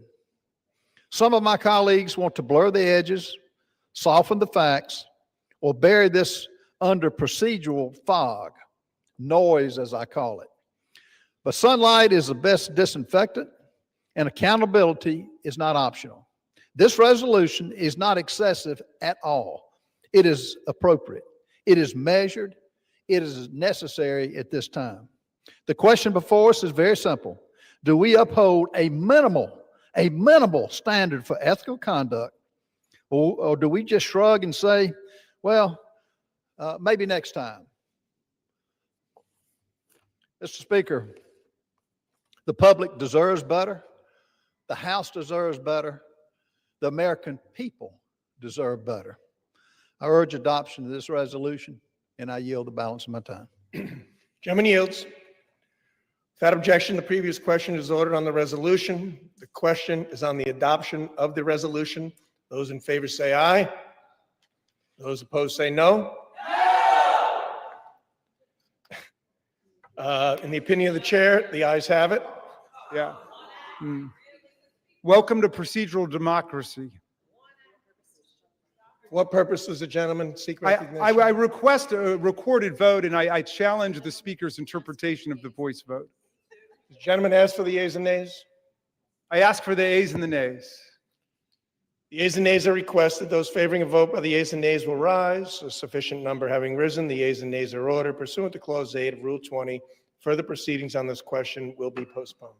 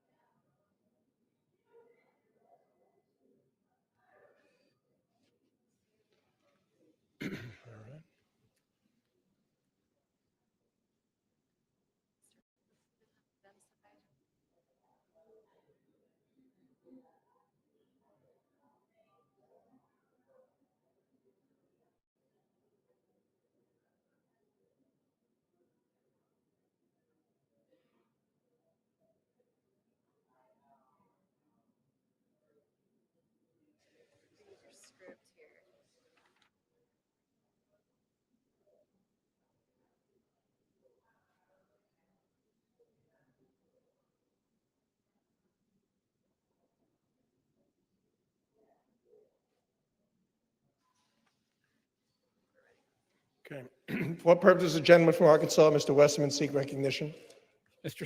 Mr. Speaker, pursuant to House Resolution 879, I call up HJ Res 130 and ask for its immediate consideration in the House. The clerk will report the title of the joint resolution. House Joint Resolution 130, joint resolution providing for congressional disapproval under Chapter 8 of Title 5 United States Code of the rules submitted by the Bureau of Land Management relating to Buffalo Field Office Record of Decision and approved Resource Management Plan Amendment. Pursuant to House Resolution 879, the joint resolution is considered read. The joint resolution shall be debatable for 1 hour, equally divided and controlled by the chair and ranking minority member of the Committee on Natural Resources or their respective designees. The gentleman from Arkansas, Mr. Westman, and the gentleman from California, Mr. Huffman, each will control 30 minutes. The chair recognizes the gentleman from Arkansas, Mr. Westman. Mr. Speaker, I ask unanimous consent that all members have 5 legislative days to revise and extend their remarks and to include extraneous material on HJ Res 130. Without objection. Mr. Speaker, I yield myself such time as I may consume. The gentleman is recognized. I rise in strong support of HJ Res 130, which would repeal the Bureau of Land Management's Misguided Resource Management Plan, or RMP, amendment for the Buffalo Field Office in Wyoming, which was finalized in the twilight hours of the Biden-Harris administration. Wyoming's Powder River Basin currently supplies 40% of the nation's coal. The RMP amendment in question effectively halted future federal coal leasing across a region in Wyoming larger than New Jersey and located in the heart of America's coal country. Without repeal, the RMP amendment will end coal production in the region entirely by 2041 and close 12 active mines. The RMP amendment is a death blow to America's energy security, Wyoming's workers, and the economic backbone of the state itself. It is projected that U.S. electricity demand will grow by as much as 128 gigawatts through 2029, and global energy demand is expected to double by 2050. Coal is reliable, affordable, and essential to meet the increasing power demands of the AI revolution and advanced manufacturing. The RMP amendment locked up an astonishing 48 billion short tons of coal. That's enough to meet U.S. coal demand for the next 116 years. 92% of Wyoming's coal is exported to other states, helping keep the lights on and utility prices affordable in places, in distant places, as far as Texas, Illinois, and my home state of Arkansas.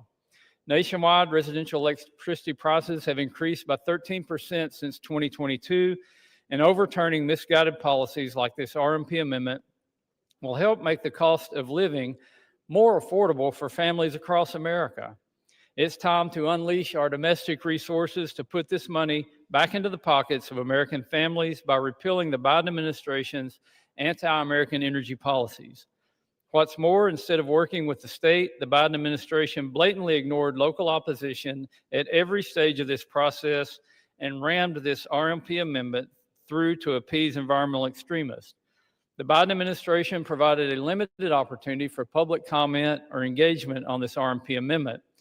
Wyoming's governor, unified congressional delegation, locally elected officials, tribes, and local communities all expressed strong opposition to this plan amendment. The previous administration ignored them all. According to local representatives, it is suspect and disturbing that such a dramatic change to the current land use plan would solicit such little engagement during the public comment period. Campbell and Johnson County commissioners who represent the local communities affected by this plan stated that whatever information they provided to the BLM in this process was, quote, ignored by the federal agency. Overturning the RMP amendment takes power from bureaucrats in Washington, D.C. and returns it to the people of Wyoming. The BLM also ignored tribal input in developing this RMP amendment. The Navajo Transitional Energy Company, which is wholly owned by the Navajo Nation, provided detailed comments opposing this amendment that were all dismissed by the BLM. In a letter they submitted to the agency, they stated, quote, BLM consistently downplayed the reasonably foreseeable negative impacts of the mine's closures on the surrounding social justice communities, and it did not even consider the jobs lost in the downstream communities that rely on the Powder River Basin coal, end quote. Energy security is national security, and Wyoming's energy industry remains indispensable to ensuring America stays energy dominant. Wyoming's Powder River Basin, with its low sulfur coal, produces the world's cleanest burning coal. We should be focused on exporting this abundant natural resource to our allies abroad, not burying this baseload power under layers of bureaucracy. By passing this CRA today, we're advancing President Trump's executive orders on unleashing American energy and reinvigorating America's coal industry. We're also restoring hundreds of millions of dollars in future revenue for Wyoming's K-12 public education system and protecting more than 4,000 high-paying jobs in rural Wyoming. In conjunction with the pro-energy policies included in the Working Families Tax Cut Law, this CRA also has the potential to generate more than $260 million for the federal treasury. This CRA helps the U.S. remain energy dominant and will lower prices for families, strengthen our economy, and boost real wages for hardworking men and women.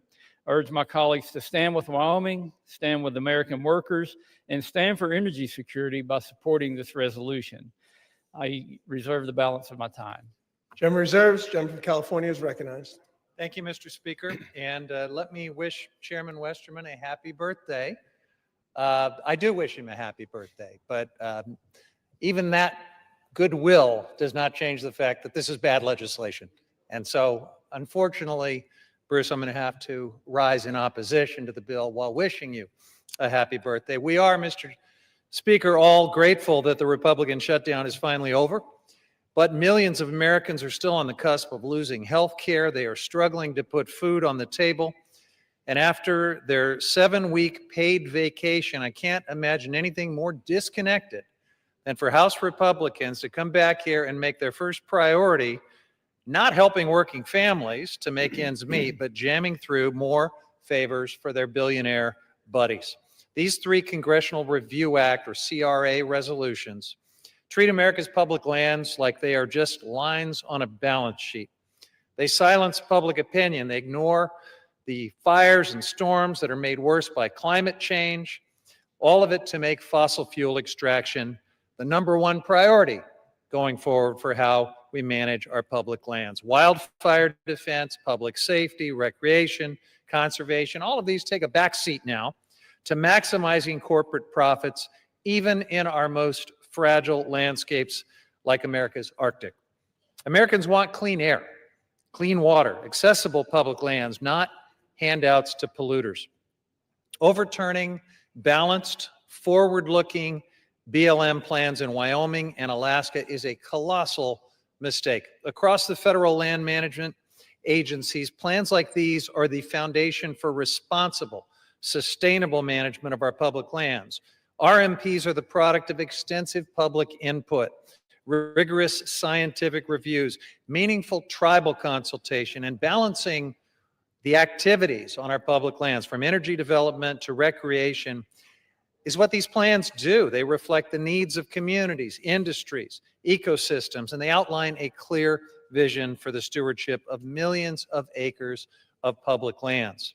Let's look at the Buffalo Field Office RMP targeted by this particular resolution. It was developed after a court found that the previous plan failed to address the public health and climate impacts of unfettered coal mining in the region. Importantly, the current RMP was also developed after robust tribal consultation and public input. So we're just going to throw that all away? I strongly oppose HRES 130, which would repeal the current balanced RMP for BLM's Buffalo Field Office in order to prop up the coal industry in Wyoming's Powder River Valley. The plan targeted by this resolution ended new coal leasing in the region because of its harm to the climate and public health, and because of decreasing demand for coal. At the same time, the plan allowed existing mines to continue to operate through the end of their current leases. Rescinding this plan means locking us into unnecessary emissions and energy costs at a time when the planet and the American people cannot afford it. And it also puts us on a treadmill of litigation and uncertainty, sending us back theoretically to a plan that was already adjudicated to be illegal, or maybe waiting for a new plan to come forward from the Trump administration, and I guess hoping that a future court will decide that it's not substantially similar to the ones that have been thrown out with your CRA. This is something that my friends across the aisle simply haven't thought through. There is so much chaos and uncertainty when the sledgehammer of the CRA is used in this reckless manner. Now, House Republicans already passed and the administration implemented unprecedented giveaways to the coal industry through the One Big Beautiful Bill Act, including slashing the royalty rates for coal from 12% to 7.5%, and opening more than 13 million acres of public lands for coal leasing. But even with these handouts, it's not enough to reverse decades of market contraction in the coal industry. The coal industry is dying. What Republicans don't mention is that BLM's coal lease sales this year have either failed to reach market value, been indefinitely canceled, or received little to no bids. Rather than simply redoing this RMP through the well-established public process, which the Trump administration is already doing, House Republicans want to overturn it using the CRA, again, an extremely blunt instrument that will throw us into great uncertainty and litigation for sure. This choice would lock out the perspectives from previous tribal and public engagement and ban the agency from ever again issuing a substantially similar RMP, leaving land policy frozen in time, really more like frozen in some kind of a limbo. Incredible uncertainty and chaos. House Republicans want to permanently enshrine fossil fuel extraction as the top priority for millions of acres of public land across the country, no matter the cost.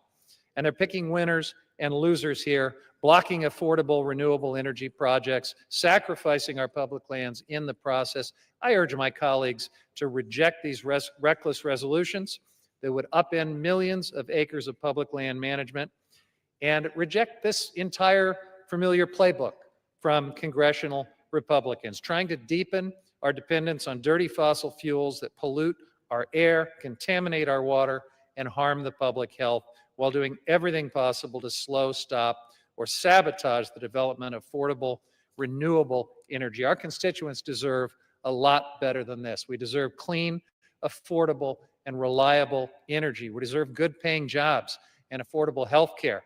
And we shouldn't sacrifice America's health, environment, and livelihoods in order to do it. This legislation and my friends across the aisle are on the wrong side of history, trying to prop up the dying coal industry.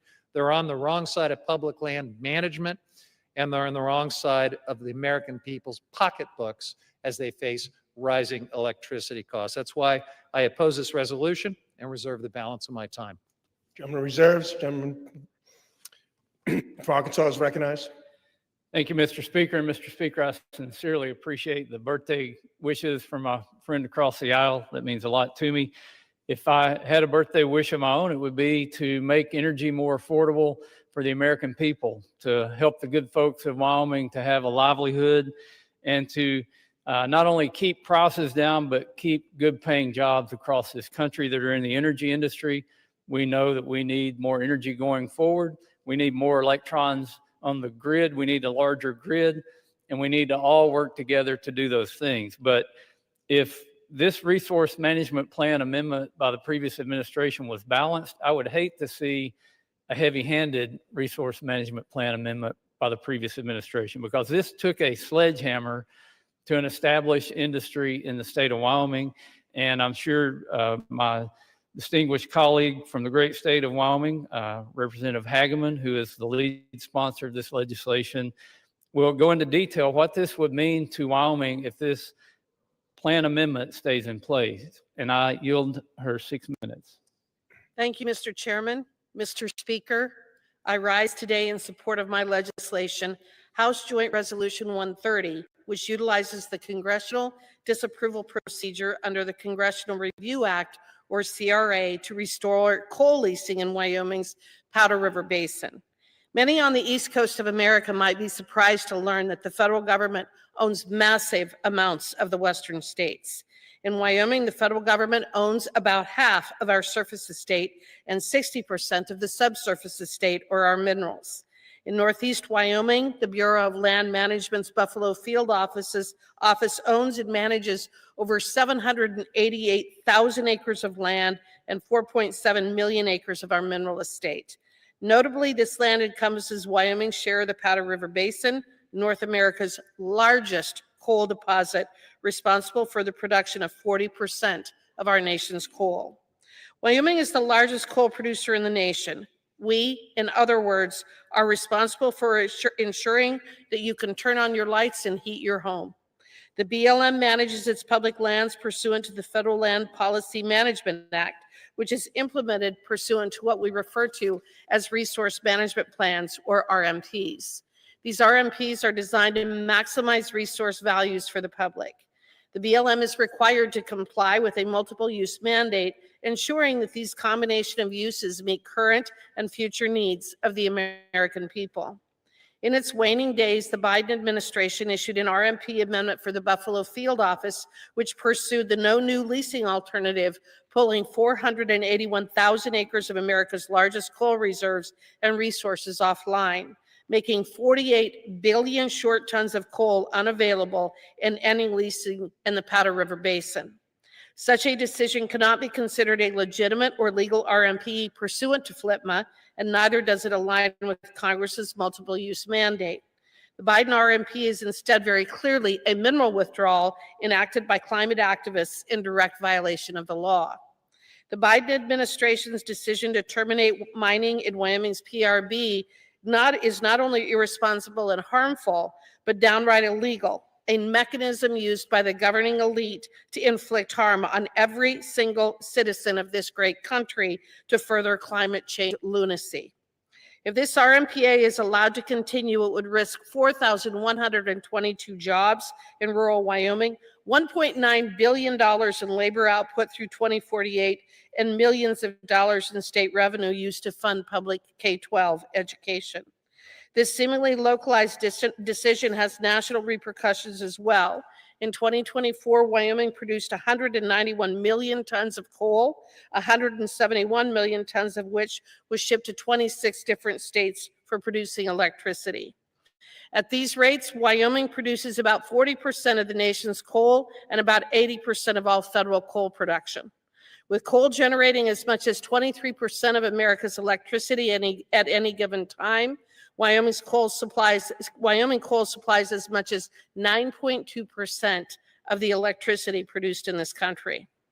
Watching the arguments in the Rules Committee last night and on the floor today, it is clear that affordability is the word of the day for my colleagues across the aisle.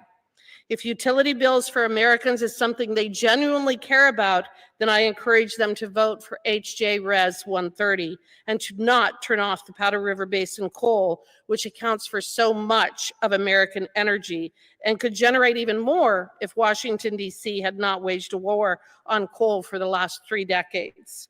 In short, it is policies such as no new coal leasing contained in this Buffalo RMP that reduces affordability, which my colleagues on the other side of the aisle will be supporting if they continue to oppose HJ Res 130. This vote today is a vote to shore up the grid, which will have positive impacts on the utility bills of Americans.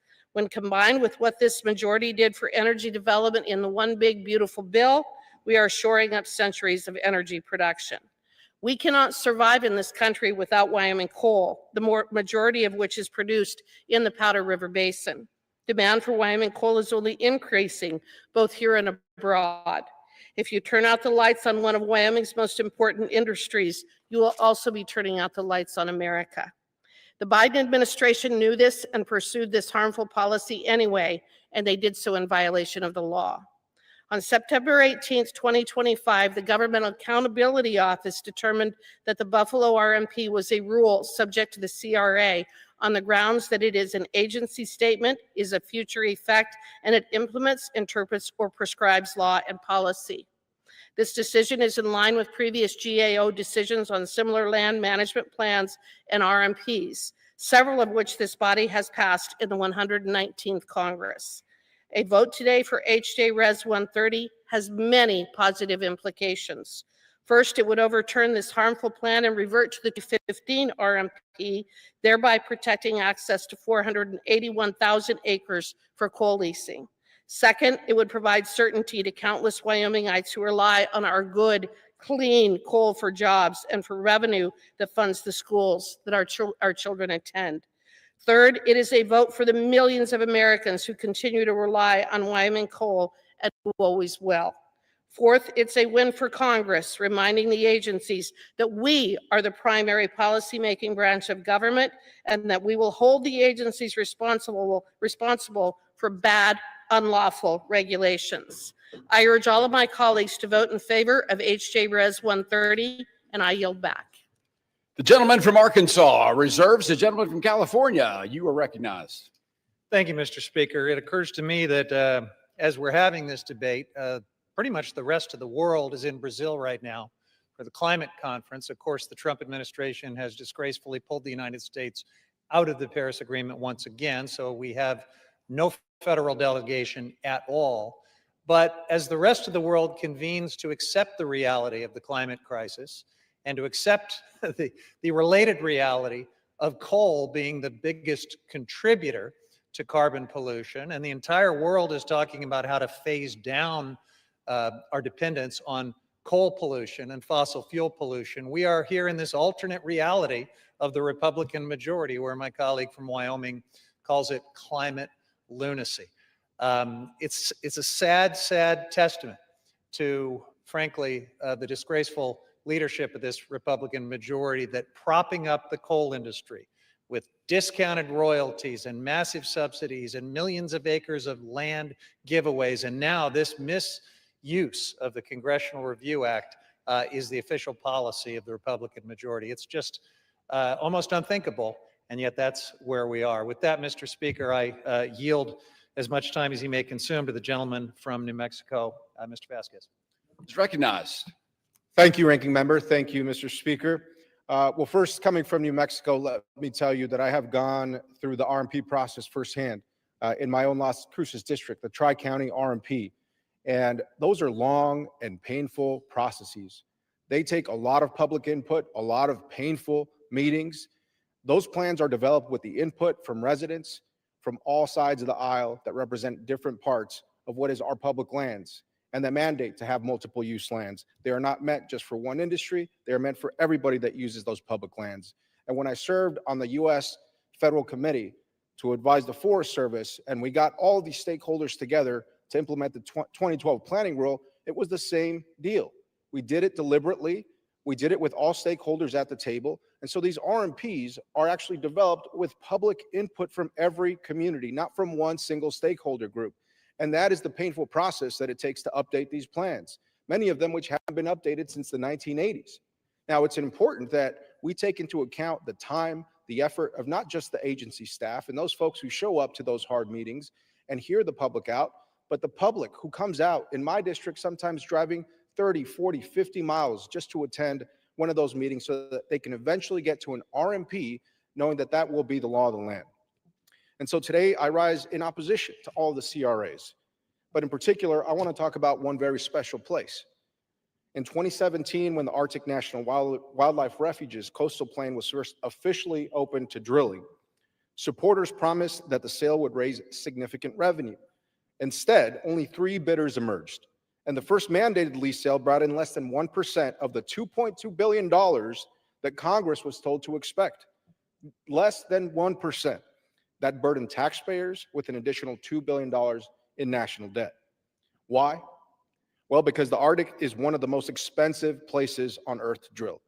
And investors and the oil industry know this. And financing has dried up completely, with nearly every major U.S. bank and 20 global insurance companies having publicly pledged not to finance Arctic drilling projects, yet here we are.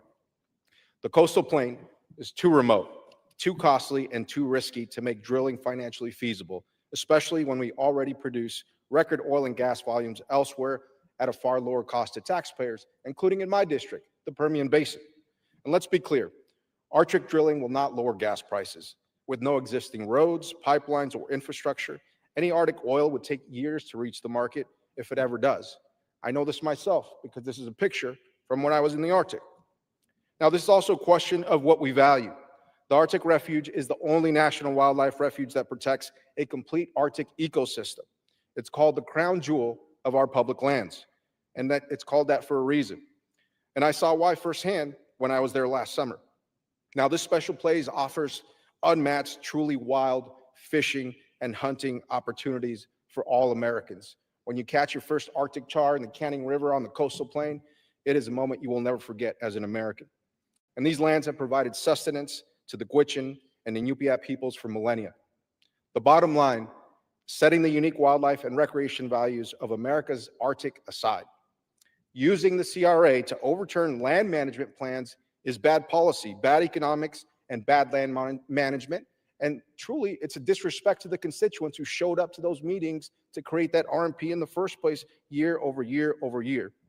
So by treating every resource management plan as a rule that is subject to the CRA, Congress is throwing the legal status of every oil and gas lease, every grazing permit, and recreational activity across the West into question.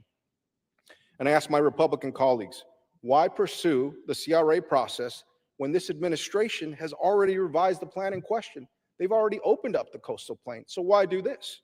We should vote no, not to score a political point, but because this proposal simply doesn't make sense and won't work. Thank you. I yield back my time. Gentleman from California reserves, the gentleman from Arkansas. Thank you, Mr. Speaker. You know, it's been mentioned that U.S. coal is dying. U.S. coal is being murdered. There's been an attack on it for many years, and some people will not stop until they see it gone, but it's to our own demise because we depend so much on the energy, not only from coal, but from natural gas. We need more nuclear power. We need more hydropower. We need all kinds of new power. And this isn't the time to be attacking our fuel sources. And you know, we'll have a debate on the Arctic slope and the coastal plain, but when we're talking about Wyoming, we're talking about coal, and we're talking about really the backbone of our electrical generating and distribution system. I yield 3 minutes to the gentleman from Minnesota, who's the subcommittee chairman on energy and minerals for the Natural Resources Committee, Mr. Stauber. Gentleman from Minnesota is recognized for 3 minutes. Thank you, Mr. Speaker. I rise today in strong support of this CRA resolution introduced by my good friend and colleague from Wyoming, Representative Hagman. This resolution overturns the Biden administration's actions to lock up public lands in Wyoming from responsible coal development, all part of the Democrat and President Biden's agenda, which was anywhere but America, any worker but American energy agenda. Last year, I had the opportunity to join Representative Hagman on a tour across the Powder River Basin, where we visited the mines and met the proud men and women who have been working there for generations. While I visited one of these mines, I met a union electrician, third generation miner, who raised his hand and stated, "Please don't take our jobs away. I'm working here and my son just got hired here." The passion he had for the industry and these jobs were incredible. He and now his children work in that coal mine. That gentleman told me his family story with a lump in his throat. Like generations before him, he and now his children had access to good paying union jobs in the coal mine across the Powder River Basin. But thanks to the Biden administration's continued war on coal, his job and his livelihood was on the line, as the mine he worked in was set to run out of coal reserves in just a few short years. Thanks to the Biden administration's resource management plan that blocked new coal leasing, the mine wouldn't be able to access additional reserves and would have to close. In doing so, the mine would have to lay off hundreds of workers and devastate the surrounding communities that depend on the coal mining industry to drive their local economies. With tears in their eyes, this electrician asked me to save his job and save his livelihood so he could continue to provide for his family and energy for America. Mr. Speaker, we have the opportunity today to do just that. By voting in favor of this CRA, we will be able to roll back the disastrous Biden administration's anti-American energy policies and keep the Powder River Basin alive. And through the CRA, we will stop future anti-American energy administrations from taking similar steps to shut down the Powder River Basin. I want to thank my colleague from Wyoming for introducing this important CRA resolution on behalf of the hardworking men and women that make up Wyoming's coal industry. I urge my colleagues to join me in voting for this resolution, and I yield back. Mr. Speaker, I have no further requests for time. I'm prepared to close and reserve the balance of my time. Gentleman from Arkansas is prepared to close and reserves the balance of his time. The gentleman from California is recognized. Thank you, Mr. Speaker. You know, it's a little bit rich to hear all of this concern about jobs and the poor electrician who's going to lose a job, and to hear all of this concern about the energy that we desperately need to meet projected demand increase. What we're really hearing across the aisle is a very selective concern about some jobs and about some types of energy, because as we're having this debate about a desperate scheme to try to prop up the dying coal industry, not just with this CRA, but with the discounted royalties, with the massive public land giveaways, with all of the other favors that have been doled out to this industry. At the same time, the Trump administration is trying in every way it can to kill off the clean energy industry, which generates far more jobs than coal. Far more people stand to lose their jobs. Far more electricians, like the one my friend was just so concerned about a moment ago, stand to lose their jobs because of this war on clean energy that my friends across the aisle are just fine with.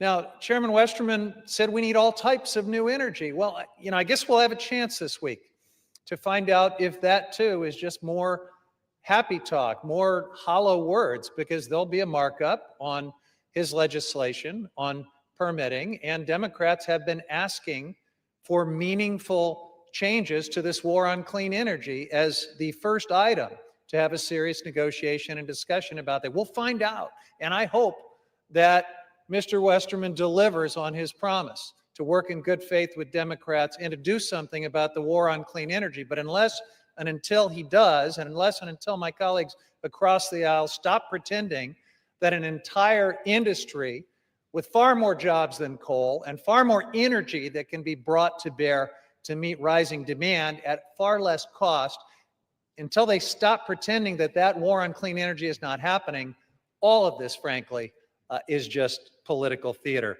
Now, Mr. Speaker, to the point about the so-called viability of coal, let's just zoom in on the coal industry in the Powder River Basin, the very place that would be impacted by this CRA. On October 6th, the Bureau of Land Management held a lease sale for 167 million tons of coal on public lands on the Montana side of this specific basin.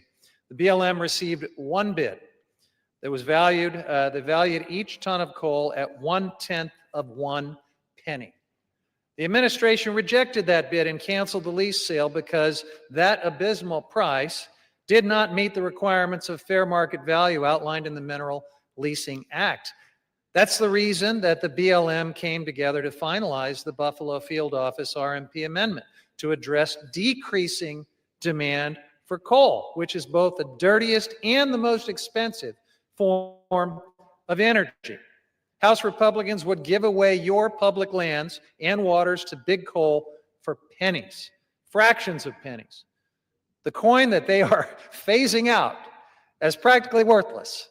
It's about as valuable as the coal that they're trying to subsidize. This resolution will do nothing to address rocketing energy bills in Wyoming or anywhere else. A conservative former Wyoming state representative recently penned an op-ed that really speaks to what's happening on the ground. And I quote, "We need responsible legislators who do not rely on wishful thinking to make long-term policy decisions. It's time to take off the aluminum foil hats filled with wishful thinking and make some real decisions based on responsible prediction," end quote. I reserve the balance of my time. The gentleman from California reserves. The gentleman from Arkansas. Mr. Speaker, I'm prepared to close and continue to reserve. The gentleman continues to reserve. The gentleman from California. Thank you, Mr. Speaker. In closing, I strongly oppose this resolution. Using the CRA to overturn this RMP and the others that we're debating this week will throw our public lands into chaos. It completely sidelines the input and perspectives of local communities who spent years working with BLM on this plan. And it's another reckless attempt to prop up the fossil fuel industry and line the pockets of polluters, all at the expense of affordable energy and good-paying jobs. The Buffalo Field Office RMP allows existing coal leases to continue with reasonable safeguards to reduce emissions and protect land and water. Congress should not be overturning this plan with the sledgehammer of the CRA. I strongly urge my colleagues to vote no on the resolution, and to my Republican colleagues, I urge you to think twice about the consequences of this action and setting this chaotic precedent. I yield back. The gentleman from California yields. The gentleman from Arkansas. Thank you, Mr. Speaker. And since my colleague mentioned the SPEED Act, which we'll be marking up in committee on Thursday, even though it is not on the floor today, I'll put in a shameless plug for our bipartisan legislation that is not only tech neutral, but it's agnostic to the project type. It would definitely help us produce more energy in America, and it will also help us to build things in America again, something we desperately need to do. And we'll debate that Thursday, and hopefully someday we'll be out here debating it on the floor. But as we look at this particular RMPA that is on the floor today because the Biden administration on their way out pushed something through by rule that they could never get passed into law. And a CRA, I remind you, is so that Congress can exert its legislative authority over an administrative agency or over an administration. And I would remind future administrations not to make dumb rules when you're going out the door, or somebody in Congress will be standing here, maybe on the other side of the aisle, doing a CRA to turn back the rulemaking ability that is not lawmaking as we're instructed to do in the Constitution as the legislative branch. But in response to the actual RMPA that we're talking about, the CRA on it today, now is the time to unleash American energy.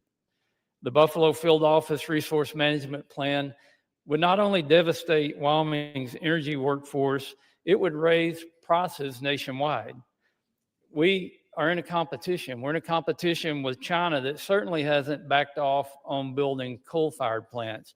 Matter of fact, they're building at a rate of about one every 2 or 3 days coming online because they know they need reliable energy, they need affordable energy, and they need that to establish their manufacturing dominance and to beat us in the race for AI.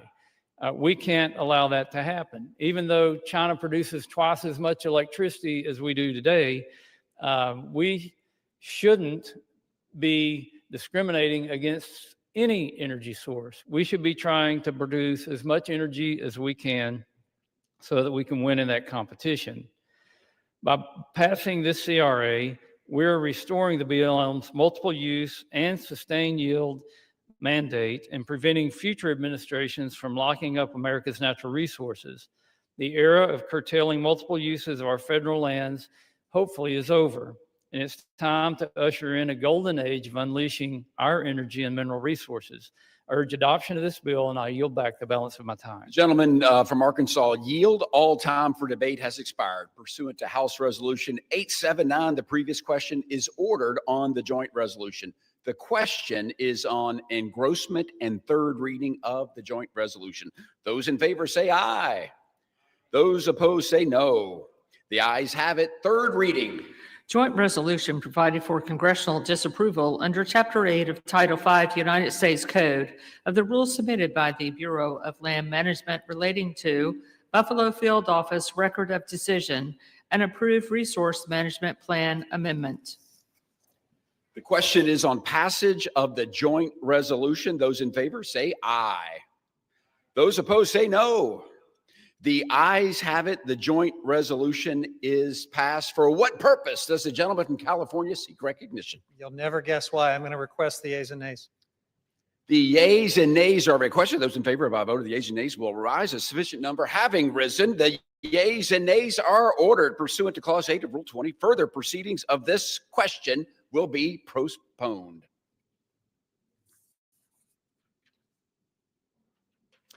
For what purpose does the gentleman from Arkansas, Mr. Westerman, seek recognition?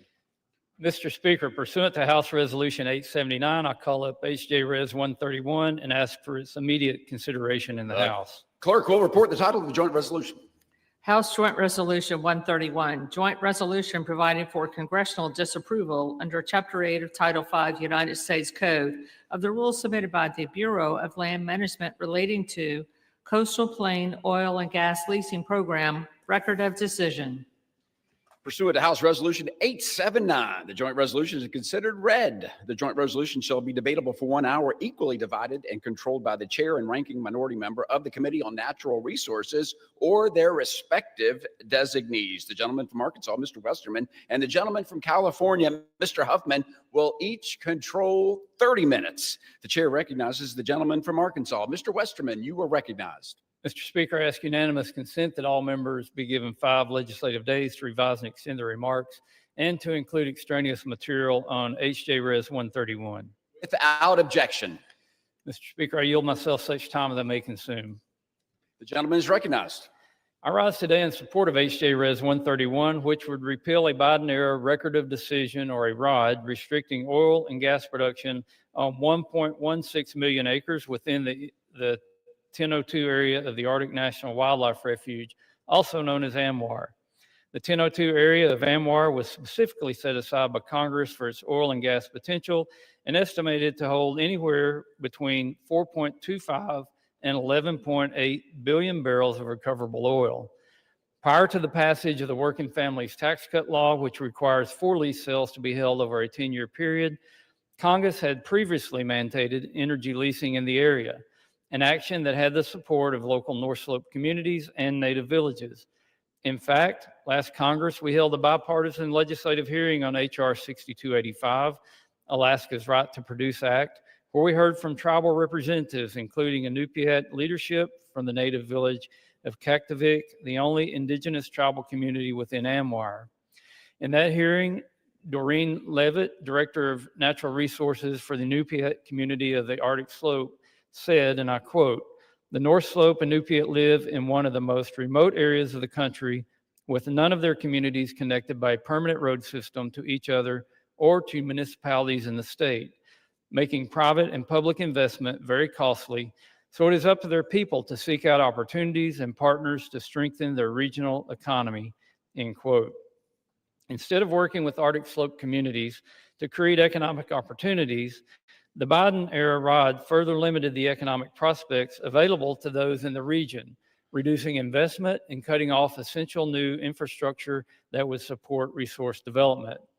During President Trump's first administration, consistent with federal law and local voices, the Department of Interior finalized plans to make all 1.56 million acres of the coastal plain available to oil and gas leasing. Lamentably, in 2024, the Biden administration disregarded local tribal voices and reversed course, implementing a new record of decision that chose the most restrictive alternative, making available the minimal amount of acreage for energy leasing. The Biden administration also included energy prohibitive stipulations in the ROD designed to undermine energy lease sales in the 1002 area. These provisions were horrifically successful, as the last lease sale held received no bids. The Biden administration's anti-energy decisions limit economic opportunities for local Alaskans and Alaska natives living within ANWR.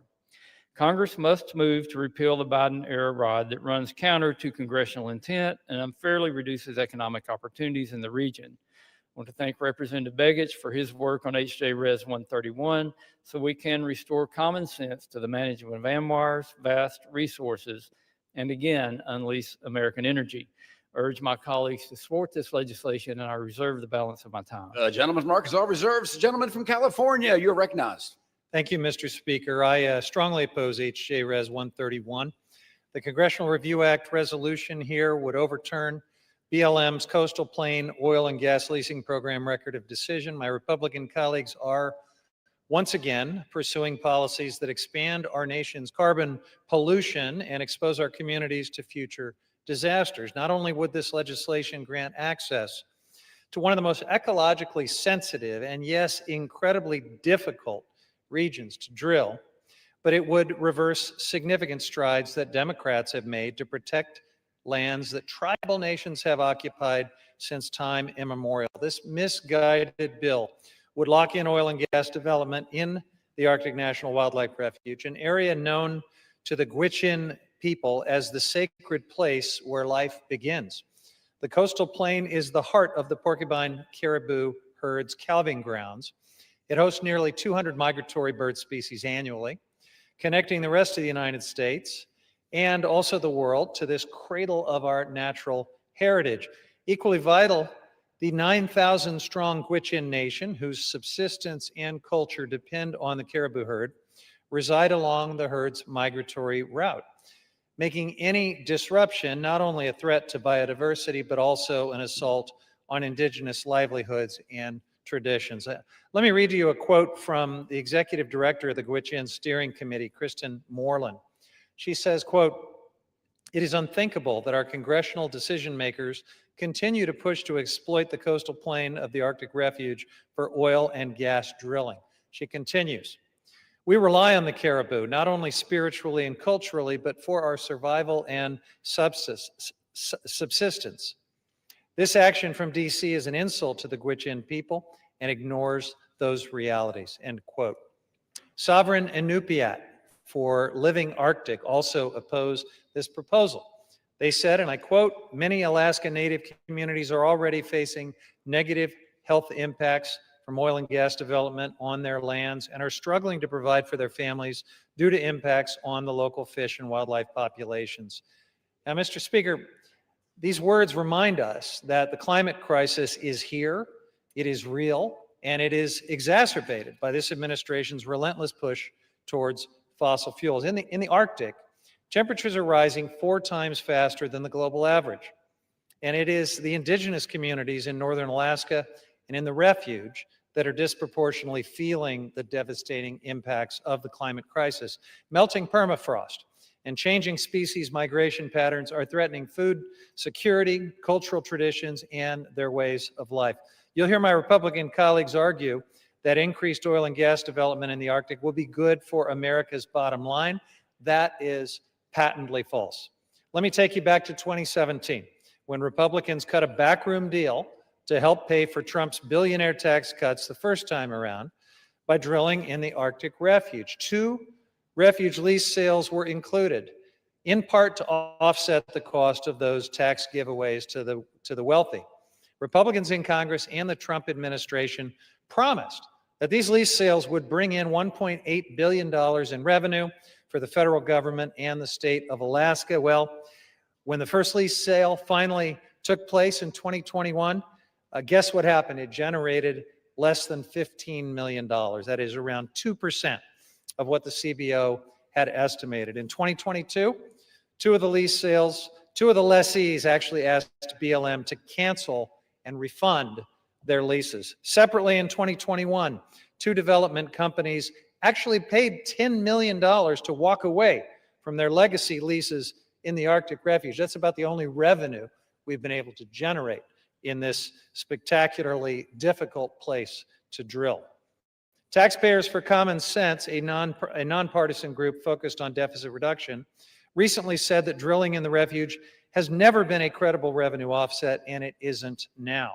They even found that new leasing in the area would only raise at most $30 million. A drop in the bucket when you consider my Republican colleagues' big, ugly bill, which will cost American taxpayers $3.4 trillion. This resolution is the latest attack from my Republican colleagues to undercut our public lands, to prop up fossil fuel polluters and the expensive energy sources that they peddle, and to leave people out of the decision-making process, all while driving up energy prices for the American people. I urge my colleagues to join me in standing bipartisan support for protecting the Arctic Refuge by opposing H.J. Res. 131, and I reserve the balance of my The Uh, time. gentleman from California reserves. The gentleman from Arkansas is recognized. Mr. Speaker, I yield 4 minutes to the gentleman from Alaska, the lead sponsor of this legislation, Mr. Begich. The gentleman from Alaska is recognized for 4 minutes. Mr. Speaker, as the sole representative of Alaska in the United States House, I rise today in strong support of House Joint Resolution 131, a resolution to overturn the Biden administration's 2024 record of decision and action that severely restricted energy development on the coastal plain of Alaska's North Slope. For Alaskans, this issue is foundational economically, strategically, and culturally. The 1002 area of ANWR, the coastal plain, is the most studied piece of land in Alaska and one of the most resource-rich energy basins in North America.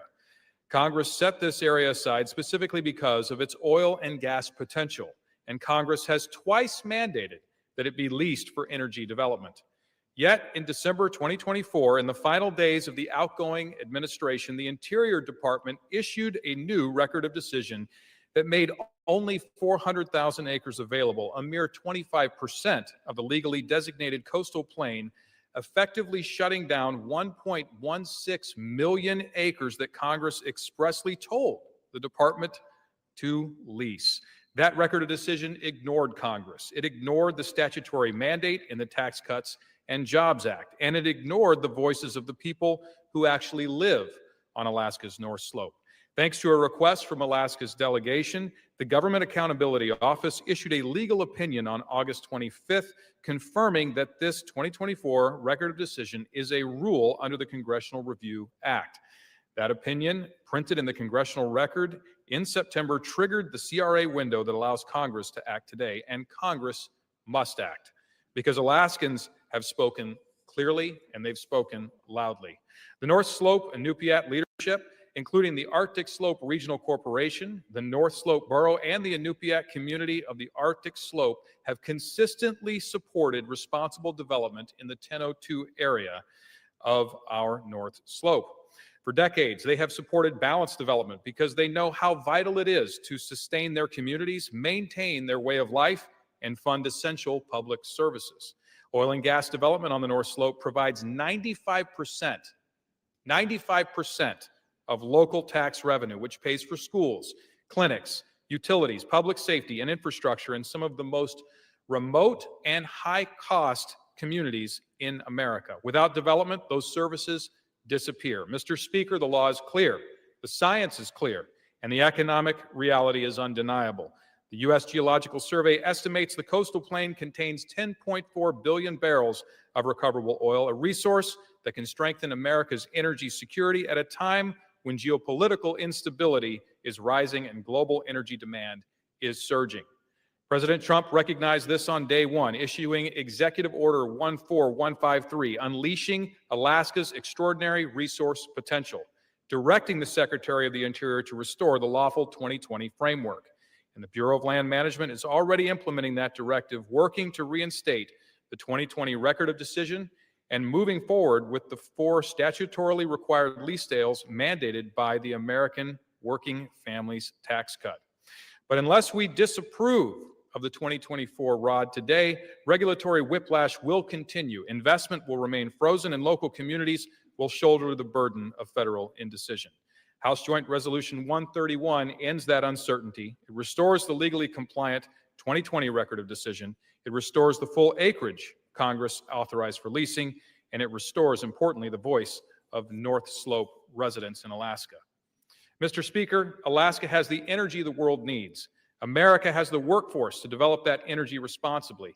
And Alaska's communities from Utqiagvik to Kaktovik have been asking for consistency, partnership, and respect from their federal government. Today, we can answer that call, and I urge my colleagues to vote yes, support Alaska, support American energy security. I yield back. Gentleman, time has expired. Gentleman from Arkansas reserves. The gentleman from California is recognized.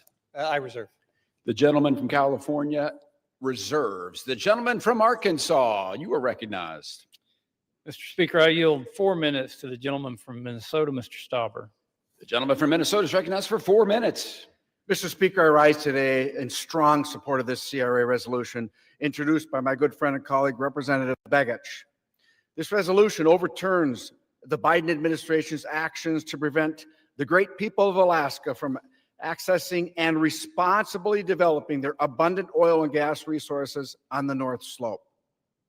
Yet again, These actions were just another part of the Democrat and President Biden's agenda. Anywhere but America, any worker but American.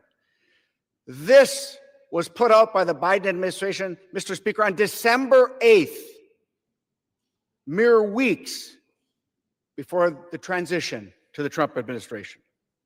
Last Congress, I was proud to introduce the Alaska's Right to Produce Act, which reversed many of these same anti-American energy policies of the Biden administration and passed the House with bipartisan support.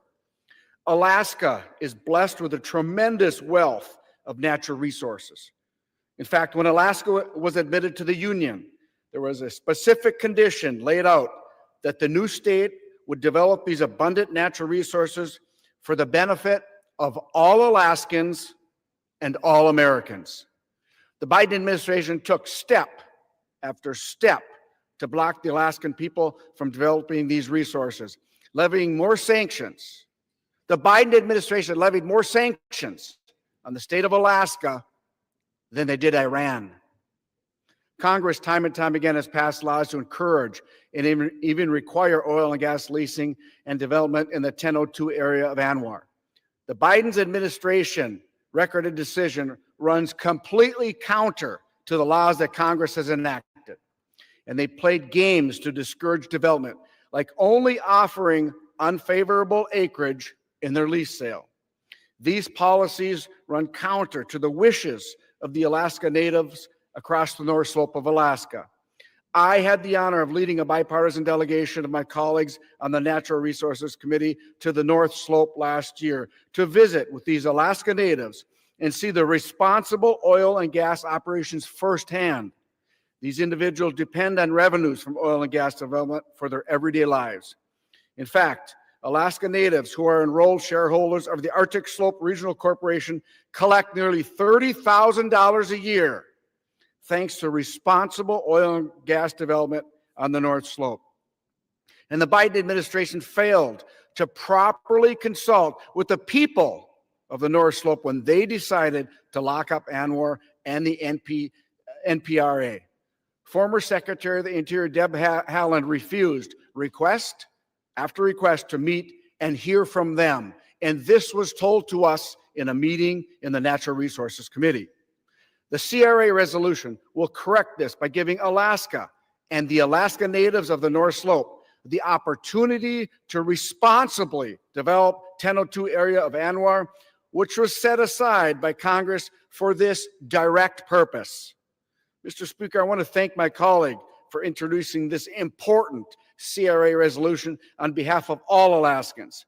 And I urge my colleagues to join me in voting for this resolution, and I look forward to this passing this House, and I yield back. The gentleman from Arkansas reserves. The gentleman from California is recognized. I reserve. The gentleman from California reserves. The gentleman from Arkansas. Mr. Speaker, I have no further requests for time. I'm prepared to close and reserve the balance of my time. Gentleman is prepared to close and reserves the balance of his time. The gentleman from California. Thank you, Mr. Speaker. So in closing, I strongly oppose this resolution. It would open up ecologically sensitive, culturally important, and incredibly remote regions of the Arctic to oil and gas drilling. Drilling proponents have grossly overstated how much oil industry interest there is in drilling in the coastal plain of the Arctic Refuge. The Arctic is an extremely remote and harsh environment, requiring specialized equipment and infrastructure, making it one of the costliest places to drill in the entire world. There have been multiple lease sales held in the Arctic National Wildlife Refuge, which I want to emphasize is a wildlife refuge. And still, no legitimate oil and gas company currently holds a lease there. Even during President Trump's first term, no oil and gas company kept their leases.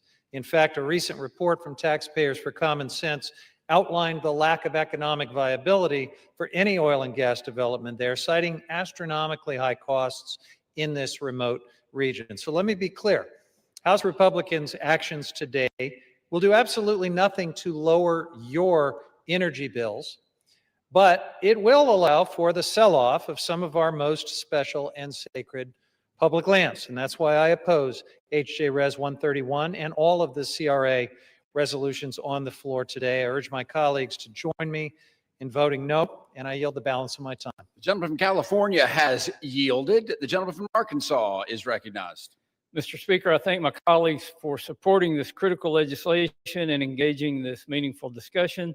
Before I close, I want to highlight another statement from Director Levitt, which she offered during a Resource Committee hearing last Congress.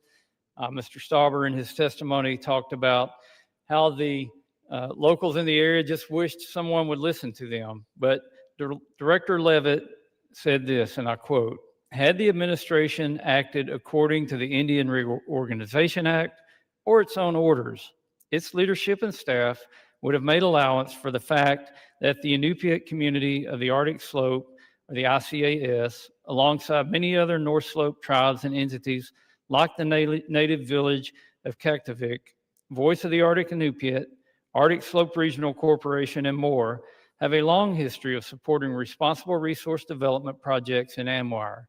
The Voice of the Arctic Inupiat, of which ICAS is a member, has a standing resolution supporting the responsible exploration and development of the 102 area of ANWR," end quote. HJ Res 131 responds to the wishes of the local people who call ANWR home and unleashes the region's bountiful natural resources for the benefit of U.S. energy security and the economic well-being of local communities. I again urge my colleagues to support this legislation, and I yield back the balance of my time. Gentleman from Arkansas yields back. All time for debate has expired pursuant to House Resolution 879. This previous question is ordered on the joint resolution. The question is on engrossment and third reading of the joint resolution. All those in favor, please signify by saying aye. Opposed, say no. The ayes have it. The clerk will proceed with third reading. Joint resolution providing for congressional disapproval under Chapter 8 of Title 5 United States Code of the rules submitted by the Bureau of Land Management relating to Coastal Plain Oil and Gas Leasing Program, record of decision. The question is on passage of the joint resolution. Those in favor, please signify by saying aye. Opposed, say no. The ayes have it. The joint resolution is what purpose? Does the gentleman from California seek recognition? Request the yeas and nays. The yeas and nays have been requested. Those favor a vote by yeas and nays will rise. A sufficient number have been risen. The yeas and nays are ordered pursuant to Clause 8 of Rule 20. Further proceedings on this question will be postponed. For what purpose does the gentleman from Arkansas, Mr. Westerman, seek recognition? Mr. Speaker, pursuant to House Resolution 879, I call up SJ Res 80 and ask for its immediate consideration in the House. The clerk will report the title of the joint resolution. Senate Joint Resolution 80, joint resolution providing for congressional disapproval under Chapter 8 of Title 5 United States Code of the rules submitted by the Bureau of Land Management relating to National Petroleum Reserve and Alaska Integrated Activity Plan, record of decision. Pursuant to House Resolution 879, the joint resolution is considered read. The joint resolution shall be debatable for 1 hour, equally divided and controlled by the chair and ranking minority member of the Committee on Natural Resources or their respective designees. The gentleman from Arkansas, Mr. Westerman, and the gentleman from California, Mr. Huffman, will each control 30 minutes. The chair now recognizes the gentleman from Arkansas, Mr. Westerman. Mr. Speaker, I ask unanimous consent that all members have 5 legislative days to revise and extend their remarks and to include extraneous material on SJ Res 80. Without objection. Mr. Speaker, I yield myself such time as I may consume. The gentleman is recognized. I rise today in support of SJ Res 80, which repeals the Biden administration's 2022 Integrated Activity Plan, or IAP, for the National Petroleum Reserve in Alaska, also known as the NPRA. Under the Naval Petroleum Reserves Production Act of 1976, the approximately 23 million acre NPRA was designated by Congress due to its vast energy resources. In 1980, Congress amended the act and directed the Secretary of the Interior to conduct, quote, an expeditious program of competitive leasing of oil and gas in the National Petroleum Reserve in Alaska, end quote. In 2020, in President Trump's first administration, the Bureau of Land Management released its IEP for the NPRA. The 2020 IEP listened to local voices and opened up access to over 18.5 million acres of the NPRA for oil and gas leasing. Over 13 million acres were made available for new infrastructure development. Nuggeruk Harcherek, president of the Voice of the Arctic and Inupiat, stated in a September 2023 Natural Resources Committee hearing that, quote, "We also felt heard when BLM released an NPRA integrated activity plan in June 2020 that considered the interest of our communities, including future community infrastructure needs," end quote. The IEP outlining management activities for the natural resources throughout the NPRA was thoughtfully crafted by the first Trump administration, taking into account the voices of local indigenous tribal communities. Regrettably, in 2022, the Biden administration placed the 2020 IEP with a new one, reducing the available acreage for oil and gas leasing by 37% and reducing areas available to new infrastructure by over 2.3 million acres. In November 2023, during another hearing on the matter, we heard from Commissioner John Boyle of the Alaska Department of Natural Resources, who expressed concerns about the Biden administration's NPRA rulemaking process. And again, I quote, "The process to date has been confusingly deficient as the Bureau of Land Management has scheduled and canceled public meetings on short notice, avoided consultation obligations, and attempted to avoid procedural safeguards that are meant to keep rulemakings of enormous public cost and consequence from being hastily and arbitrarily implemented. Neither comprehensive environmental nor economic reviews have been completed for a proposal that will dramatically change environmental and economic management in what may be the largest federal petroleum asset in the country," end quote. In that same hearing, Mr. Harcherek shared, again, I quote, "This decision, coupled with further protections for NPRA, will undoubtedly shrink the economic opportunities available to the North Slope. It virtually guarantees to set us back on our journey towards self-determination by requiring further reliance on the federal and state government to provide for the basic needs of the people on the North Slope," end quote. Ultimately, the Biden administration stymied energy production within the NPRA and failed to offer leases in a manner that would boost revenue and provide economic stability to the region and the state. The most recent lease sale in the NPRA took place in 2019 when the BLM leased over 1 million acres, generating more than $11 million, including roughly $5.6 million for the state of Alaska. Revenue from developing these resources is essential to livelihoods of all Alaskans.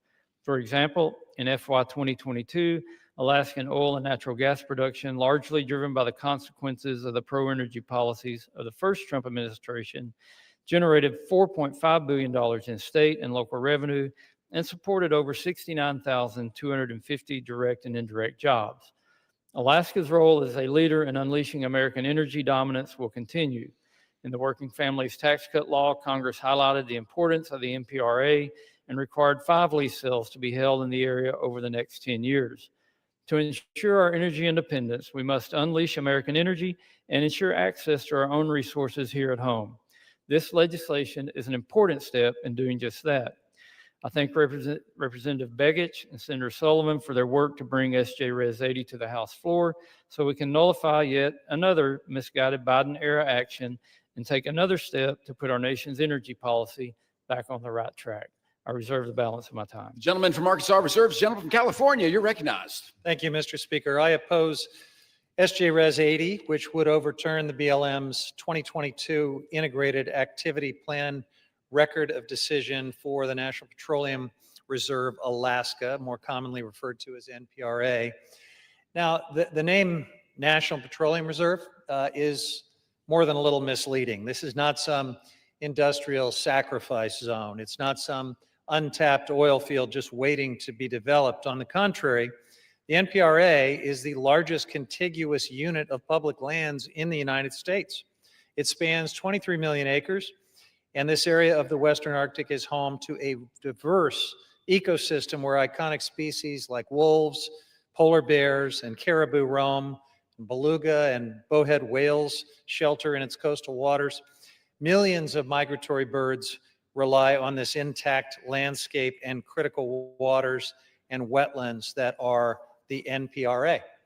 The legislation before us today would withdraw a smart and well thought out plan to balance conservation and development in the NPRA. The 2022 NPRA plan was developed over more than a decade of engagement with a variety of stakeholders, scientists, experts, indigenous communities, NGOs, and industry.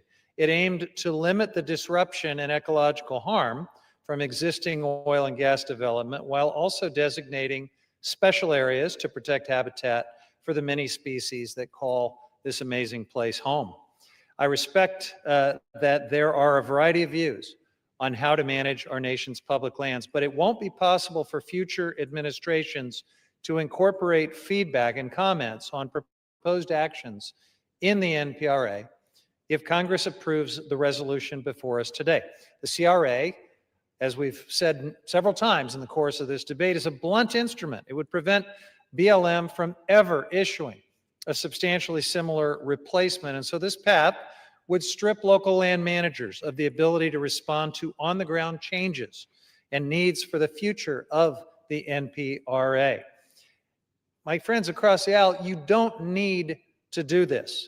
There are already processes in place for administrations to propose new management decisions if you don't like this plan. And the Trump administration is doing just that already, pursuing updates to the land management plans that we've been debating here using these standard inclusive mechanisms that allow for public input. Interior Secretary Burgum withdrew conservation protections for the NPRA in July.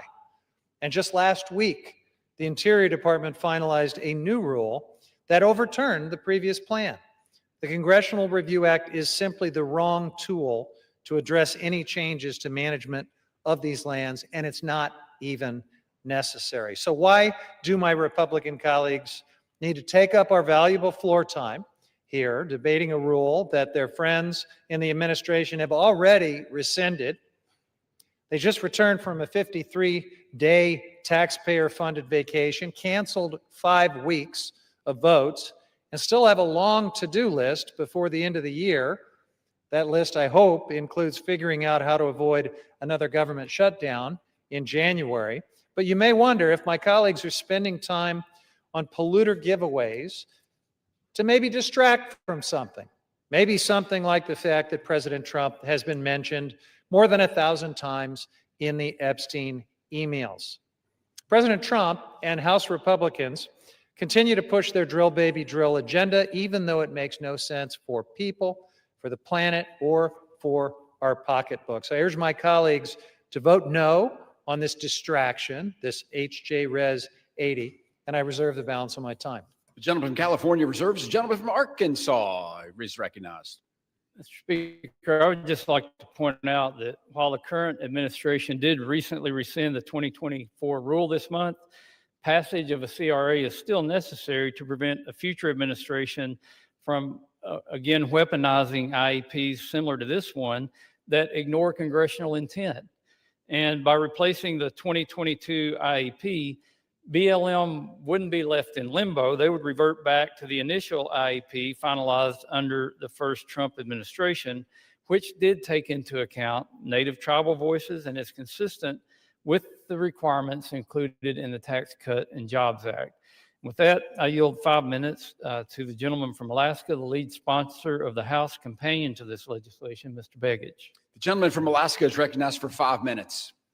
Mr. Speaker, I rise today in strong support of Senate Joint Resolution 80, legislation to disapprove the Bureau of Land Management's 2022 Integrated Activity Plan for the National Petroleum Reserve in Alaska. Let me be very clear.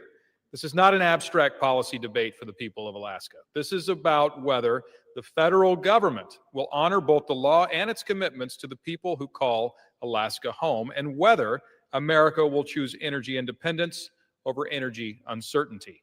The National Petroleum Reserve in Alaska, an area the size of Indiana, was set aside more than a century ago to ensure the United States had a strategic domestic energy supply. Congress reaffirmed that purpose in the Naval Petroleum Reserves Production Act, directing the Secretary of the Interior to conduct a, quote, expeditious program of competitive leasing in the NPRA. But the 2022 Integrated Activity Plan, issued in the final stretch of the last administration, turned that congressional mandate on its head. It shut the door on 48% of the reserve, reducing available acreage from 18.6 million acres to just 11.8 million acres, and restricted infrastructure corridors across millions more. In effect, the plan attempted to create a wilderness area in a petroleum reserve, and it did so without listening to the people who actually live there. Alaska is asking us to act. The Inupiat people who live in the area have spoken, and they could not have been clearer. Through the North Slope Regional Trilateral, the Inupiat Community of the Arctic Slope, the North Slope Borough, and the Arctic Slope Regional Corporation, we have heard that the Biden administration's 2022 plan imposed, quote, sweeping restrictions that curtail responsible development, undermine congressional intent, and disregard the well-being of the people who depend on these lands for both subsistence and livelihoods, end quote. These communities are located in an area nearly transportation costs and a cost of living among the highest in the nation. Oil and gas development funds their schools, their public safety, their utilities, their clinics, basic services that most Americans assume their local government can provide. But on the North Slope, that stability exists because responsible development exists, and we have a duty to ensure that it continues. Alaska's business community stands with them. The Alaska Support Industry Alliance, representing 547 companies and 35,000 Alaskan workers, warned that the 2022 plan jeopardizes the jobs and investment their families depend on. National organizations from the National Federation of Independent Businesses to the American Exploration and Production Council to the American Petroleum Institute have also voiced their support for reversing this restrictive rule. And the administration itself has made clear that restoring access to the NPRA is a priority. President Trump's Executive Order 14153, Unleashing Alaska's Extraordinary Resource Potential, directs the Secretary of the Interior to review and rescind the 2022 decision and reestablish a balanced framework consistent with the 2020 plan. This statement of administration policy strongly supports this resolution. Mr. Speaker, Alaska is ready to power America. We are ready to help lower energy costs for families and small businesses. We are ready to strengthen national security by reducing our reliance on foreign nations. And the people who live in Alaska's far north, the people whose ancestors have called the region home for 10,000 years, are asking us to restore the balanced, lawful management framework that they helped shape. Senate Joint Resolution 80 does exactly that. It restores congressional intent, restores certainty for Alaska's communities. It restores America's strategic energy reserve. I urge my colleagues to join me in supporting Senate Joint Resolution 80, to stand with Alaska, to stand with energy workers, with the Inupiat people of the North Slope, and with an American future grounded in abundant, affordable, secure energy. And with that, I yield back. The gentleman from Arkansas. Mr. Speaker, I ask unanimous consent to submit a letter for the record from the Inupiat Community of the Arctic Slope, ICAS, the North Slope Borough, and the Arctic Slope Regional Corporation, ASRC, that specifically states BLM failed to engage in meaningful government-to-government consultation with ASRC, the borough, and ICAS. This omission contradicts federal consultation requirements and disregards the voices of the very communities most affected. Our leadership has consistently raised concerns about this process and its outcome, yet those concerns were ignored. Without objection, the gentleman from California, the gentleman reserves, gentleman from Arkansas reserve, gentleman from California. Speaker. So again, the plan that this resolution targets for disapproval is not in place. It has been rescinded by the Trump administration. If ever there's a case for a misapplication of the CRA, it would be this right here. But I think, Mr. Speaker, it's an important time for us to step back and consider why using a CRA for any, frankly, public land management plan, but certainly for one that's already been rescinded, is just a recipe for uncertainty and conflict and litigation. Nearly a third of our nation's landmass, 640 million acres, is managed by the federal government. The Forest Service manages 193 million acres. BLM manages 244 million, and in addition to 713 million acres of federal minerals. For nearly 50 years, BLM and the Forest Service have managed these lands under management plans required by the federal land Policy and Management Act and the National Forest Management Act. And these plans, known as resource management plans, we've been calling them RMPs, establish safeguards for watersheds and recreation areas. They facilitate energy development and other commercial activity and provide a mechanism for harmonizing the needs of local communities with our national goals and perspectives. Now, just a few months ago, we debated some other CRA resolutions targeting management plans, and we explained at that time how unprecedented that was. We still don't know the extent of chaos that is going to result from these actions that have already been taken. But we do know this: under the CRA, rules, and rules is a technical term of art here, normally cannot go into effect unless they are submitted for congressional review. And here's the problem: BLM and the Forest Service have never considered RMPs to be rules that they would submit to Congress. They've just never done that, and that's long been the case under both Democratic and Republican precedents being set by those presidents. Now that Congress has decided, apparently, to disapprove of individual RMPs, what does that mean for every other plan that is in place that wasn't submitted to Congress? What does that mean for the small businesses, the local communities, and other public land stakeholders who depend on a stable and predictable land use planning process? If the validity of these land use plans is challenged, then leases, permits, and other authorizations that depend on those plans could be called into question. This is already creating uncertainty and delays, making it nearly impossible for new projects to proceed on time. And here are a couple of examples for consideration. What would happen to the White River Oil and Gas Resource Management Plan Amendment in Colorado, which authorizes 15,000 oil and gas wells? What about the Rosemont Copper Plan Amendment for Forest Service lands in Arizona, approving a 5,000 acre open pit mine in the Coronado National Forest? Or the Gateway West, Trans-West Express, and Gateway South RMP amendments for 3 transmission lines through Wyoming, Idaho, Nevada, and Utah. Does Interior now need to go back and submit all of those RMP amendments to Congress for approval under this new Republican interpretation of the CRA? Is Congress prepared to take on day-to-day management of public lands and minerals thousands of miles from Washington, D.C.? I don't think so. But I am not the only one who has concerns about this treadmill of litigation and conflict and uncertainty that is being created here. Let me read a quote from Kathleen Sagama, President Trump's first nominee for director of BLM. And she said, quote, "There are some additional legal risks that can arise from the CRA. It's uncharted ground. And if not used wisely, there could be some legal risks introduced and some bad legal precedents."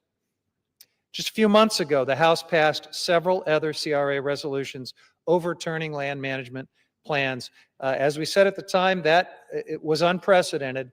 These resolutions before us continue to chart unprecedented ground, and I don't think anyone, including my colleagues across the aisle, have thought a heck of a lot about where it leads. I reserve the balance of my time. Gentleman reserves. The gentleman from Arkansas is recognized. Mr. Speaker, I would submit that a recipe for disaster is when an administration goes out on their own, goes around the laws that Congress passed, and implement bad rules on their way out the door and expect no repercussions from that. I'd say a recipe for good governance is when Congress acts within their power to disapprove of these rules, and that's exactly what we're doing with the CRA to make sure that these rules are followed. Mr. Speaker, I have no further requests for time. I'm prepared to close, and I reserve the balance of my time. Gentleman reserves. The gentleman from California is recognized. I thank you, Mr. Speaker. I just want to point out that, we've heard a number of times now that more drilling is necessary in the name of energy independence. And I want to remind my colleagues that the United States is already the #1 producer of oil in the world and the #1 producer and exporter of gas in the world.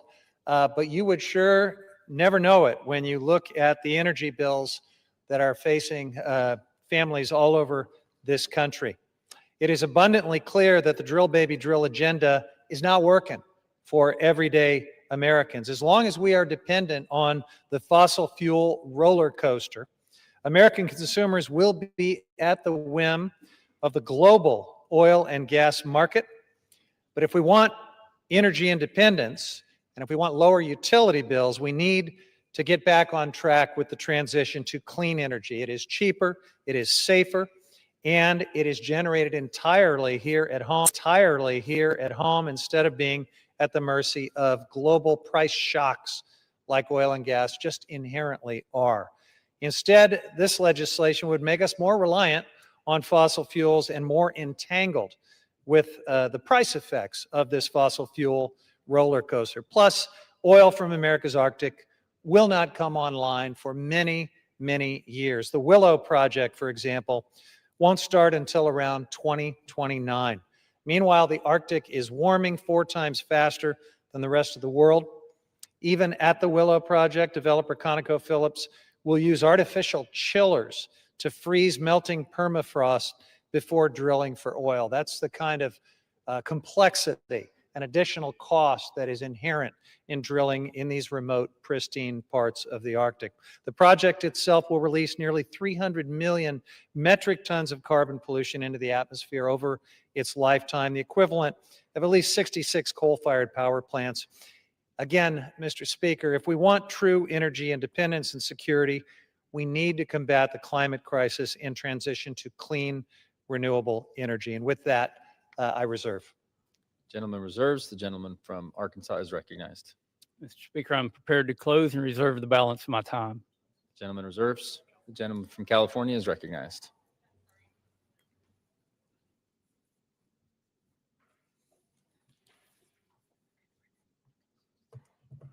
Yeah, Mr. Speaker, if you could bear with me for one moment. Yes.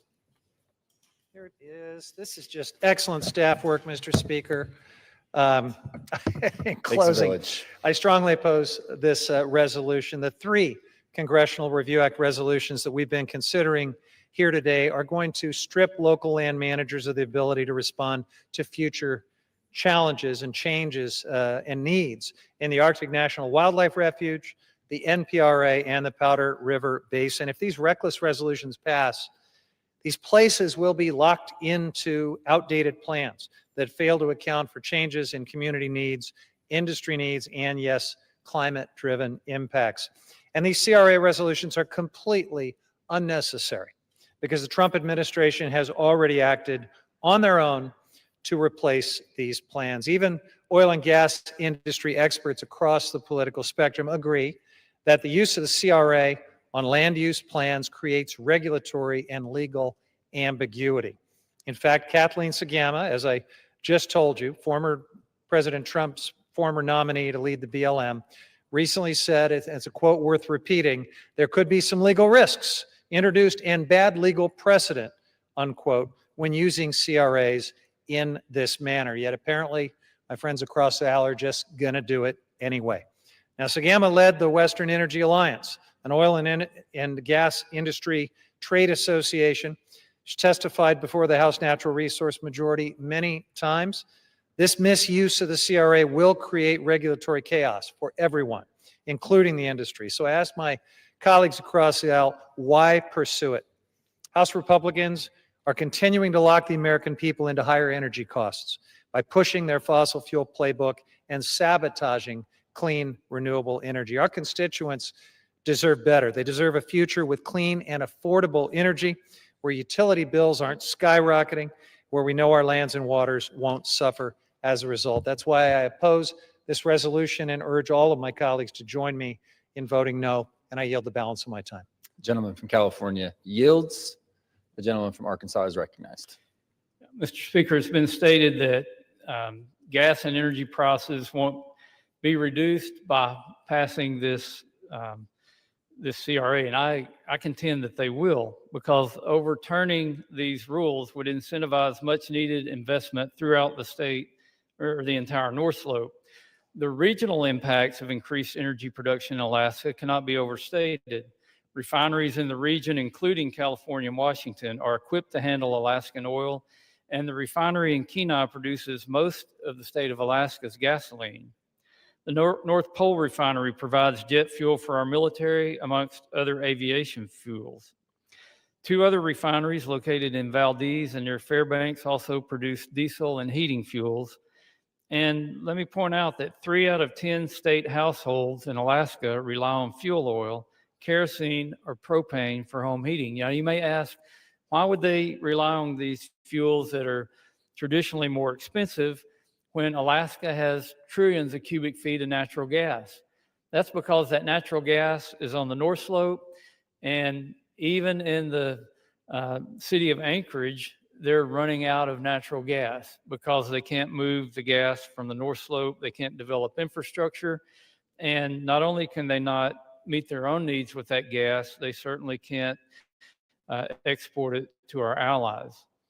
As many have shared, the NPRA is essential to unleashing American energy dominance and sustaining economies throughout Alaska. Congress must also act to undo the harm that the previous administration imposed, and we must work to unlock the estimated 8.7 billion barrels of oil and 25 trillion cubic feet of natural gas the NPRA holds. By repealing this decision, we can help uphold tribal voices and revert to the 2020 IAP that considered their meaningful input. Letting these plans shut down energy production in the NPRA linger would be devastating to Alaskans, especially the Native communities on the North Slope. Without jobs, people may leave these communities, jeopardizing the culture and social fabric of the region. We cannot afford to let this happen. We must pass SJ Res 80. I urge my colleagues to support passage of the important legislation. I yield back the balance of my time. The gentleman yields the balance of his time. All time for debate has expired. Pursuant to House Resolution 879, the previous question is ordered on the joint resolution. The question is on third reading of the joint resolution. Those in favor say aye. Those opposed, no. The ayes have it. Third reading. Joint resolution providing for congressional disapproval under Chapter 8 of Title 5 United States Code of the rules submitted by the Bureau of Land Management relating to National Petroleum Reserve in Alaska Integrated Activity Plan Record of Decision. The question is on passage of the joint resolution. Those in favor say aye. Those opposed say no. It's about 6-7. The ayes have it. For what purpose is the gentleman? Request the yeas and nays. California seek recognition. The yeas and nays are requested. Those favoring a vote by the yeas and nays will rise. A sufficient number having risen, the yeas and nays are ordered. Pursuant to Clause 8 of Rule 20, further proceedings on this question will be postponed. Purpose is the gentlewoman from New York seek recognition. Mr. Speaker, pursuant to Clause 2A1 of Rule 9, I rise to give notice of my intent to raise a question of the privileges of the House. The form of the resolution is as follows. H-Res 889. Censuring Representative Corey Mills. In the House of Representatives, resolution censuring Representative Corey Mills. Whereas Representative Corey Mills has on several occasions conducted himself in a manner that reflects discredit upon the House of Representatives. Whereas on February 19th, 2025, Washington, D.C. Metropolitan Police Department officers were called to resolve a private matter at Representative Corey Mills' residence, where officers were called to the 1300 block of Maryland Avenue Southwest around 1:15 p.m. for the report of an assault. Whereas police reports obtained by NBC for Washington confirmed that the Washington, D.C. Metropolitan Police Department was investigating Representative Corey Mills for an alleged assault of a 27-year-old woman that took place on February 19th, 2025 at the residence of Representative Corey Mills. Whereas the first police report provided to NBC4 Washington by a source and confirmed by a second source familiar with the investigation, said that the 27-year-old woman accused her significant other for over a year of having grabbed her, shoved her, and pushed her out of the door, and also said that the woman involved showed the officer bruises on her arm which appeared fresh. And whereas NBC4 Washington also reported that the Metropolitan Police Department identified Representative Corey Mills as the significant other of the alleged victim of assault, which alleged victim was a 27-year-old woman who was not the wife of Representative Corey Mills, and that the alleged victim let officers here, subject 1, now identified by MPD as Mills, instruct her to lie about the origin of her bruises. Eventually, subject 1 made contact with police and admitted that the situation escalated from verbal to physical, but it was severe enough to create bruising. Whereas on February 21st, 2025, the Washington Post also confirmed 2 DC police officers said that the alleged victim of assault initially told a 9/11 operator and police that she had been assaulted, and that officers said she also had what seemed to be visible injuries, and that while a supervisor initially classified the offense internally as a family disturbance, police commanders later learned of the incident, reviewed the reports and body camera footage from the responding officers, and reclassified the case as a domestic violence assault. Whereas on February 21st, 2025, NBC4 Washington also reported that the Metropolitan Police Department determined that probable cause to arrest Representative Corey Mills for misdemeanor assault existed and sent an arrest warrant for Representative Corey Mills to the United States Attorney's Office for the District of Columbia. However, then acting United States Attorney for the District of Columbia, Ed Martin, refused to sign the arrest warrant for Representative Corey Mills and instead returned the case to the Metropolitan Police Department for further investigation. Whereas on July 14th, 2025, a different former romantic partner of Representative Mills, who was apparently in a relationship with Representative Mills from November 2021 to February 2025, reported to authorities in Florida that Representative Mills threatened to release nude images and other intimate videos of her and threatened to harm her future romantic partners in retaliation for her decision to end a relationship with Representative Mills after seeing the public reports described above concerning the alleged February 2025 physical assault. Whereas on October 14th, 2025, the Circuit Court of the Third Judicial Circuit in Columbia County, Florida, issued a final judgment of injunction for protection against dating violence against Representative Corey Mills, based on a finding that his former romantic partner was a victim of dating violence or had reasonable cause to believe she was in imminent danger of becoming a victim of an act of dating violence.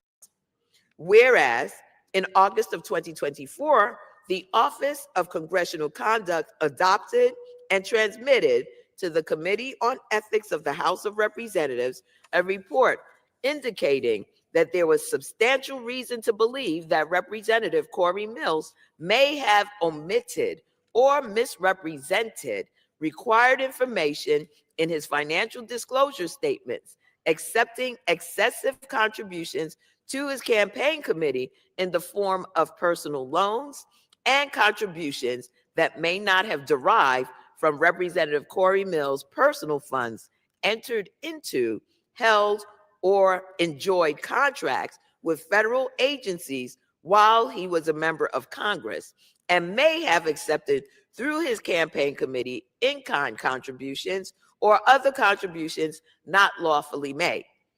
Whereas individuals who served with Representative Corey Mills have called into question the veracity of the account of events which formed the basis of a recommendation that Representative Corey Mills receive an award of a Bronze Star bestowed in 2021 for his service under enemy fire in Iraq in 2003. Whereas in August of 2024, Representative Corey Mills provided the Daytona Beach News with documents purporting to prove that he earned a Bronze Star with heroism, including a Department of the Army Form 638 recommending Representative Corey Mills for a Bronze Star, which includes a signature from then Army Brigadier Commander Arnold N. Gordon Bray. However, retired Brigadier General Bray told the Daytona Beach News Journal in August of 2024 that he did not sign a Bronze Star recommendation for Representative Corey Mills. Whereas 5 people who served with Representative Corey Mills, including 2 men who were reported as having been personally saved by Representative Corey Mills at great risk to his own life as a basis for the recommendation for his Bronze Star in the Department of the Army Form 638, disputed that Representative Corey Mills was involved in their rescue or provided life-saving care.